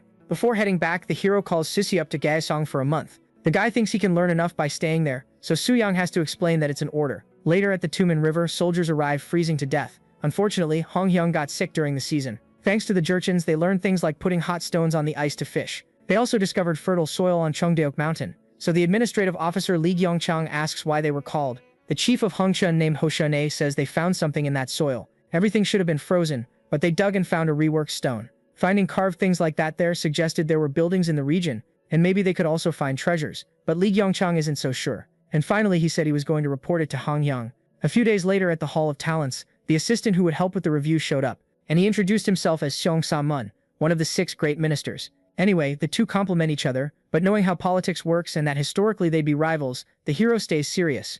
Actually, Sa-mun starts the conversation by saying he read the manual Suyang wrote and was so amazed he had to read it again. Luckily, the hero worried for nothing. Other people say they came to pick up books before heading to Gyeongsang. Suyang heard they were coming back from Gaoxiong, going to the training centers in Gyeongsang, and he tells them about the helper the king sent.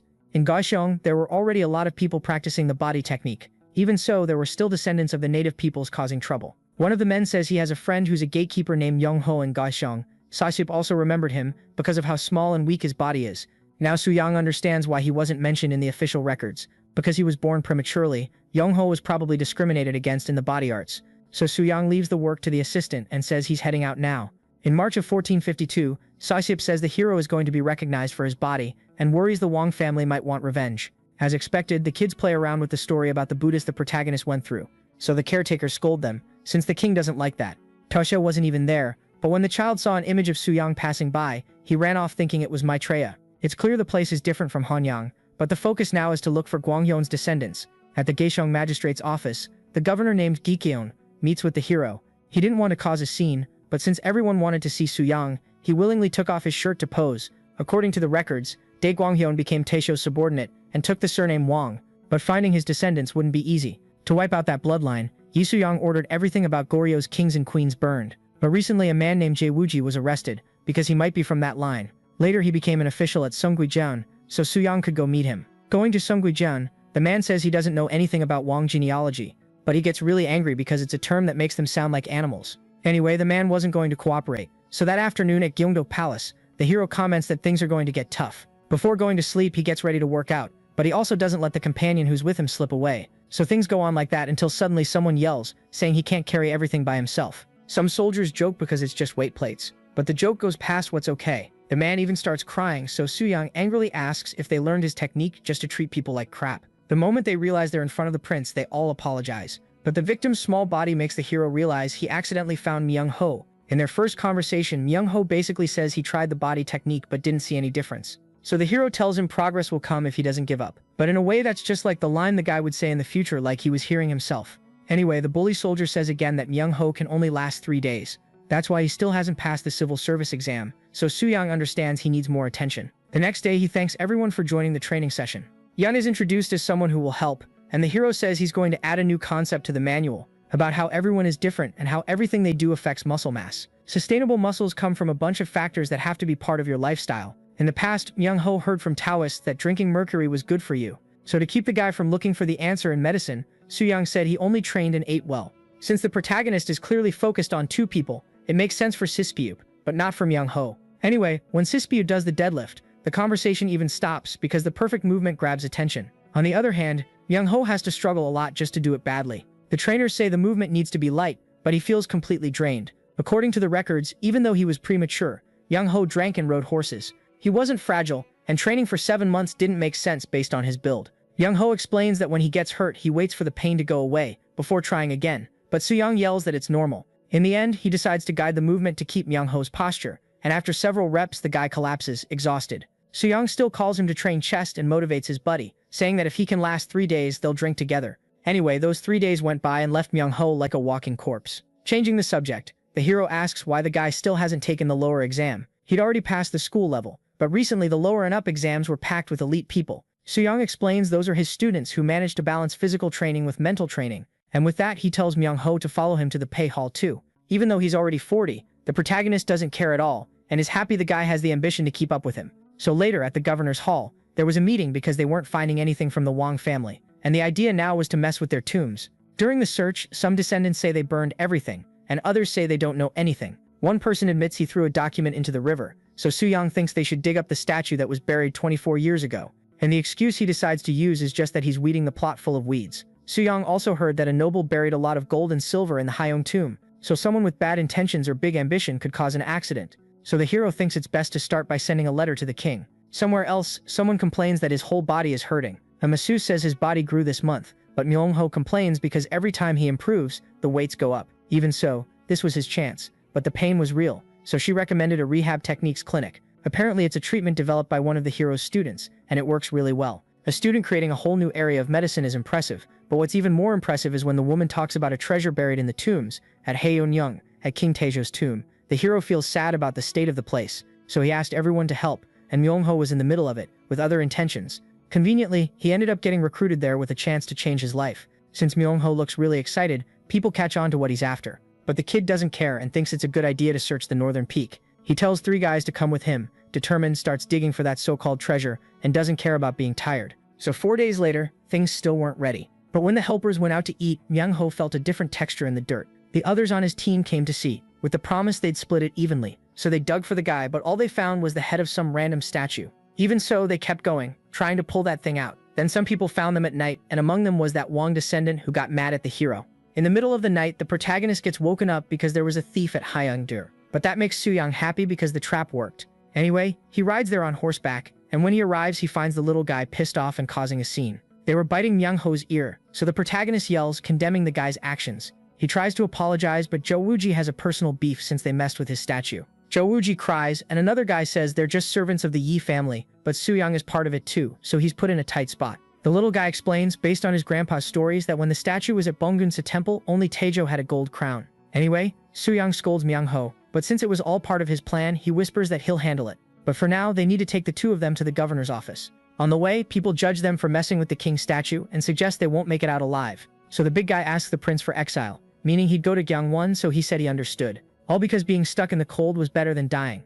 A few days later, a guy hands over his belongings to repair King Taejo's statue. Since it's more gold than they need, he also asks if they can use the statue as a symbol again, so Soo-young says he'll leave Woo-ji in charge of that. Anyway, the prince also says he has a request, and the guy immediately understands it has to do with the Wang. So he hands over books with records of Balhae, Jeongan that can help a lot. But what impresses the hero the most is one titled Genealogy of the Wang Family. Luckily it escaped being burned, or maybe it just floated on top of the river. 10 days later, Young-won still thinks that because of what he did, he's going to get the biggest punishment of all. He thinks Soo-young is disappointed, and since he got summoned to the palace, he doesn't know what to expect. In Hanyang, a servant says the former king will arrive soon. But from far away, the first one to show up is the old man Hwang Hui, arriving right on time. Anyway, he says that if the kid can get the distractions out of his head, that'll be great. Truth is, the old man already knows the young guy is going to follow in his footsteps. He heard Mi Young-ho committed a terrible crime, so he's going to be punished like this. All of a sudden, Yi arrives, so the two of them go together to greet the retired king. Anyway, Yi says he's already heard everything, so Mi Young-ho drops to his knees begging for mercy. No matter how he feels, since Munjong is trying to win Gaisong's heart, he thinks the boy should help. Mi Young-ho doesn't even think they'll let him leave there alive, so Yi suggests he change his body until he's unrecognizable. The former king agrees not to punish the boy as long as he trains for the next 3 years in the Pei Hall. But even though he accepts, Mi Young-ho also cries, knowing he's going to suffer. In the end, the hero went back to Hanyang with the texts and could train at home like he used to. It was also great for Munjong to work out with his brother. Anyway, the hero says they're short on volunteers from the north, but Munjong already got ahead of it. A bunch of illegitimate sons had sent letters asking to be freed from their status. So with things starting to happen in the north and the south, they could see a chance to rise up there. Soo-young wasn't paying that much attention to the local demands, but Munjong let him rest after finishing the review.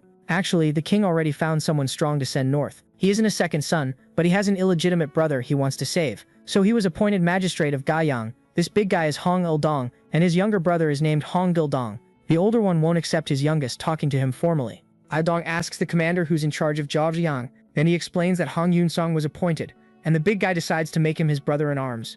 At Zhejiang Fortress, Hong is eager to meet the new magistrate. Winter is already coming, and the kid has a history of not being able to handle the cold. What started as an intimidation strategy, because of his body, ended up as a prison. To avoid the cold, he needs to look feverish all the time. So this time, he really wants to withdraw to the south. Suddenly, the commander comes in wanting to know if Hong is doing okay. So Hong comes out pretending he has a fever. Even so, he reads a letter that unfortunately assigns him the position of assistant secretary. That was a reward, but Hong wouldn't be able to leave anymore. Until the magistrate arrived, he'd have to take care of everything, and they even gave him medicine so he'd have no excuse. Anyway, the brothers start a trip to Jeoyang, already stocking up on some goods that are more expensive out there. Il-dong thinks that with the body he has, the cold won't be a problem, and he convinces his brother of the same thing. At Jeoyang Fortress, the magistrate finally arrives. When Il-dong gets there, he wonders where everyone is. All of a sudden people shout because a stone at the top of the fortress cracks. Everything collapses, but luckily the guy who was about to get crushed is saved by the big man. The guy who got saved kneels down thanking him, and Hong arrives apologizing for being late. Then they decide to go somewhere safer first. Hong starts the conversation explaining that this is a temporary office. He says he's handling things as assistant secretary. Anyway, the two of them have more than just walls to fix because they need to build houses and plant crops.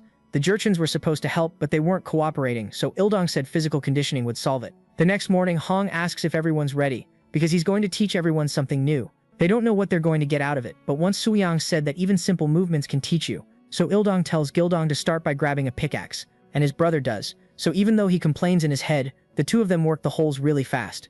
Il-dong says this really is a method to train the body, so he calls Gil-dong over again to show the rest of the routine. Hong thought the brute was just someone strong, but apparently he also dieted. Even so, he can see problems, and tells the magistrate about it. Hong says that like this, it'll be hard to keep leading the Jurchens, especially since it's not just on the farm that they need their help. Then Il-dong says he has a proposal. The next day, the boy gathers all the barbarians with a leather ball. He's going to use a keep-away ball game to decide the exiles. Then he asks who's going first, and someone agrees to start. So the youngest announces the start, and right then, Il-dong takes the kid down. The second one manages to run a bit, but the big guy goes over and slams him to the ground too. Even Hong realizes the game wasn't a dumb decision. He was actually using the chance to judge how strong each person was. Still, a game shouldn't be something used to decide who was going to help the government. So Hong thinks Ildong isn't taking things all that seriously. The next candidate gets the idea to throw himself on the ground with the ball, but the big guy comes in with jujitsu, and in a few seconds manages to get him off the ground. So the last one who decides to try is Assistant Hong himself. Since nobody objects, the two get ready, and Hong says he's not like the others, but that's exactly what Ildong wants.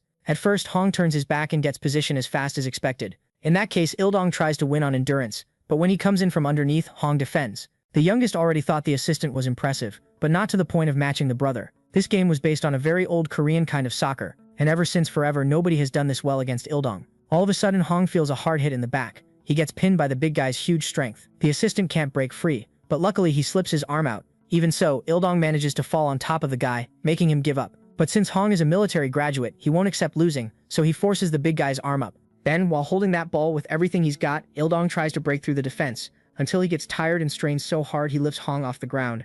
That way he only needed a body feint to throw his opponent away, bringing the match to an end. That night, they're told the day's test results will be announced in private. To celebrate, there was plenty of meat and drink. Even the Jurchens were doing great today, thanks to the protagonist's technique. But for Ildong, the most impressive one was Hong, even though the guy complained he lost because of the cold. One time he went out to pee and the liquid froze in midair, and the fortress wasn't good for winter. Ildong suggests fixing it while they train, but the youngest shouts that he has experience with that, so they trust him with the job, sparing him the misery of having to carry stones like a convict. The next day, Hong thanks the youngest, but he won't even take the compliment. Ildong talks about the bricks, which he thinks aren't fired clay. Actually, even without using that, you can get good results. But for example, the fireplace was all cracked. The wet clay dried, got hot, but the wall was cold. Ildong's heated wall always cracked, and Hong would plug the holes with more mud without thinking it might be heating up fast and cooling down fast. He believed there was smoke only because it was leaking through the cracks. Seeing that, Ildong thought about swapping the current clay wall for wall bricks. They say wall bricks hold heat longer, and you can use them on the floor too. With clay walls, one crack ruins everything, but with bricks it's easy to replace. Ildong still isn't sure, but he goes out to try, leaving a good impression on Hong. Seconds later, the guy says he already talked to the mason from Gaisong. When they make hapgak roofs, they put bricks on the sides, so they must know how to build with them. In that case, Hong asks them to bring bricks, and Ildong adds they'll need around 5,000. Bricks aren't used much in Joseon because there isn't enough firewood for the kilns, but this region has enough wood in the mountains. And with the excuse of physical training, the Jurchen are gathering a bunch of logs every day to build fences. 6 months later, on November 14, 1452, the soldiers are still suffering from the cold. At that moment, Ildong shows up missing warmth, saying the others are freezing. The big guy recommends a steam bath, but the problem is they're using it so much there's a line to get in. You could tell the Jurchen were packed in there, and it was all because of Ildong. Earlier, the guy had suggested a public bath and an office made of bricks. The problem was the price, but 5,000 only cost 180 kg of rice. In Gyeongwon province, an officer can't believe Gyeogyang lost fewer men than they did. Cheonggyeol explains about the bath, the warm office, and the physical training. Then the officer asks how the black soil is going there, and unfortunately he's told they still haven't made progress. They've already processed 900 kg of iron, but it was all brittle and useless because of that so-called black earth. At a forge it became obvious, because with just one hammer strike the material broke. The blacksmith explains that this stuff ruins metal. It's sticky like tree resin, but the chance it might work the same makes the officer want a bit of it, especially since it could be useful, and even without knowing it, it was part of our modern asphalt. On the way to Sugang Palace, everyone is exhausted from working on the state documents. Meanwhile, the king was cursing a lot because people were refusing to work. If all the offenders were sent north, it'd be a huge mess. But the state's government code, which is like our constitution, didn't have a solution after all. It wasn't even finished yet. Sugang agreed, but he was dying inside. They'd already had a lot of problems, so they were still adjusting the punishments, and unfortunately old Huang had to stay. In his case, since exile or torture didn't seem fair, he was punished with work. Anyway, that makes the protagonist think forced labor could become a lighter punishment. After the talk, the protagonist helps his father, who'd been sitting for a long time, relax. Picking up what they were saying earlier, the current forced labor was beating the criminal, and then sending him north as a slave. But in the hero's view, building prisons and providing decent work inside could serve as rehabilitation like it almost is for Minister Huang. Yui says that working too much can hurt your health. But Xuyang makes his father remember the wheel they made. Walking on it was way easier than on muddy roads with weight on your back. So the old king really likes the idea. The name will be prison and officials will manage it. The problem was finding a volunteer to reform the prisoners in the jails.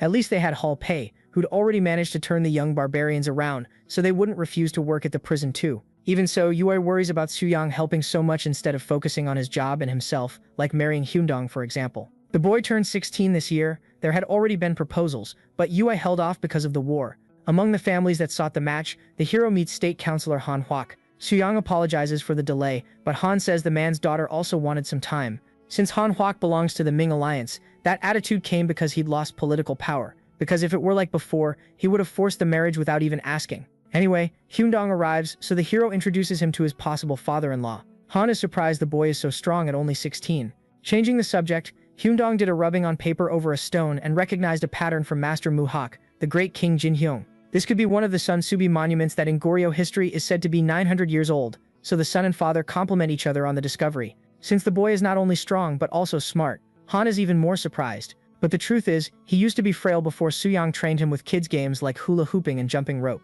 Those games were good for kids and women, and to break the ice, Suyang invited the guy to play shuttlecock with their families. But a few days later, when the game happens, the counselor's daughter gets absolutely wrecked by the protagonist's tough wife. A few days earlier, Han told Sukdek they were going to talk about the marriage again. On top of that, the protagonist's wife wanted to meet her along with the second sister-in-law who serves Prince Haishang. It was a once-in-a-lifetime chance, but Sukdek was intimidated by the couple's strong presence, since she was just a housewife. Later, she received an outfit made by Lady Daebuin called suspenders.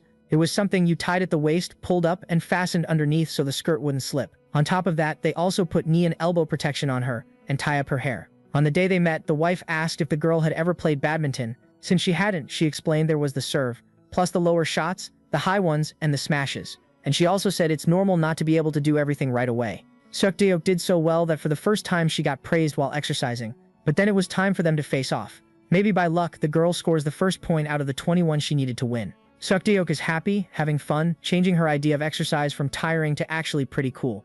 The problem is, she returns a high one to an opponent who was holding back just so she could smash. The hero's wife basically buries the shuttlecock into the ground and now says she's going to start playing for real. The game that was 5-3 suddenly turned into 5-12, leaving the girl completely frustrated. At least the wife hits a high one to give her a chance, so the girl can see a bit of hope. Suddenly she gets a pain in her ankle. But even so, she jumps and hits the shuttlecock, scoring a great point. Only this time it's her wrist that hurts. Unfortunately, the girl falls to the ground, but she falls while admiring the prince's wife's strength for putting up with that routine. Later, the story reaches the protagonist, but the wife didn't believe Sukdeok was angry, and she even started wanting her in the family. Because of that, sometime later, Hyundeong gets dressed up, and the protagonist gets ready to lead the Jagwon coming-of-age ceremony. It's formally arranged by Munjong, and the adult name is given by Yi Sejong. Now that the son has become an adult, his name would be Jang and his courtesy name Wonyong, which made everyone really happy, so they picked a good day in April and held the wedding ceremony. Luckily, the lovebirds were into each other, and the parents were too, but Seo gave the credit to his wife. There was even a sad guy because his son wanted Sukdeok, but the couple was already a done deal. Originally, this daughter-in-law would become Queen Dowager Inso, but things changed. Anyway, Suyang decides to reassure the girl, saying training should be good for you, not a sacrifice. Still, Sukai asks to read and learn the physical training manual, which makes the wife happy, but makes the hero admit he doesn't know much about training for women. Even what his wife did was basically his training, but Sukai really wanted something tailored to her. So Suyang gave the girl freedom to test things herself, and thought about creating something later. Going to the room, the first thing Sukai does is get guided through flexibility. She was really stiff, and from the screams, Hyundong got worried outside. Anyway, the king called the protagonist, even though he still had to finish the manual. The island of Tsushima was asking to increase the number of merchant ships. It had already been set at 50 in the Gihei Treaty, which set that limit because piracy was increasing at the port of Busan. Historically, that treaty was supposed to remain in place until King Jeongjong's era. They sold ginseng to Japan for double the price, so the price wouldn't crash during harvest season. The problem was that the request for 100 ships was an excuse to get ginseng onto the market. Tsushima Island is a middleman for Japan's interests, which probably has to do with the head of the Uchi clan. When King Jeongjong was on the throne, he asked for Jola because it had something to do with his ancestors. And unfortunately, they didn't even have a map of Japan. Originally, Shin-Suk-ju would have made one on a visit, but now he was in Ming. A colleague there yells that they should solve it with force, but everything they had was already up north. In that case, Suyang simply suggests giving them all the ginseng, even the seeds. In Japan, because of an official who sold ginseng for half price, the Uchi clan found out its market value. So the Lord of Tsushima had silver mined and contacted Joseon, because if they did nothing, they'd be ignored. Even so, if they acted recklessly, they'd be killed. So Tsushima sent the screw-up to Joseon to sort this situation out. In the eastern hills where Busan is today, the interpreter named Shin Suk-ju is already impressive because of how built he is. Earlier, the Minister of Rights Jong Chok explained there'd been a misunderstanding. Because the ginseng hadn't been sold cheap, it had been found for free up north. And to understand that, the screw-up went to Hanyang with Suk-ju. The mansion they arrive at looks really dangerous, so much so that the guy gets scared and blurts out a prejudiced term. Obviously, the Jurchen get annoyed, but before a fight breaks out, the protagonist shows up, restores order, and welcomes the guest. Suyang apologizes because he sent a gift that caused a problem. By gift, the hero meant the 18 gun of ginseng, and he said it was no big deal because the sulfur from the trade helped make gunpowder, and the copper helped make carts. Soo-young tries hard to come off like a tough, clueless general, so the big guy buys the act. Keeping going, the hero says that because of the crisis after the war, he had to sell the ginseng. Since he sold it quickly, the royal court didn't know about it. In Japan, Mongols are called Mukuri, the same ones who brought down the Kamakura shogunate. So the hero explains that the conflict started after he captured Taisun Khan and let him escape. That's why Soo-young said he should have killed him, which leaves the guest terrified. In that incident, Japan also suffered, because they were making so much money off ginseng that jealous people came to steal it. They want to sell to Shozian, so they'll either get killed in the war or in the crisis. So the man asks for help, just like Soo-young wanted, and the hero suggests meeting the guy's shogun in person and giving him the ginseng seeds. That way they set up trade with Tsushima Island and save the kid. Of course, the guy asks how they're going to pay them back, but Soo-young didn't lay out the plan right away. Back when Nanzen was in Kyoto, they asked a certain lord to help out with national affairs because Ming and Shozian were losing to Mukuri. The deputy shogun Hosokawa Katsumoto explained that to get supplies, Shozian was sending over all the ginseng seedlings, all of that in exchange for copper and sulfur, and they say the prince himself is on this mission. That's why the former daimyo Yamana Mochitoyo says he needs to go to Akamagaseki to see this man. In October 1453 in Biokrando, some people use that black soil on the hulls of ships to keep worms from forming. So two young guys have to put it on the ships that are going to Japan. And since the first one has the same name as the famous Bangil Jew, the leader fires everyone up to do a good job. A month later, the protagonist is ready to leave together with Sukju. Besides him, the master monk shows up too, because they gave him the chance to meet Buddhists in Japan. That was also just another excuse for the embarrassment Sukju caused at that presentation. And for this mission, the protagonist is going to have his co-worker as vice chief, which already makes him pretty nervous. Even on a diplomatic mission, the protagonist insisted on carrying the heavy loads onto the ship. But when he hears shouting, he realizes he forgot something. The people of Liaodong had never been out on the open sea before. They'd heard they'd have to keep sailing even after reaching Japan, and they were scared.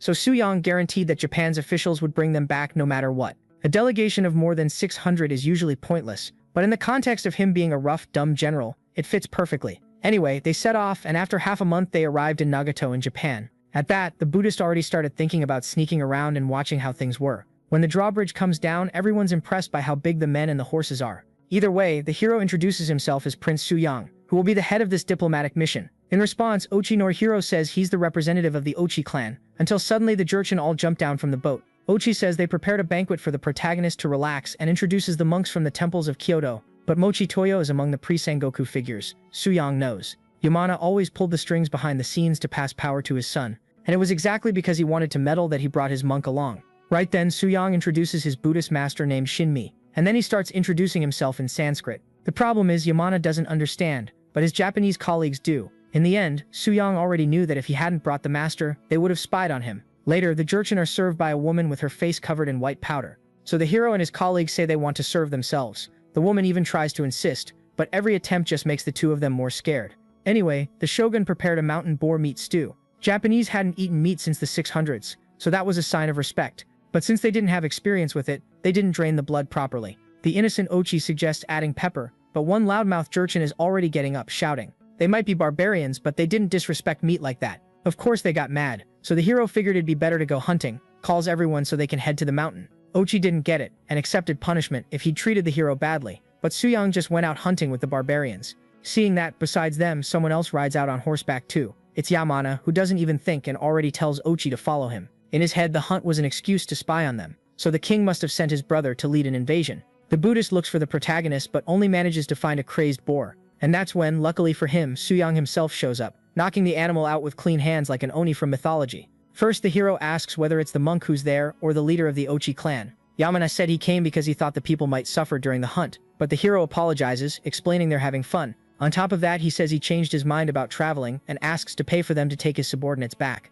The hero knows it's a burden and says the monk will be perfect, especially since he'll send some gifts in return. So knowing the guy is wise, Soo-young says he'll understand the meaning. Basically, the plan was to travel overland to Kyoto with all 600 using the monk's name, which makes Yamana think the hero is an idiot. 17 days later at Nanzen Temple in Kyoto, the master comes back completely exhausted. As soon as they arrived, the prince decided to go hunting boar and deer to make the dishes called Seonjiguk and Suyok. He threw a banquet before insisting on traveling by land, but he caused so many problems that Yamana can't even believe he's an official. One subordinate's take is that the protagonist is trying to get on their nerves, which kinda makes sense, but Yamana doesn't think it's that serious.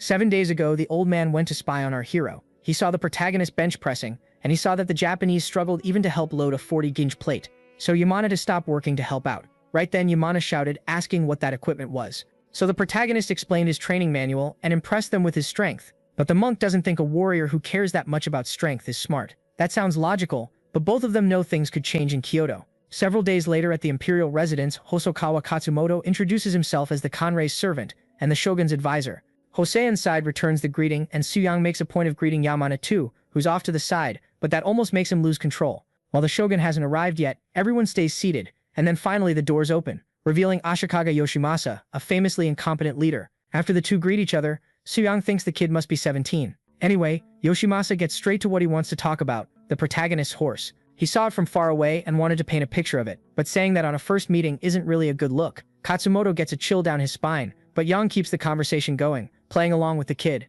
And by saying he also likes calligraphy and art, he kind of forces a friendship. Right then, Katsumoto suggests the two of them go talk about that, draw Huku, the horse, and leave the adults to discuss ginseng. On the table they set out the famous seedlings and the advisor's eyes basically light up. First they say you can't plant it just anywhere. First you remove the seed coat and let them dry, then plant them in a finger-deep hole. A Japanese man asks what the chances are of it sprouting well, but the old man says 1 in 10, which causes an uproar. If Suyang explained, his mask would slip, so he had Yigyukam speak instead. They say that one seedling like that usually takes 6 seeds to work out, because the plan is to teach them only the simplest techniques, and since everyone wants it to make money, they don't question it much. After all that, Katsumoto asked to wrap up the talk so they could decide things, but the hero was already counting on the shogun to do that. Since the boy was already friends with Anpyeong, it was only a matter of time before Yoshimasa sided with Shozian.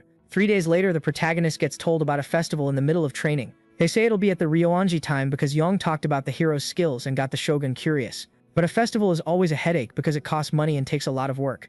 Anyway, on the day of the festival, Suwon shows up to cheers from the crowd since he defeated the northern people they don't like. People throw money at them, but obviously the coins hurt a lot. Either way, they arrive at the temple where the shogun is. Yoshimasa explains he's heard a lot about the hero, like the incident with the horse when they fought after the first owner died. In the stories, Suwon tamed it through sheer strength, and that fit perfectly with the hero's plan to look like a brute. All of a sudden, a group of people say that strength is everything. They're called Rikishi sumo masters trained by the daimyos. Suwon knows how strong those fighters are, and that they want to show it in a match, so he wonders if he can win. The hero says he doesn't really know the rules, so he changes the challenge to moving the palanquin using only each person's strength. And just by showing his physique, everyone agrees because they don't see anything else. The fighters try to budge the platform first, but none of them can do anything. It doesn't move an inch, but then it's the protagonist's turn to try. He already knew pulling from behind would be bad, so he tied a rope around his body to take the focus off his arms and put more of it into his lower body. After the protagonist gets set, he takes the stance for a squat. Then, with his whole body strength, he manages to get the thing to start moving. Obviously, people like him even more and start yelling. After the first step, it gets easier, but in the middle of the challenge, the shogun asks Suwon to stop so he doesn't get hurt. So the hero strikes a pose, so the citizens can take in his body. And with that, Yoshimasa announces that the festival has really started now. Later, after painting the city scenery, Yong said he was going to give it to the shogun. The two of them were pretty close, so the hero thought it was the perfect moment. About the Ochi clan, the hero warns that they descend from Prince Usung of Bakcha, and that they used to fight over territory with Shozan. Bakcha fell 800 years ago, but Suzan wanted to see the historical records to decide what to do. The records were kept in Shozan, but since they belonged to the Tenno, they were hard to access. It was a tough request, but surprisingly Yoshimasa agreed, only asking for another show of strength in return. This time Suzang is going to shoot with the bow. He pulls the string, focused, and lets it fly right into the middle of the target, exactly how Yoshimasa wanted. While they were celebrating, someone asked the advisor if they should report the expenses, but Katsumoto doesn't see why. The next day, the hero suggests trading 200 yen of ginseng for 100,000 in copper, and other things like workers. Even though it's a good deal, Katsumoto asks what kind of workers they'll be, so the hero sizes up 100 blacksmiths, 50 miners, and 200 fishermen, which makes Katsumoto say he'll think before answering. Several days later, because of the workers' yearly pay, the advisor decided to send only half. What makes Suyang even more irritated is how fake he is, acting friendly. The hero couldn't argue back, but then the shogun himself ordered those people to be handed over. Right then, Katsumoto asks the leader to reconsider, but Yoshimasa is serious enough to leave the advisor shaking with fear. Anyway, after the guests leave, Yoshimasa goes to get souvenirs, and doesn't even listen anymore to whiny Katsumoto. The shogun was worried someone might mess with the contents, so he told his servants to copy it as carefully as possible. Now he had the chronicles the protagonist asked for. In modern times, this would only show up in a war, but since Anpyeong won the people over, it was like a favor between friends. From what he saw in the stories, Ochi really was descended from Baekje, but changing the subject, Yoshimasa asks the hero to compare the texts when he gets back, which makes him thank him. So the mission in Japan ended with a great result. The Jurchens showed off their horseback skills at the festival, becoming more liked by the people, and Sozen, who tried to spy on the hero, was completely shut down by Master Shinmi, but soon Japan was going to see ships coming from the Onin War, so they wouldn't get much use out of the seeds. On January 15th, at the first full moon, the king asks if the hero liked the trip and whether the country's leader is incompetent. Since the hero already knows about the war, he's impressed by his brother's instincts, about the man who went north to save his brother. Munjong heard that he trained the Jurchens, saving Gaoyang from the winter. The younger one built a bunch of places with bricks, and meanwhile in Dongnai, in Japan, they were bad with iron techniques, so it would be good to have strong leaders over there to ally with. Su Yang understood that a lot of people looked at what he did in Japan in a bad way. Zhou Gerqin, the new minister of war, thought they should have brought warriors from Japan to learn techniques, not workers. Their swords were different, and the craftsmen might have a hard time making them there. Even so, Munjong asked to bring one for him, and showed that even though Japan didn't have great metal, they had amazing techniques, like mixing different metals. So by combining their skills with quality materials, everyone agreed there was something to gain. The minister got it. Both the hero and Yang were rewarded, and Su Yang was free to go back to thinking about the girl's manual. But back in the present, Munjong heard it was the hero who led everything, and sent him to Harbin with no rest. In June 1454 on the Songhua River, Yijing Oak succeeded Kim Jong-seo in the north, and being there makes Su Yang think he should have dealt with Taisun earlier. The guy sent a whole bunch of letters. 5 years ago, after he came back alive from prison, he and his ally blamed each other for the defeat, but because of pressure from Ming, they had to stay really quiet. 5 years later, the wall between Ming and Oirat was completed. Ming needed to pull troops back from near the barbarians because it was costing too much. Nobody wanted to go to Liaodong, but since they already knew Xiao Yuzheng was there, they weren't so greedy. It was natural for the Ojia to fight with the Mongols, and watching was fun, but it'd be even better to join in. After some time traveling, the protagonist arrives in Harbin. He's welcomed by both Li Mengzheng and Li Gai. Mengzheng was transferred because of his great performance in Gangwon, and Li Gai also did well, taking better care of the docks and the roads. Anyway, they arrive at the military camps. Since the Jurchen refused to live together, they were outside the fortress. Right away, all the soldiers greet the prince, which makes him see they trained them well. Mengzheng introduces the sharpshooter unit, who are already setting up the breech-loading cannons to use later. The latest weapon they developed became known as the breech-loading cannon, and even though it was still a hassle, it was better than muskets. They also made mounts for explosive mines, because some were soaking up moisture and blowing up on their own. Anyway, someone else shows up calling Su Yang to come talk already. Like he read in the letters, Yexian was going to marry her sister to Taishi to keep the Khan's airline going. Yexian obviously wanted to control the throne. Historically, Taishi never built a faction and was killed by Essen, but things had changed. At least his forces were half of the woman's, so sending troops against him would be a good move. If they didn't keep the Mongols in check, they'd lose to Yexian, and that would affect Tozian. Crossing the Songhua River, though, would cause problems with the gunpowder and would also tip off Ming, but they could try to arrange a marriage between Essen's sister and Taisun Khan. Whatever he chose would be bad, and they could have her attack Harbin, because if they fought in Mongolia without supplies, they'd have less of a chance than at home. That way, if they beat her, the girl's power would drop, and the Khans would rise. Out west of the fortress, they're told the Haishi Jurchens are helping with the construction, but mostly just watching. When he gets off the horse, the people see the prince has arrived and go talk about the construction. In the middle of it, someone found a small statue with a bunch of arms that the hero recognizes as a model of a Polakatsvara. The man is happy to hear it's something valuable, so everyone lines up to ask about what they've got. In the middle of that, the hero found several Buddhist artifacts, so there could have been a temple there. In the Jin dynasty at least, the nomadic tribes wouldn't do that, and they couldn't let those things go unnoticed by the Jurchens. Besides, most of them are Buddhist, so if they could use their faith, they could create motivation to beat the Haichi.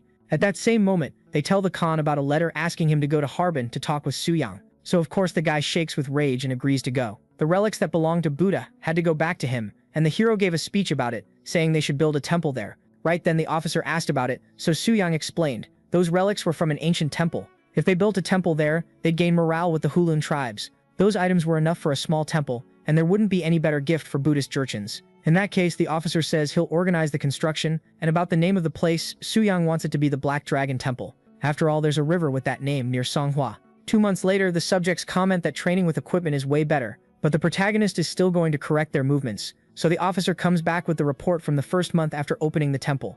The place looked like it was going to burst from how many people there were, so they don't need to worry about internal fights anymore. And about that, the Khan should answer pretty soon. Taisun messes with Hozan on their own turf, saying they're throwing pearls to pigs.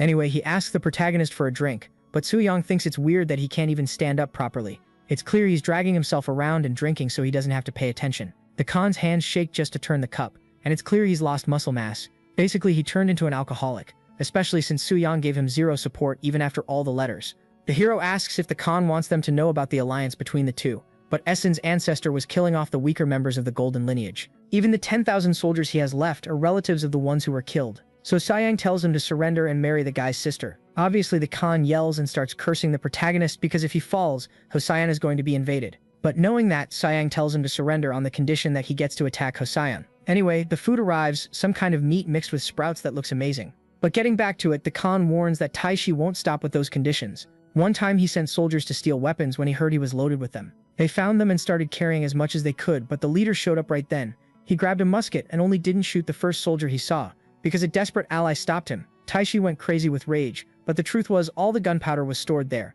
and if he fired it would blow everything up. In the end, they had weapons but barely any gunpowder, and one that's been stored for 5 years doesn't even work anymore. Ming's prisoner is still alive out there because they needed his knowledge about weapons. Anyway, Khan says he'll follow the plan, but if it goes wrong, it's on him. In January 1455, Taishi wants to know why he was called to a Kurultai, and why the stolen weapons are there. Once it's clear it's not a trap, Khan straight up says he wants to accept the marriage proposal. But he warns that Joseon has a base near the Black Dragon River, and tells them to send soldiers there. Right then, some members of the Jin dynasty come in and everyone just drops to their knees begging Taishi to punish Joseon. They say they went there because they had to work, but while everyone was asleep they heard a really loud sound, and when they looked back they could see a huge pillar of fire shooting up. In Taishi's head it was obvious some gunpowder warehouse had exploded. On top of that, the Jin say they were accused of starting the fire and tortured, but Taishi doesn't believe they could have escaped after that. Earlier, Su Yang said the guy would believe it if he gave info to the troops, so he brought the guy in, and he said he'd been tortured, and out of nowhere he immediately swung at Khan. But obviously the tables turned, and the barbarian was the one who got beat down. Even drunk, he was still stronger than some random guy, and Su Yang jumped in to break the two of them up. They said the young man's ancestors were wiped out by Genghis Khan, but they were still going to use him to trick Taishi. Back in the present, the guy shoved his face into the ground to prove himself. He said it was the temple monk who saved them, and that he wants revenge like a real warrior. Taishi gets that if it's true, it's the perfect opportunity, so he sends 5 men to map out the enemy base. So Taishi accepts his buddy's proposal, and then Khan says he'll send 3,000 soldiers and leave the rest with him. At the fortress, the barbarians see the rumor was true, and that they even built cannon holes at the top. They couldn't see well, but when they tried to change position they ran straight into the protagonist, who beat them up. Sometime later, the protagonist caught a cold, and he explained he was more vulnerable because he barely had any fat. Anyway, this was the first time they were going to meet the new Liaodong commissioner. In a hall, they said the Oryurat forces were aiming for Harbin, so the commissioner panicked, thinking about a war. Right away he asked them to bring information about them, but the reinforcements had left 6 months earlier, so they'd have to send even the farmers to war if they had to. Su Yang doesn't get why it's such chaos, so the commander drinks a strong drink and calms down, apologizing that his symptoms had gotten worse. That medicine was made from poppy husks to treat anxiety. Either way, the commander says they can only send 5,000 troops from the Jianzhou Jurchens, so the protagonist asks himself what the hell this lunatic is talking about. Chongshan served Taisun, but as soon as Joseon started winning, he betrayed the guy and ran off. Sending his troops was dangerous because the leader was an opportunist, but that's when Joseon shouts that the commander made the right call. If Chongshan stepped in between 2 enemies, for sure the focus on Joseon would drop. In March, prisoners from the intense training camp escaped. They couldn't take it anymore, but the protagonist came over, grabbed one on his back, and just slammed him to the ground. Then he asked if another one of the runaways would rather train or be punished, making them go back. The guys were doing 3 sets of 100 squats when the prince got called in to hear that the enemy forces had crossed the river. And when they spotted Taishi in the middle of them, the hero told everyone to get ready. Over by the river, Alak says they still haven't spotted a single Joseon soldier, but there are lots of places to set up ambushes. The scouts got captured while they were checking near the camp, and finally the hero showed up, held up by his students on a weight platform.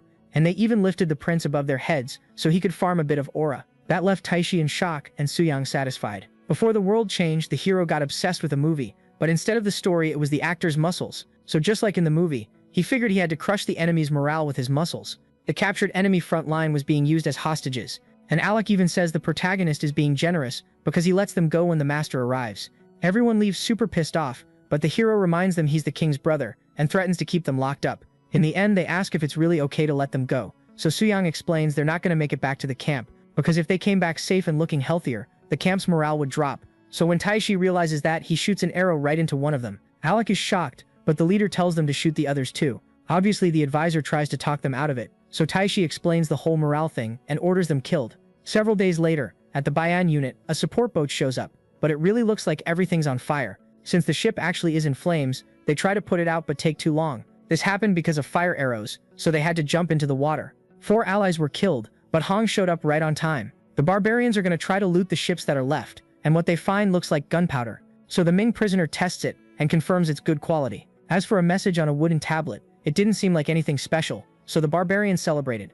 But even if it didn't, there was something in code that only someone who could read Hanja would understand. There were some random Chinese characters, but together they spelled out a message. Out of the 60 boxes, only 3 had real gunpowder. 3 days later, the barbarians corner another Joseon group. They tell them to hand everything over without a fight, but the leader realizes early on, these men could be soldiers, setting a trap. The chief warns that if they try an ambush, the enemies will call reinforcements. So they waited until 10 days later. Their guards seemed to drop. A soldier told Bayon's leader about a nice ridge behind the road for an ambush, and a place to hide, so they all went there. The problem is Gildong was already there with a whole bunch of soldiers waiting. Having them right in their hands like that really fires the kid up, because he was already tired of always getting caught off guard by Su Yang. Anyway, he says he's got a telescope and offers one to his friend if he swears loyalty to Sion. Finally, the barbarian group arrives. They pass by Hong and an arrow immediately hits one of the cartwheels. Quickly, Hong starts pulling the planks to make a barricade and barely manages to protect his buddies from a rain of arrows.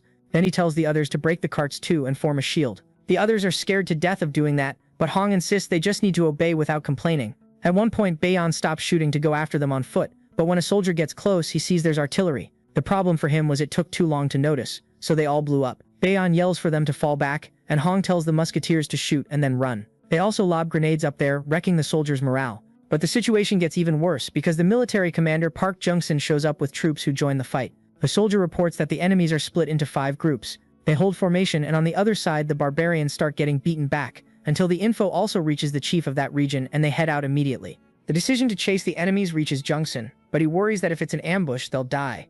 From the sounds of it, they were already fighting, but since they acted on their own and were at a disadvantage, Jung-sun doesn't know what to do. Then the young guy orders them to go save them. The soldiers disagree, but the commander doesn't back down. There really was an ambush on the battlefield. The enemy had twice their numbers, and an arrow hit the chief of the Namnul tribe. Unfortunately, the arrow goes through the armor. The allies try to help and cry, but one of them gets slapped because the man wasn't actually pierced. Joseon's armor set saved the chief's life, and even though he hates to admit it, the meals and 2 years of training in Gangwon made them stronger. The old man angrily shoots an arrow and hits an enemy on the ridge. This time the arrow goes clean through, leaving Bayon shocked because they started the ambush but still got outplayed. A warning comes in that their forces are being pushed back, and that Joseon reinforcements are arriving. In the end, Bayon retreats, but he's disgusted that he has to run from soldiers who aren't even part of Joseon's official troops. The allied Jurchens shout with joy, but the chief tells them to stay alert. Anyway, Jungwon arrives just to see that his friends are okay and to take them to the camp. In the main battle, a soldier yells that he threw a grenade, but what lands in the enemy's lap is just a rock. Even so, Hong comes from behind and finishes it with his sword anyway. Gildong says the Jurchen blocked the escape route, so Hong just tells them to let them run, which makes Gildong say they almost got screwed even though the leader won't admit it. In the enemy camp, everyone wanted to go back to Hanai, because compared to Beijing, the walls were nothing. The plan was to attack, but Taishi wasn't going to act without thinking against Zhou, not without a scapegoat. So Taishi gives his son 8,000 troops to attack the fortress, and he accepts right away. Several days later, on the Songhua River near Harbin, the fireworks had already started. The son told the soldiers to dodge those huge black balls, but there was nothing they could do against that much power. That's when he realized everyone was going to die there. With the cannon aimed at Ashapamur, he closes his eyes. A friend grabs him and warns him about the attacks, and then the kid panics and orders them to destroy the towers. The hard part was the towers were set up in a way that they protected each other, so they had to accept falling back. Back at camp, the son apologizes for interrupting Molihai, but Taishi yells that the kid should be thanking him. Taishi tells Molihai to focus on the towers and make them waste their gunpowder. He also orders them to take the weapons made by the Ming prisoner and the stolen gunpowder. In the camp, the enemy Jurchens were just waiting for Hosean to use everything up so they could start shooting, but the prisoner already knew it was going to go bad. So back at the Allied base, someone tells the protagonist that something is crossing the Songhua River. Suyang asks if they brought artillery and spots a trebuchet mounted on a cart. It was also confirmed that the Ming prisoner managed to escape to the Liaodong fortress, but the protagonist didn't think it was a big deal. He thinks equipment like that is dangerous when it isn't fixed to the ground. Even so, the hero tells them to be careful and gives orders to focus on the equipment. Before anything else, the trebuchet fires, but for some reason it's only small stones. The towers fire at the enemy, but at that distance it's hard to hit even with the telescope. At least one soldier sees the cart moving again, and this time they throw things that look like cards, but they were soaked in oil, and with the barbarians' arrows they caught fire. Out of nowhere a rain of arrows comes in, so the focus shifts to throwing all those oil papers down before the gunpowder blows up. But unfortunately, an explosion happens first. Word reaches the protagonist that this was the plan from the start. Their view was blocked by the smoke, they'd lost 2 towers, and the cart was still moving. Even worse, the enemies put up ladders to climb the walls. Shosian tries to come down to attack with the cavalry, but the catapult won't stop throwing stuff up. The artillery works to keep anyone from climbing the ladders, and finally the cavalry rides out, led by the commander. Quickly, they take out most of the archers near the base, and the commanders meet to finish this fight. So the Shozian representative makes just one move and sends Ashipor into the ditch. Molihai also takes a beating and barely manages to retreat, leaving Shozian in trouble but victorious. They'd already taken the commander's head, but even so you could see another explosion on the wall. It came from the right flank. Basically, they used the trebuchet as a distraction so they could get into position. Then the enemies fire more shots, causing several explosions. They tell the protagonist to pull the cannons back so they don't blow up, but he forces himself to wait longer. Because soon the enemy artillery stops firing, so Shozian takes the chance to hit back. The enemy losses were all their cannons and Taishi's son, and Molihai being seriously wounded. That's why Taishi screams for his son and asks why the cannons stopped. They loaded them the way the Ming kid said, but at some point something went wrong. Taishi isn't stupid, so he immediately remembers the letter, and to make it worse he finds out the man has escaped. Logically he figures Bayan was defeated too, but he already points to Khan as a possible culprit. The order is to retreat. A subordinate warns that if the deserter tribes win they'll become a joke, but Taishi doesn't even care, even though they could be pretending to be weak. On the way to Chongshan, they're told another 500 men were killed. Chosean was chasing them all the way, but the bald guy didn't want to surrender since he'd have to pay a lot, so they just had to run a little more to reach Harbin. Several days later they were met by archers, so Chongshan said he wanted to talk to Chosean's commander, but he wasn't even understanding anything. The deserter tribe was still chasing them from above. There was no way to escape anymore. But luckily Chongshan shows up, proving he's a Chosean officer. Chongshan tries to sweet-talk him, saying they're friends, and that he'll give 500 war horses to join Chosean. But Chongshan yells that the bald guy is a rat, and gives him 2 hours to leave if he wants to live. So the only thing he managed to do was surrender so he could be arrested in Chosean. Meanwhile, in 1455 in Chosean, at the Pavilion of the Glow of the Sunset, Hyung says it's hard to come to this place. A young guy found it weird that there were so many people, but it was obvious since they were at Huang Hui's funeral. The one who shows up there too is Myung-ho, who's barely recognized. Because of his physical training he got bigger than everyone else, and he went unnoticed, just like the hero said. Anyway, they ask him if the old man said any last words. He talked about life in the public office, but stuff way too complicated to understand. The old man smiled before he died, like he'd left something behind, and when Myung thought about it, he remembered he'd been treated with a lot of affection. Anyway, later the officer goes to do dips, and when he's done he says he feels better doing them on the parallel bars. Next he goes to write down the training records in a book called Muscle Survival Book, which shows how much he changed in these 3 years of training. Later the guy goes out drinking and a coworker tells him he finished compiling the history of Goryeo.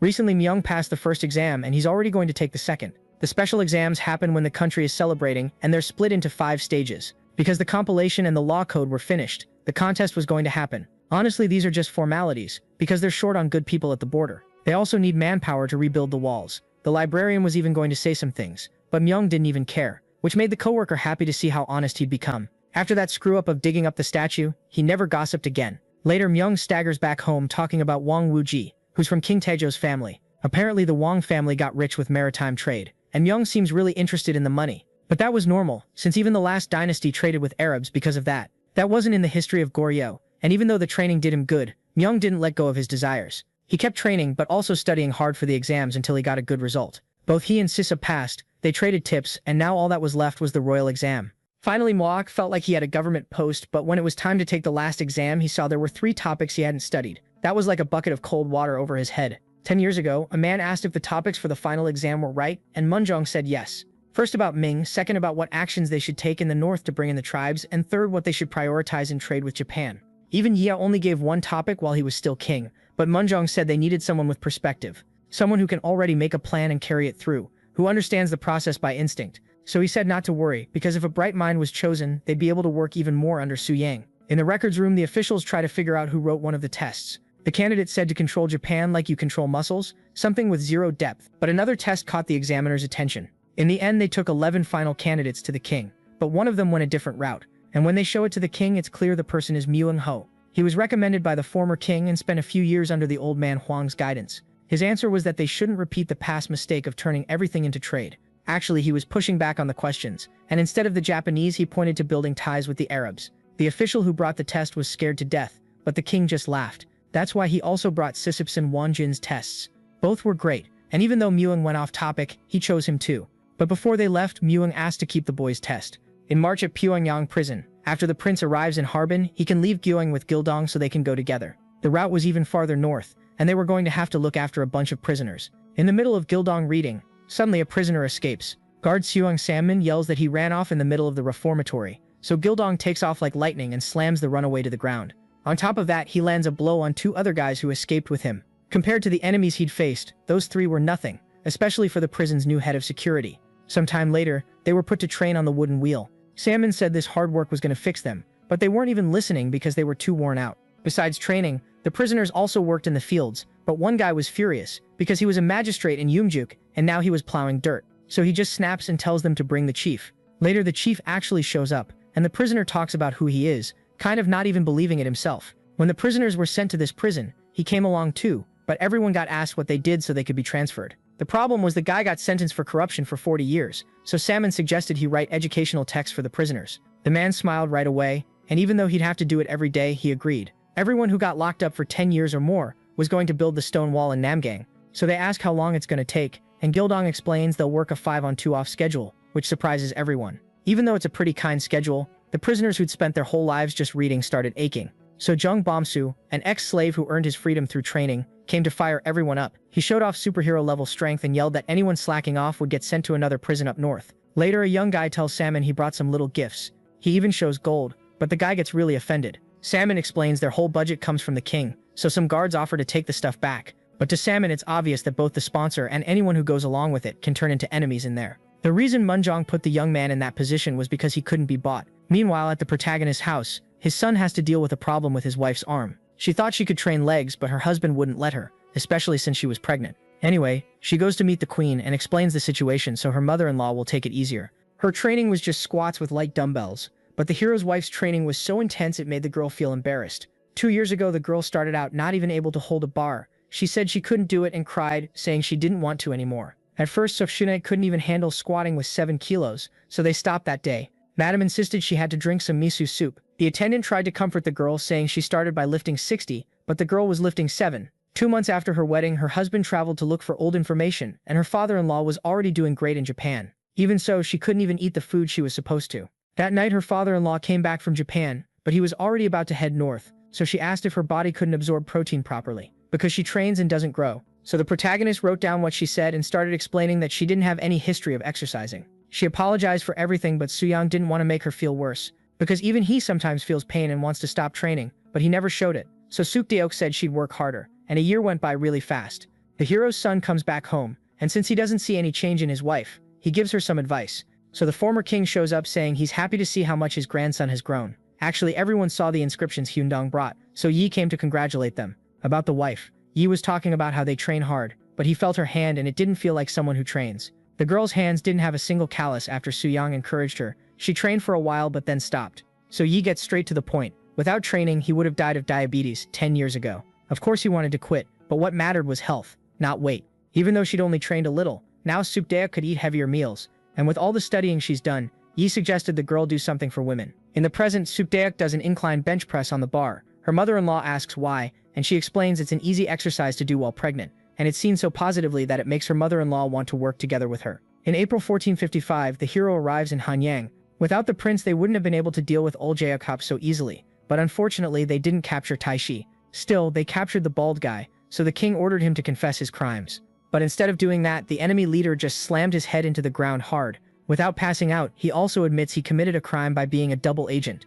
That means he wants to swear loyalty. Munjong then says he'll send a letter asking for mercy for his people. And even though there were already a lot of people to take care of, that wasn't the king's problem. But even so, the protagonist knew his brother was already thinking up a plan. Anyway, Munjong went to talk to the tribal chief who disobeyed and walked into an ambush. The man apologized expecting the worst, but Munjong just told him to send his people to the Peak Hall to be educated, and everything turned out fine in the end. Sometime later, the protagonist went back to bench pressing to regain the muscle mass he'd lost, but something was off with his body, and it made his buddy really worried. He went to help unfortunately. Suyang could barely handle 1250 Juin and ended up gaining fat, so the hero asks how he's doing.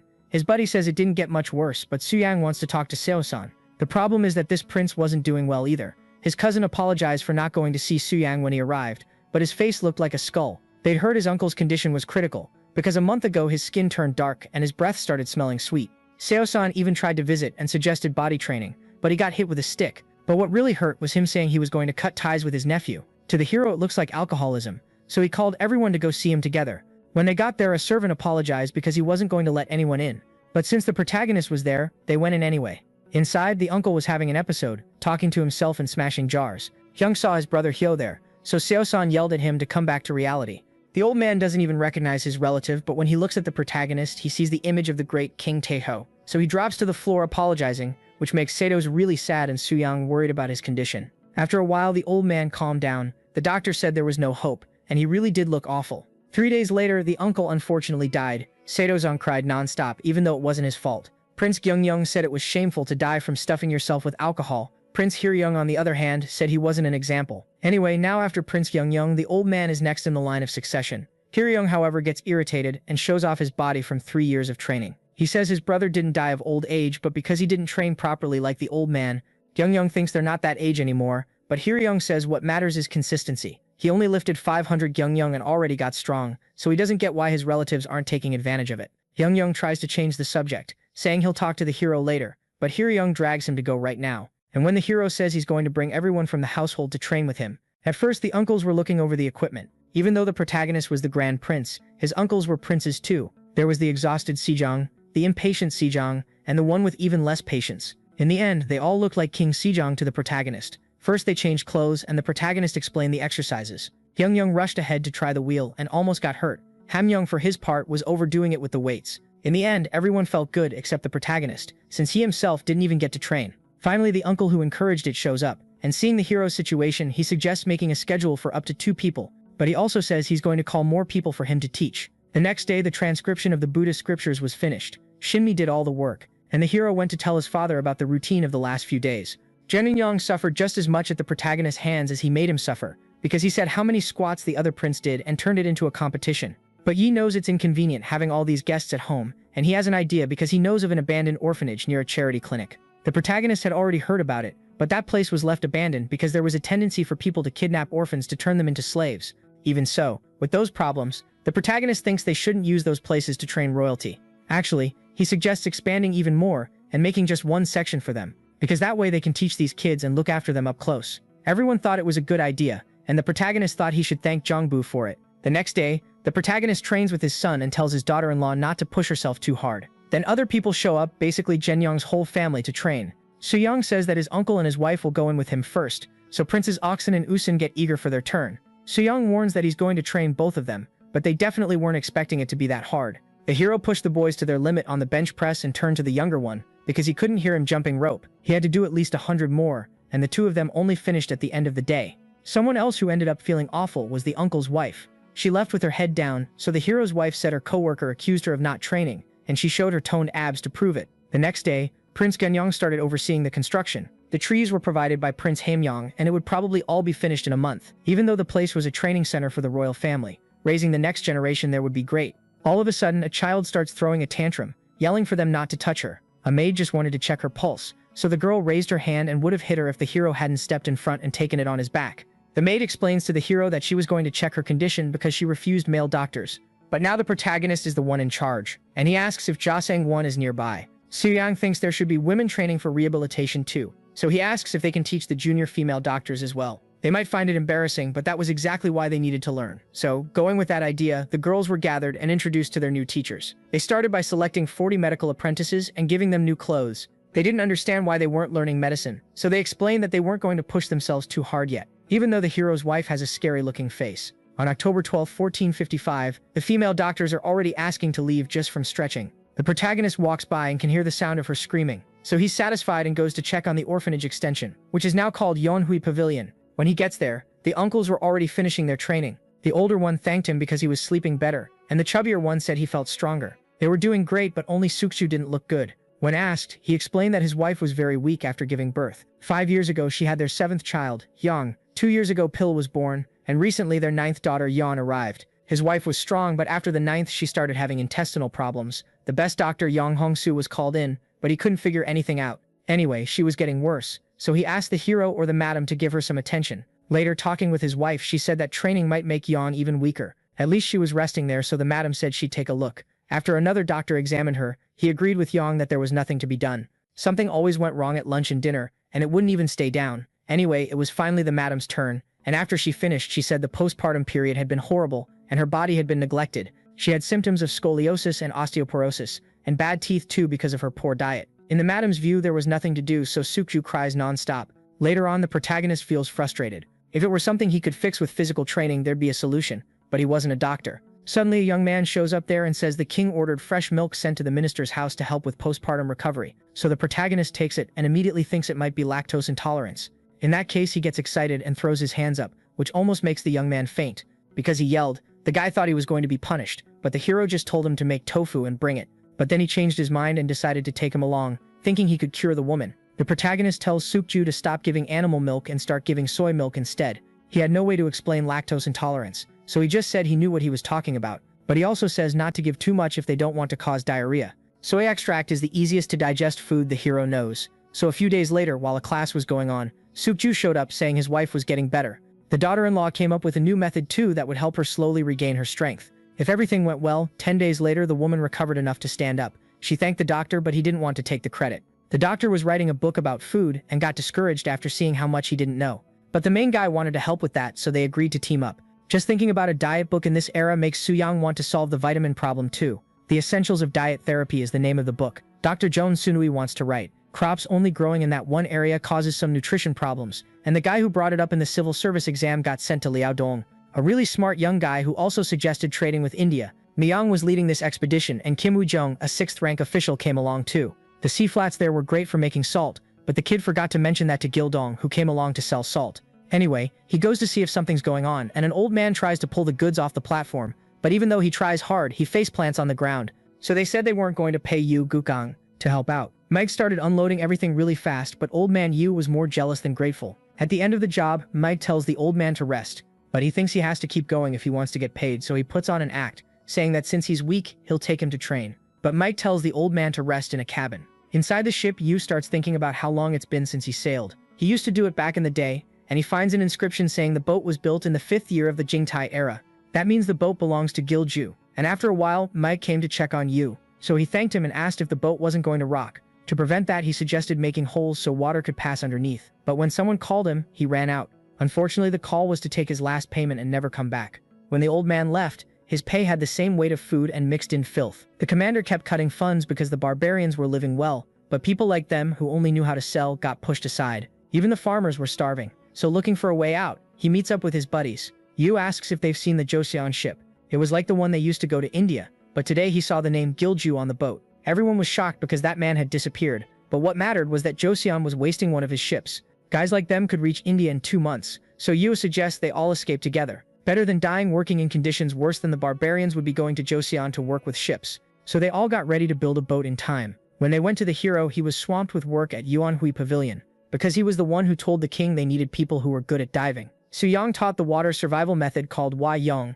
which the students thought was slow, and just thinking about having to swim in Liaodong's cold Hong is terrified. Then all of a sudden a soldier reported that refugees had been found in Biakrendo, and the king's orders were for them to come in immediately. Inspector Kim Yunji failed to notice the refugees on the Pyongyang coast, but the place didn't have a naval command. Suyang for his part explains that for them to have left there and made it here safely means they're not idiots. He thinks they could be pirates or people who are skilled with boats. Yunji thinks the same and brought the person they called the captain in for questioning. When he meets the king, Yo pays his respects and Suyang notices how he knows their language and etiquette. Munjong immediately asks what they're doing there, so he explains that people are starving to death in Liaodong because of the commander. And working on the Liao River is brutal work. Looks like Yo Zhang had completely lost it, so Munjong asked how he ended up there without being detected. Yo said he crossed Tianzhu when he was younger, and pretty much the whole sea in the world, which made the hero remember something. The reason he came to Shozhen was because the old man was friends with the shipbuilder Gilju, and because he thought they were wasting good ships. When they heard that, the king and the prince felt like they'd hit the jackpot. After some time, they called Gilju and the man recognized his friend right away. Back on his knees again, Yo promises he has the skills to improve the sailors.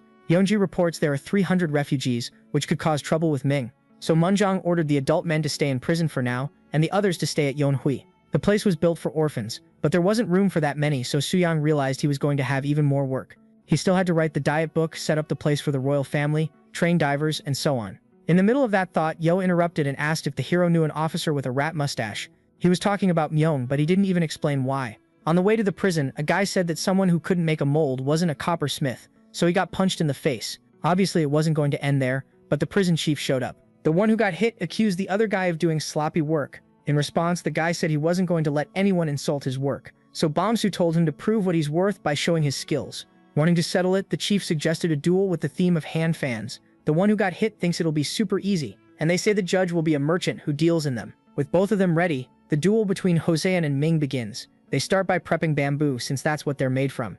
After spreading out the materials, they put on hanji. On Hosean's side, the guy makes art on the hanji. Meanwhile, the Ming guy lights charcoal to work iron. The merchant goes over to take a look and sees the kid making the designs with metal. Since nobody had ever seen something like that done on Ming bamboo, Ming won. Of course, the Hosean guy doesn't accept it, because he didn't learn that there, so the other one agrees to a rematch with leather shoes. The problem is the material was so pie, a hide as thin as a rat's skin. This time, after the match ended, the Ming guy couldn't make anything, and the Hosean guy made something great. But again, the method was unknown to one side, so they kept arguing. It ended up with them spending a whole day on it. It was clear Ming's products were more complex, but that worries Bomsu, because when they leave, they'll make and sell those things in the market. If an envoy on a mission sees Ming products, he'll definitely get pissed. In that case, the merchant suggests the immigrants work by helping the local craftsmen. After all, they didn't come to get rich, and besides, they'll learn techniques they don't know, so the prison chief is going to pass that idea to the court right away. Meanwhile, at the Yanhui Pavilion, everyone eats happily except the cook, who's working. Yan explained to Suyang that since they weren't farmers, they only survived on what they earned. A doctor warns that a fellow refugee has low moisture in his lungs, so he recommends eating fish sashimi style, but the hero is totally against raw food in this era. Suyang suggests prescribing it cooked without being rude, so the doctor agrees to do it that way for now. But the hero realizes he'll have to add a chapter about parasitic worms to the medical book. In another corner, the hero asks what illness the guys sitting there have, so the doctor says it's because of their work, which in this case is the hero's specialty. The protagonist starts with a brutal stretching exercise and doesn't it actually work? Suyang explains they need to do that with their muscles once in a while, and to help with that, Yang calls Myang. So Suyang says that when he gets back from Liaodong, he'll take care of it. All of a sudden, a bunch of guards come to talk to the protagonist. The king's order was to move the refugees to the headquarters in Namhan. The reason was that Ming had arrived in Yuju and would soon be close to the capital. If they found out anything, it would be a problem. And the ones coming were the Minister of War Wu Chan and Hongcha Nai Siyun. Two people showing up so suddenly makes Suyang refuse the request, saying it's too late. Suyang goes to the palace to see the king right away, because he can't let his work be wasted. In the hall, the king is told his brother was against the idea, so the hero explains that the two of them aren't coming because of the refugees. Han Huak believes the best thing to do is send them back to avoid trouble. But the hero doesn't even think they've been missed, and for now the king thinks it's better to go with what the prince said. A few days later, the Grand Prince Gyumsong thanks Yunbong for a compliment about him being stronger. Suyang feels uncomfortable, but talks about how Goseon's ships are excellent. Even so, they couldn't stop the barbarian crimes at sea, which is happening a lot in Jiangnan. They thought ginseng would grow anywhere, but it only grows in barren land. Food production dropped, and since they had nothing to trade with Goseon, they traded with Jiangnan. While they were being raided, the minister basically already blamed Goseon for trading with the enemy. He even heard about the festival, but since Yun was drunk, he put off the talk, which was way worse than sending a few refugees back.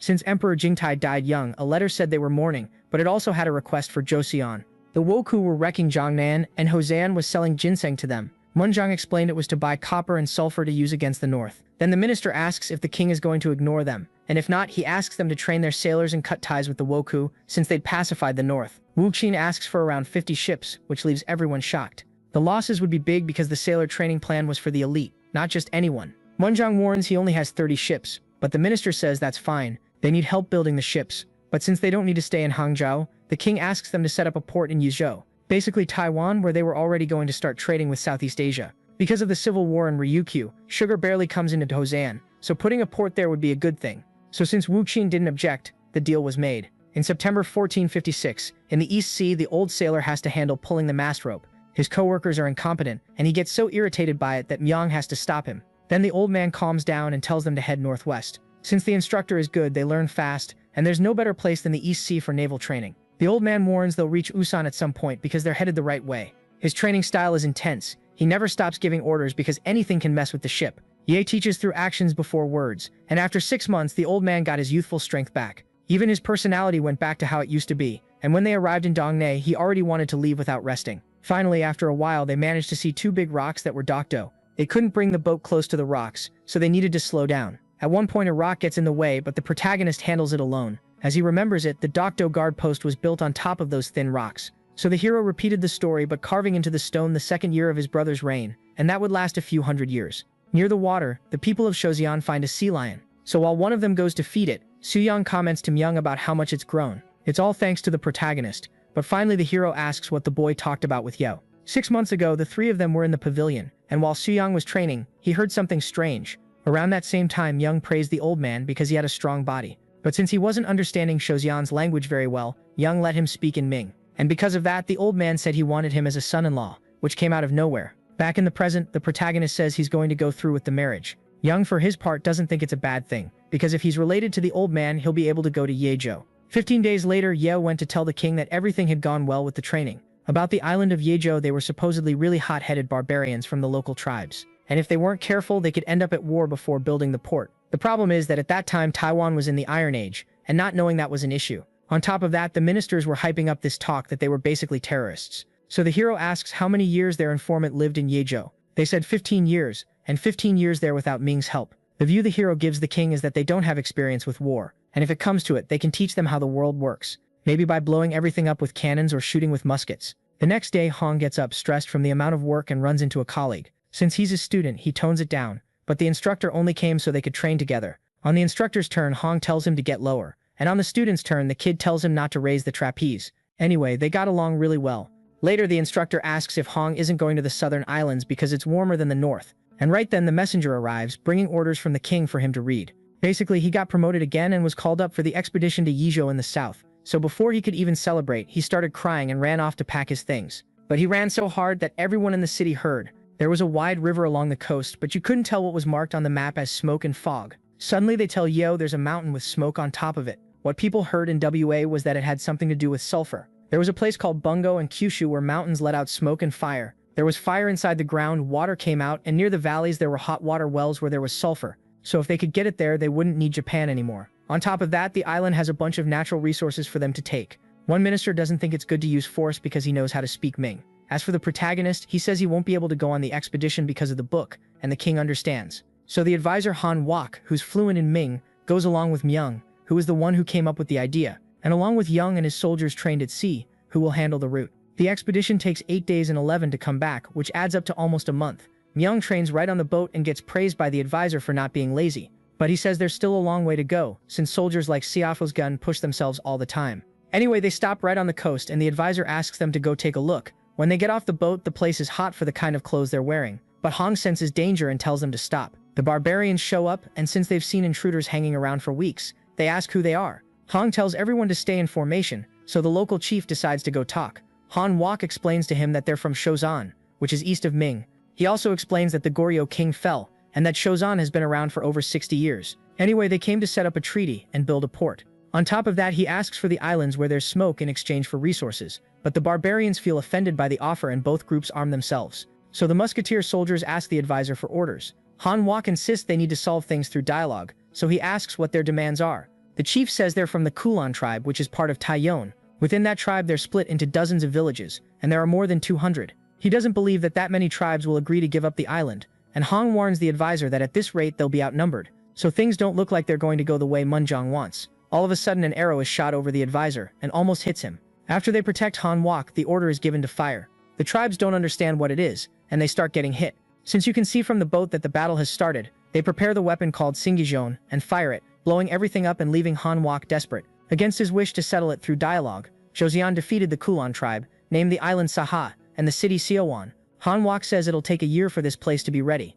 Meanwhile, the tribe chief warns them to stay sharp because the place isn't theirs. It belongs to the Taya. So Han Wok says he'll sort it out by talking. As time passed, May came 2 months since Han got there, and 8 in the north, right when his child was born. The buildings in Seowan were being made as temporary ones, because the fields would take several years to be ready. They were still going to explore Tansan, but Han could come back in a year. Suddenly they say the Taya tribe attacked again in a weird way. The casualties have already reached 150, so maybe they'd need to stay there for more than 5 years. 2 months later, in July, they finally asked for reinforcements. Song Wonho came along with his companions, so it was a day to celebrate. Even so, the situation hadn't improved. You could feel like something was going to happen. That's when Gyeongwon showed up to drink. He suffered a lot on the trip, but Hong isn't in the mood because he's worried, so Gyeongwon says he'll help. After he got drunk, he started bragging, so Hong asked if he was going to handle everything, and the bald guy said yes. In that case, the girls serving the drinks went to hide the rest and thought it was weird that there were no guards. The bad part was they hadn't run off to drink. They'd been caught by the Taya. They killed 2, and luckily they gave up looking for the 3rd because he was really close by, scared to death. Yongwon was trying to lighten the mood by drinking and eating, but then the guy who survived showed up screaming for them to save him, because an attack was happening. Seeing that, Hong gets really pissed because the guy wasn't a frog that could go unnoticed in the grass. He keeps going on about it, and Gyeongwon realizes he isn't wearing his armor. But the bald guy disagrees with the soldier about not looking like a frog, and right then Hong starts thinking up a plan for the situation, because a frog is hiding in the grass. Since mounts are their specialty, the horses head out and suddenly a woman comes running out, screaming in embarrassment. That's because Hong was only in his underwear, and he just smeared moss on his body, mixing it with pork fat so it wouldn't fall off, just to turn green. A guard thinks the kid is crazy for doing all that work, and it sure looks like it, since he even imitates the frog in the way he walks. Right away the guard calls the doctor to check him out, but Hong was satisfied. Since the guy won't listen, the soldiers have to follow him, and at some point they lose sight of him. The guard was worried their morale would drop if an officer went crazy, but Hong showed up and scared him. So he explained he'd turned into a frog because nobody could find him. Obviously the guard yells and tells the guy to get that filth off his body. But later the northern troops come back totally messed up from the battle. Gihongwan himself admits they underestimated the natives. They fought in a bad spot where they could get shot with arrows from inside the trees. They got hit and picked off from dark places out of sight. 70 soldiers and 100 horses died, and they'd never seen enemies like those. But that's exactly why Hong warns that they can only fight this battle if they turn into frogs. And before explaining, he calls on anyone who wants payback to go up into the mountains with him. At night, Hong got back at the natives. They thought the Hosean army were green monsters, and at one point the leader was forced to surrender, so he had to agree to guide them to the village. After a while, the guy who got captured thought he was going to come out on top. He was leading the Hosean soldiers to run into hunters, so when the chance came he shouted about the green monsters, but you couldn't see anyone. The soldiers had learned how to hide. A few minutes earlier Hong saw from marks in the grass that this was a heavily used path, so he warned the others, and when the betrayal happened they'd already figured out where they were. The green warriors use the brush to catch enemies off guard and get revenge. They're told there are more than 100 soldiers, and Hong looks through the binoculars and the place seems pretty normal. But then he finds a celebration ritual for bringing back enemies' heads, and that was what they had to do to be recognized as adults, so Hong snaps the binoculars in anger. All of a sudden the green monsters reveal themselves. The leader of that ritual orders them to be captured, but because of his training Hong is way stronger. He just slices their weapons apart, and another guy almost cuts an enemy in half. But the sword gets stuck in the tree, which creates an opening. But the soldier is smart enough to keep going with his bare hands. Then he explains that this is the power of body training, and this time he doesn't let the enemy get away without humiliating him, tossing him up like a doll. In the end, the soldiers celebrated over the enemies and put the village leader on trial for encouraging that ritual. And since even pirates didn't do that, Hong decided to end the tradition with a single strike, not caring if he got what he wanted through the tribe's fear. On the other side of the village, the residents see fire and run out, trying to do something. But when they get home, there's nothing left. A young man asked for help, explained about the green monsters, and scared the guy who was going to save him to death. After that, Hosean and the Jurchen started completely wiping out the Taya villages, and anyone who saw them would call the group a bunch of Rambo trainees. Hong takes a bath after the war, but the green color doesn't come off easily. He apologizes because it takes him a while to bathe, but his buddy worries about the moss on his body, since it might not come off. But that's exactly why he brought animal glue. Earlier he thought it was weird that the students didn't have body hair, so they said Suyang came up with the idea for that kind of wax. Basically you had to put it on the spot, and when you pulled it off it would take everything with it. Since doing it on the whole body is a tough call, the man doesn't push it and says he made clothes so they wouldn't have to paint themselves. In the end, the problem with the Taya tribe was solved, so they could focus, and with a few shouts the guy understood that Hong agreed to use the wax. The next day, the bald guy leads the Jurchen group in the new clothes until suddenly Hong shows up and freaks them out because he even took off his eyebrows. The big bald guy jokes so loud the officers can hear it from far away. But one of them is in bad shape even to walk, and gets helped. Looks like Sang Maixon wasn't effective. About farming, they managed to do everything except get the rice to grow, because 40% got thrown in the trash. Even so, he heard this year's crops were ready, and he'd have to go alone because his colleague wasn't getting any better. Not even with medicine. Maybe by luck a subordinate shows up with medicinal herbs.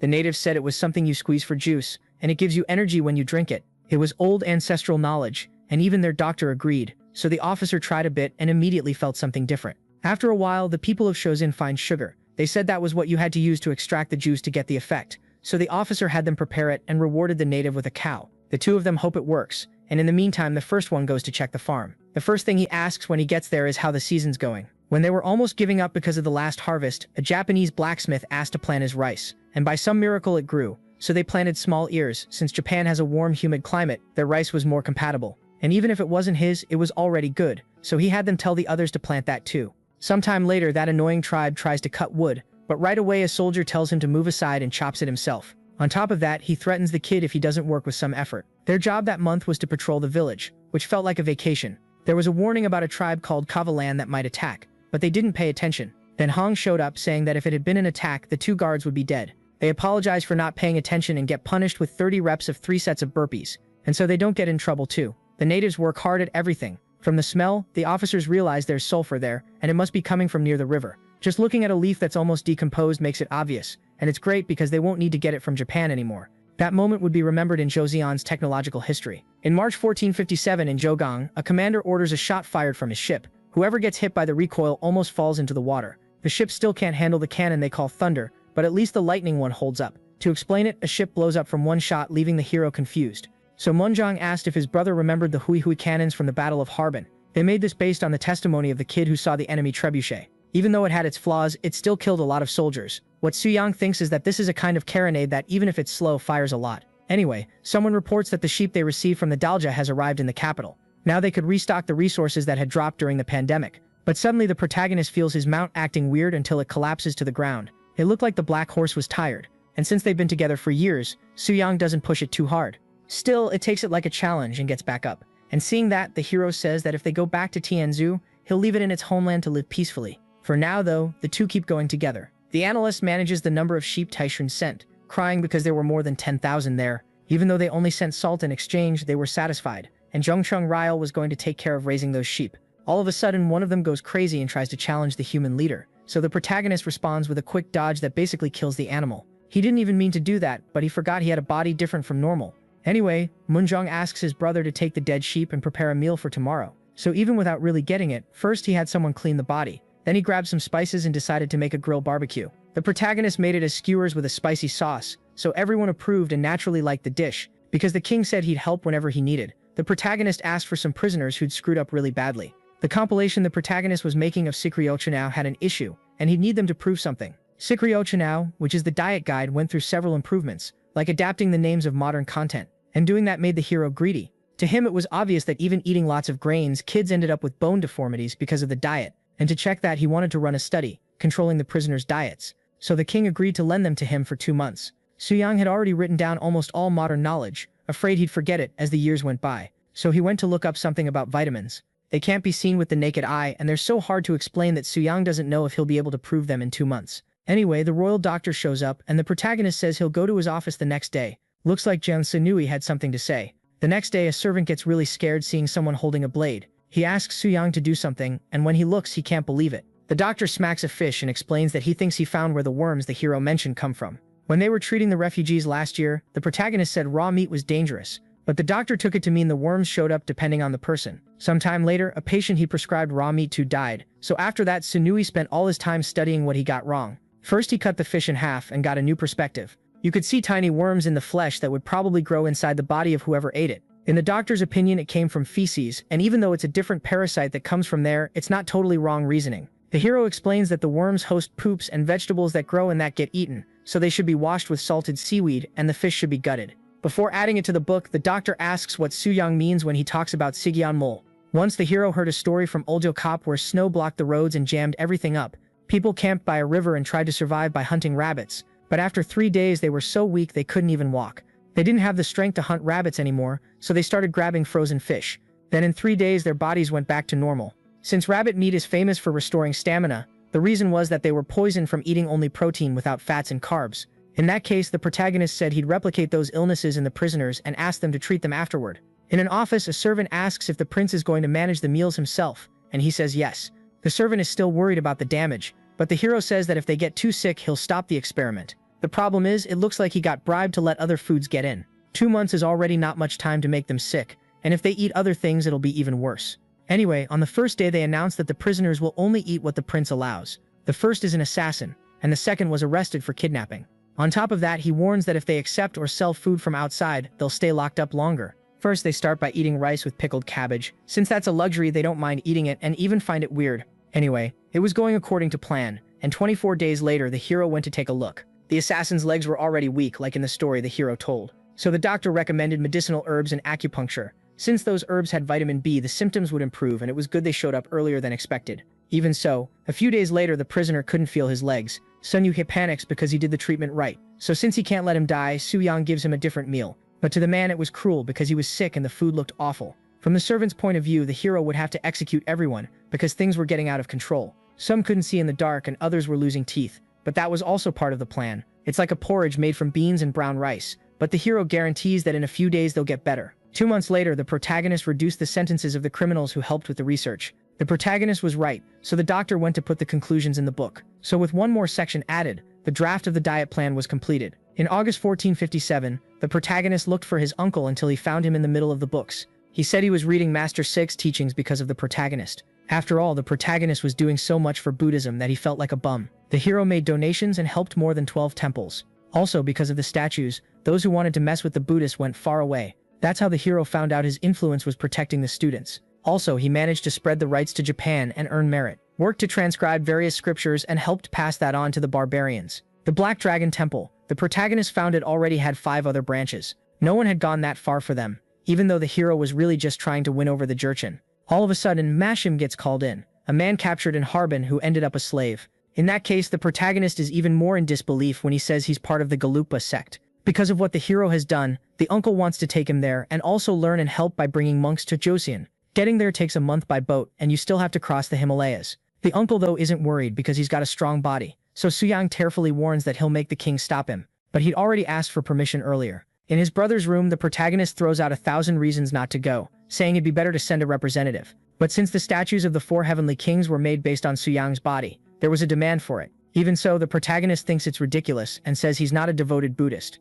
But considering how others see it, his brother thinks it's better if people think he is. On top of that, the horse's stable is nearby, so he's already going to do a quick in and out to 4 places. At least it's only those. Yao will sail, Horyo will stop halfway, and the hero will go to the Arab lands. First to Tianzhu, then to Istanbul, where Mehmed II has just destroyed Byzantium. He's the one who brought down the Eastern Roman Empire, and he must be hard to deal with. In that case, Suyang agrees, but asks to bring someone along to get screwed over with him. A few days later, Yang Hui, Miao was doing a stationary bike workout when the protagonist showed up summoning him, and he made everyone who was going along train legs non-stop so they could handle the walk. The Grand Prince Imyong, who loves mountains, got called Yeryong too, and because of the situation in Japan, they decided to bring Grand Prince Ampyong. That way, if you can't escape, everyone goes down together. A few days ago there was a meeting, and the whole time the hero was looking for who came up with the idea of going to the Arab lands. They themselves didn't even know why they were going to do business there, but one of them remembered the idea came from last year's exam, and that's when they said Myong's name, leaving the protagonist boiling with rage. They were going to keep the meeting going, and they could trade muskets. But they only gave them to Ming, because they were allies. If they gave them to Japanese enemies, it'd cause trouble. The Ottoman Empire, which uses weak weapons, is already powerful, so giving them more weapons will make things harder for the Europeans. About ginseng, when he went to Taiwan, the natives said the quality had dropped. When the hero went to Kaohsiung, he saw it being boiled until it got dry and red, so maybe it'd be good to steam it and dry it in honey. But that place is in some corner where court officials can just wander around. In that case, the hero remembered Myung, who already worked there, and everyone agreed to leave the responsibility to him. In that case, the red-robed official will go with Suyang to Tianzhu, and a green-robed one too. And he's already asking now, so he won't have to train on the ship. Anyway, out of nowhere, Ampyong shows up wanting to go too, and Imyang wants to go with the uncle because he knows there are snow leopards in Beijing. Either way, the hero was already going to send Ampyong to Japan, so he had to obey. On this journey, they were going to cross a huge mountain called Jomolungma. That's why they were training legs, so they needed to push themselves until they dropped. There wasn't an easier way to do that than making everyone pass out from training so hard. And at that moment, Suyang went to meet Myung to explain everything. He started by talking about how they were selling boiled ginseng in Kaesong so it would last longer. On top of that, he asked if the guy knew a merchant named Gildong. Anyway, the mission is to go learn how to make red ginseng and bring the guy back. But it was obvious the court would be against pulling Gildong out of there. The next day, there's already so much work that the hero's group almost passes out at the table. They pulled an all-nighter because of Myung. Anyway, since they're going to be on the ship for a long time, the protagonist asks for stockpiles of food they'll need, and again he gets summoned to go to the palace. At the same time, the former king has tea with his brother and hears shocking things. After some time, Yi calls the protagonist to talk about the uncle. The hero talks about the leopards that live in the high mountains and says he's worried about climbing up there with him. Even so, Hai Reefs had ambition, and actually Yi called his son to talk about Munjong, who seemed to be focusing only on making weapons, so he's worried they're letting something slip by. Sejong also cares about military matters, but he focused on building foundations like reforming the legal system, unlike the new king who only wants war. Munjong also wants to make more firearms, and that's going to be a problem for the hero. The father wants the son to stop his brother, and not get so involved in wars like he did in the manual, for example, that was used for battle because he wanted to prove himself. In the end, the protagonist feels embarrassed, but Yi really believes in both of them, and that motivates him. In Kaesong, Gildong finally meets up with Myung. When Gildong was about to say the official's name, his mouth was covered. Then Myung asked the favor of getting red ginseng to trade with the Dashi kingdom. Normally it's made by placing it above the steamer to heat up slowly, which makes it hard to make a lot. Even so, the guy had an idea after steaming it, and when he brought it to the king, he liked it a lot. Gildong really managed to find a way. They put a brass pipe in the middle of the steamer to adjust the heat using the sound. If they make red ginseng, they can preserve it for a long time, and building a steam facility in Gaesong would help. So even though the people there don't like the court, Myung suggests leaving the leftovers from the finished ginseng with them as profit, and putting Gildong in charge of managing it. That's how the work was completed in February of 1458. The Goryeo dynasty traded with countries like the Dashi Kingdom and India. China opened sea routes to Daeyeongdo and Daeviet to intimidate Japanese pirates, and Joseon was going to start official relations with the Dashi Kingdom on an expedition the protagonist would lead. A few days later in Taiwan, rice grows well along with other crops, so Seo Fogun will be able to return to Hanyang pretty soon. When they call him, the guy thinks it's about the barbarians again, but it's because a Joseon ship is arriving. Actually, a lot of them are arriving, so Hong thinks it's his time to go back. It had been a long time since they'd seen each other, and Soo-young saw the guy had no eyebrow. Anyway, he says he received an order from His Majesty, so Hong startles the hero with a shout and apologizes.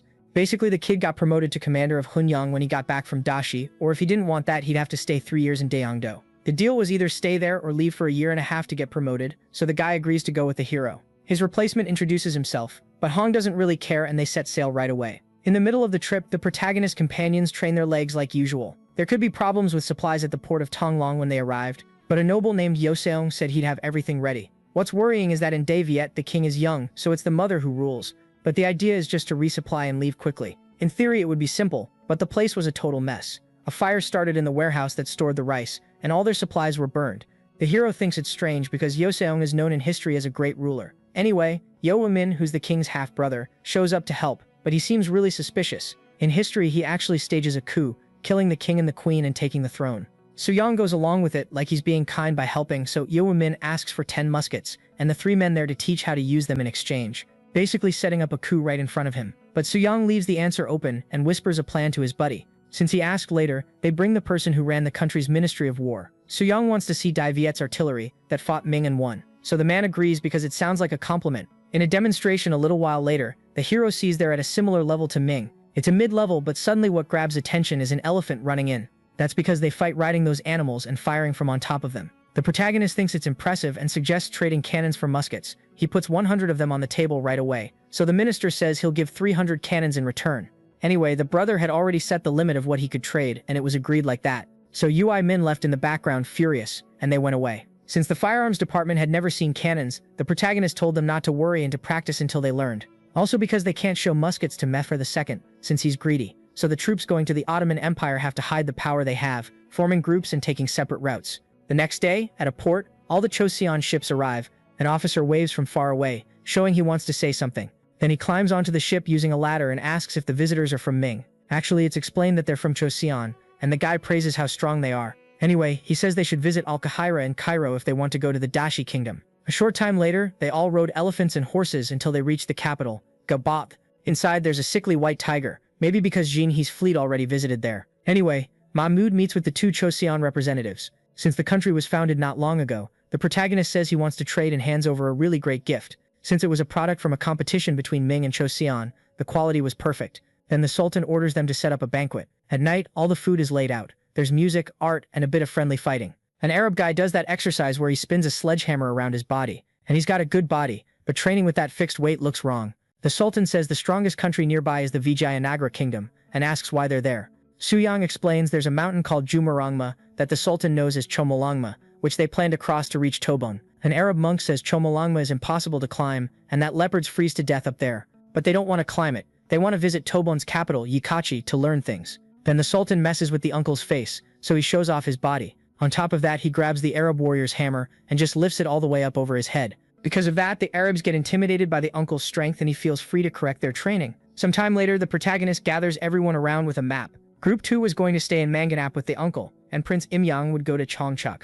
Now groups 1 and 3 were going to Dashi with the hero and Ampyang, and group 3 would trade with the Timurid Empire. Myang meanwhile is in group 4 going to Joa, and because of the route he'll take Yo along, he'll handle diplomacy but he'll have authority, so the guy agrees. Suddenly that messenger from the beginning shows up yelling for them not to go to Al-Qahira, and he says that because the plague is spreading. The moment he hears that, the protagonist worries the expedition will end here. The messenger says to change the route and go to Constantinople to meet Mehmed II. Ampyang suggests just using protection, but that won't work. At least they found out ahead of time so they can offer gifts and get out of there. After that, they had a long month of sailing and delivered gifts in Al-Qahira without disembarking. Then they took the land route and headed to the port called Jaffa. It seemed really close to Jerusalem, so they finally reached the port. The Grand Vizier named Zaganos Pasha welcomes the protagonist there. He got orders to escort the hero to Jeddah. Because of the huge number of ships, Zaganos warns that bringing lots of soldiers will look bad, so the hero gets it and only shows the ones with cannons. Further inside, the vizier says everything belongs to the great conqueror and Padishah Mehem II, and shows the elite troops called Janissaries.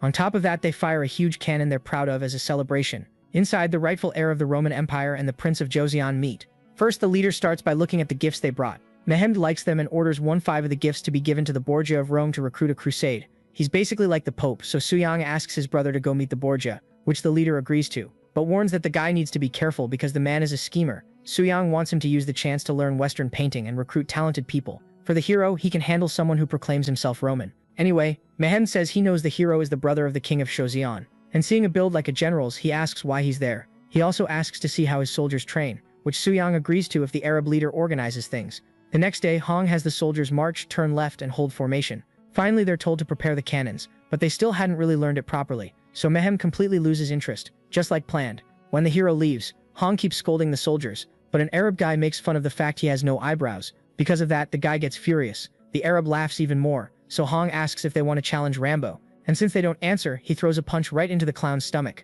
Seconds later, a guy comes running to tell the main character what's going on, crying in total despair. Hong basically buried all the Arab soldiers by himself, and didn't even care. Suyang yells, asking if he even knows what he's done. In that case, Hong explains they made fun of his eyebrows. That wasn't part of the plan, and since he beat everyone, the king sent them to Sekban. But since the army's morale dropped, Mehmed wanted to keep the man. According to the law, whoever hit someone had their arm cut off, so this sentence was friendlier. Anyway, the hero asks if they can solve this situation by boosting the army's morale. So he asks for some workers and oil to show the method. The Arabs start digging a pit, and Suyang tells them to pour olive oil into it. When it's ready, it looks like a kid's game, but the main character takes his clothes off to pretend it's a training method. The Joseon members are split into teams of 3, and the enemies focus on taking out the hero first. But it's really hard to walk in the oil, so the hero goes after one who let his guard down and throws him to the ground. Hong tries to come at the hero, and he goes together with the other 2 teammates to pin him down. Even so, Suyang manages to shift the weight and counters Hong with an upward slap to the chin.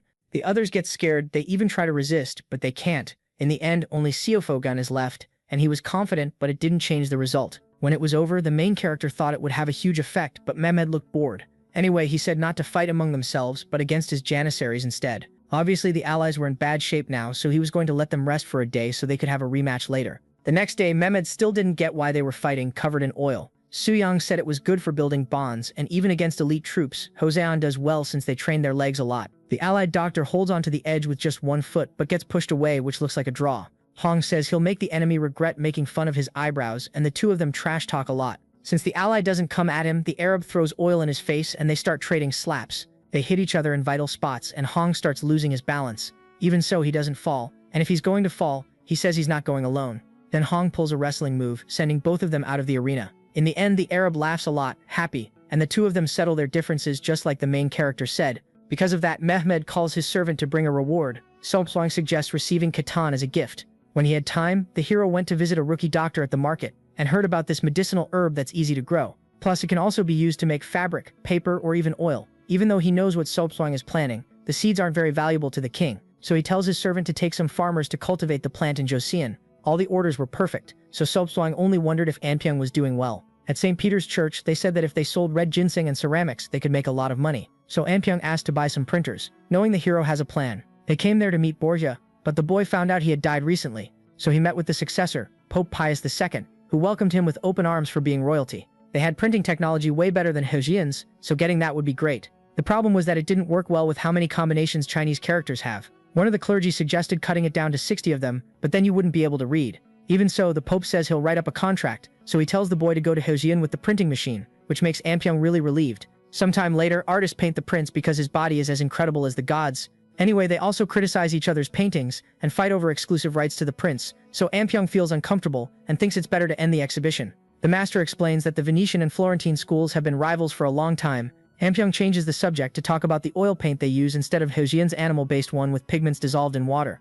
It's explained that oil painting is done by boiling resin so the wooden panels don't get soaked, and the master asks to send some disciples to Hejian. Anpyeong didn't even think his body was that amazing because he said he knew someone twice his size, but hearing that made everyone lose their minds. Back to the main guy. He swings a club without losing his form, and the Arabs praise Hong, who's blocking it all with shields. These days, Varzesha Bastani is the most popular sport in Iran. It's an ancient kind of training, also called the hero's workout. In a duel, the soldiers fight with weapons, but Hossein's spear snaps right away. Suyang gets interested in the Arab weapon and calls it a halberd. Anyway, they get word that Ampyong sent a letter saying he'd bring a press. So before Yang comes back, the hero meets Mehmed again. The hero decides to serve something not the Hossein way, but the way he drinks it. He serves kafesi, or coffee, and Mehmed loves it. Suyang says the secret is adding hot water and cooking it slowly. In Hossein, the straining process is called ganu. In that case, the king gets it. Since he's still young, he should rule for another 20 years, and during that time, he wants a relationship with Hossein, especially since they had a really good connection. Sometime later, Ampyong finally arrives with the gift.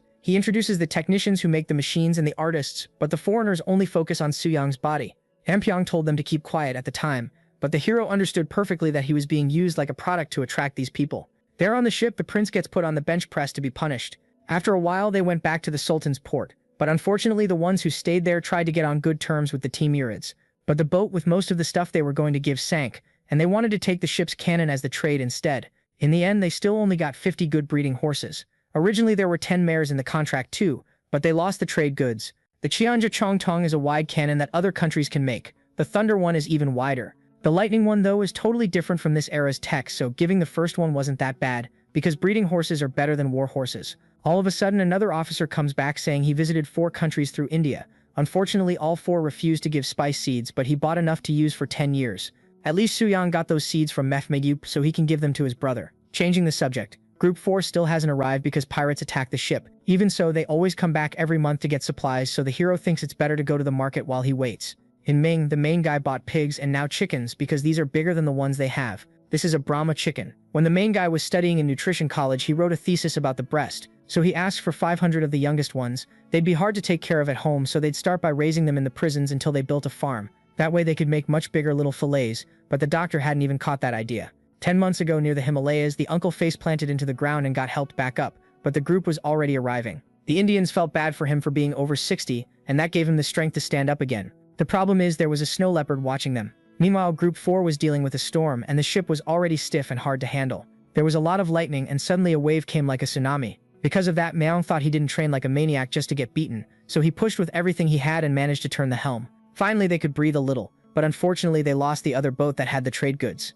Back to the present, Suang says the saltpeter should be traded little by little in India. Because of the weird weather, they need to leave before April. Luckily, the uncle made it back in time, but with a terrible-looking face. Even so, he thanks her for saving his life. If it weren't for that crazy leg training, the old man would have died in the Himalayas a long time ago. The young Indians also got emotional and wanted to go to Shozien to learn. And since they didn't mind putting yoga a bit to the side, Suang agreed. In the end, the youngest one also wants to be praised. He wears the skin of a snow leopard. He defeated in the mountains.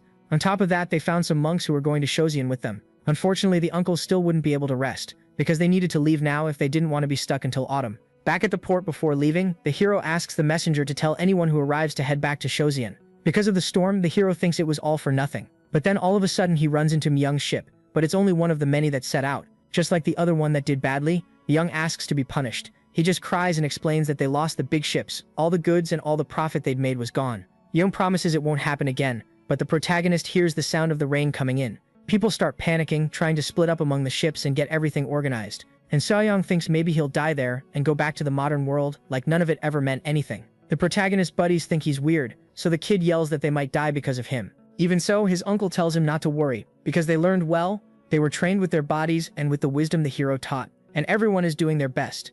Because of that, Soyoung's role had already come to an end. The point of this problem wasn't dying, but teaching Shozian how to deal with these typhoons. After that, the protagonist went back to the real world, and when he picked up his ID badge, it said he was a coach for the technique he created. That hadn't been a dream, and even though he needed to rest, he went to test his lifts. He tried it with the 768 kilos Soyoung used to lift, and by some miracle he managed it. After training, Choi, his real name, heads to the library, because he needs to see how history turned out. There were news reports worrying that the average lifting for 16-year-old boys had dropped to 300 kilos. On top of that, he could see a period poster and a huge statue of what looks like Munjong. From the way people are dressed, it looks like Joseon customs held on pretty strongly. But the most impressive thing was that Gimunjonghan had become a historic monument, and on the computers there was a lot to look at. But first of all, the hero searched for Grand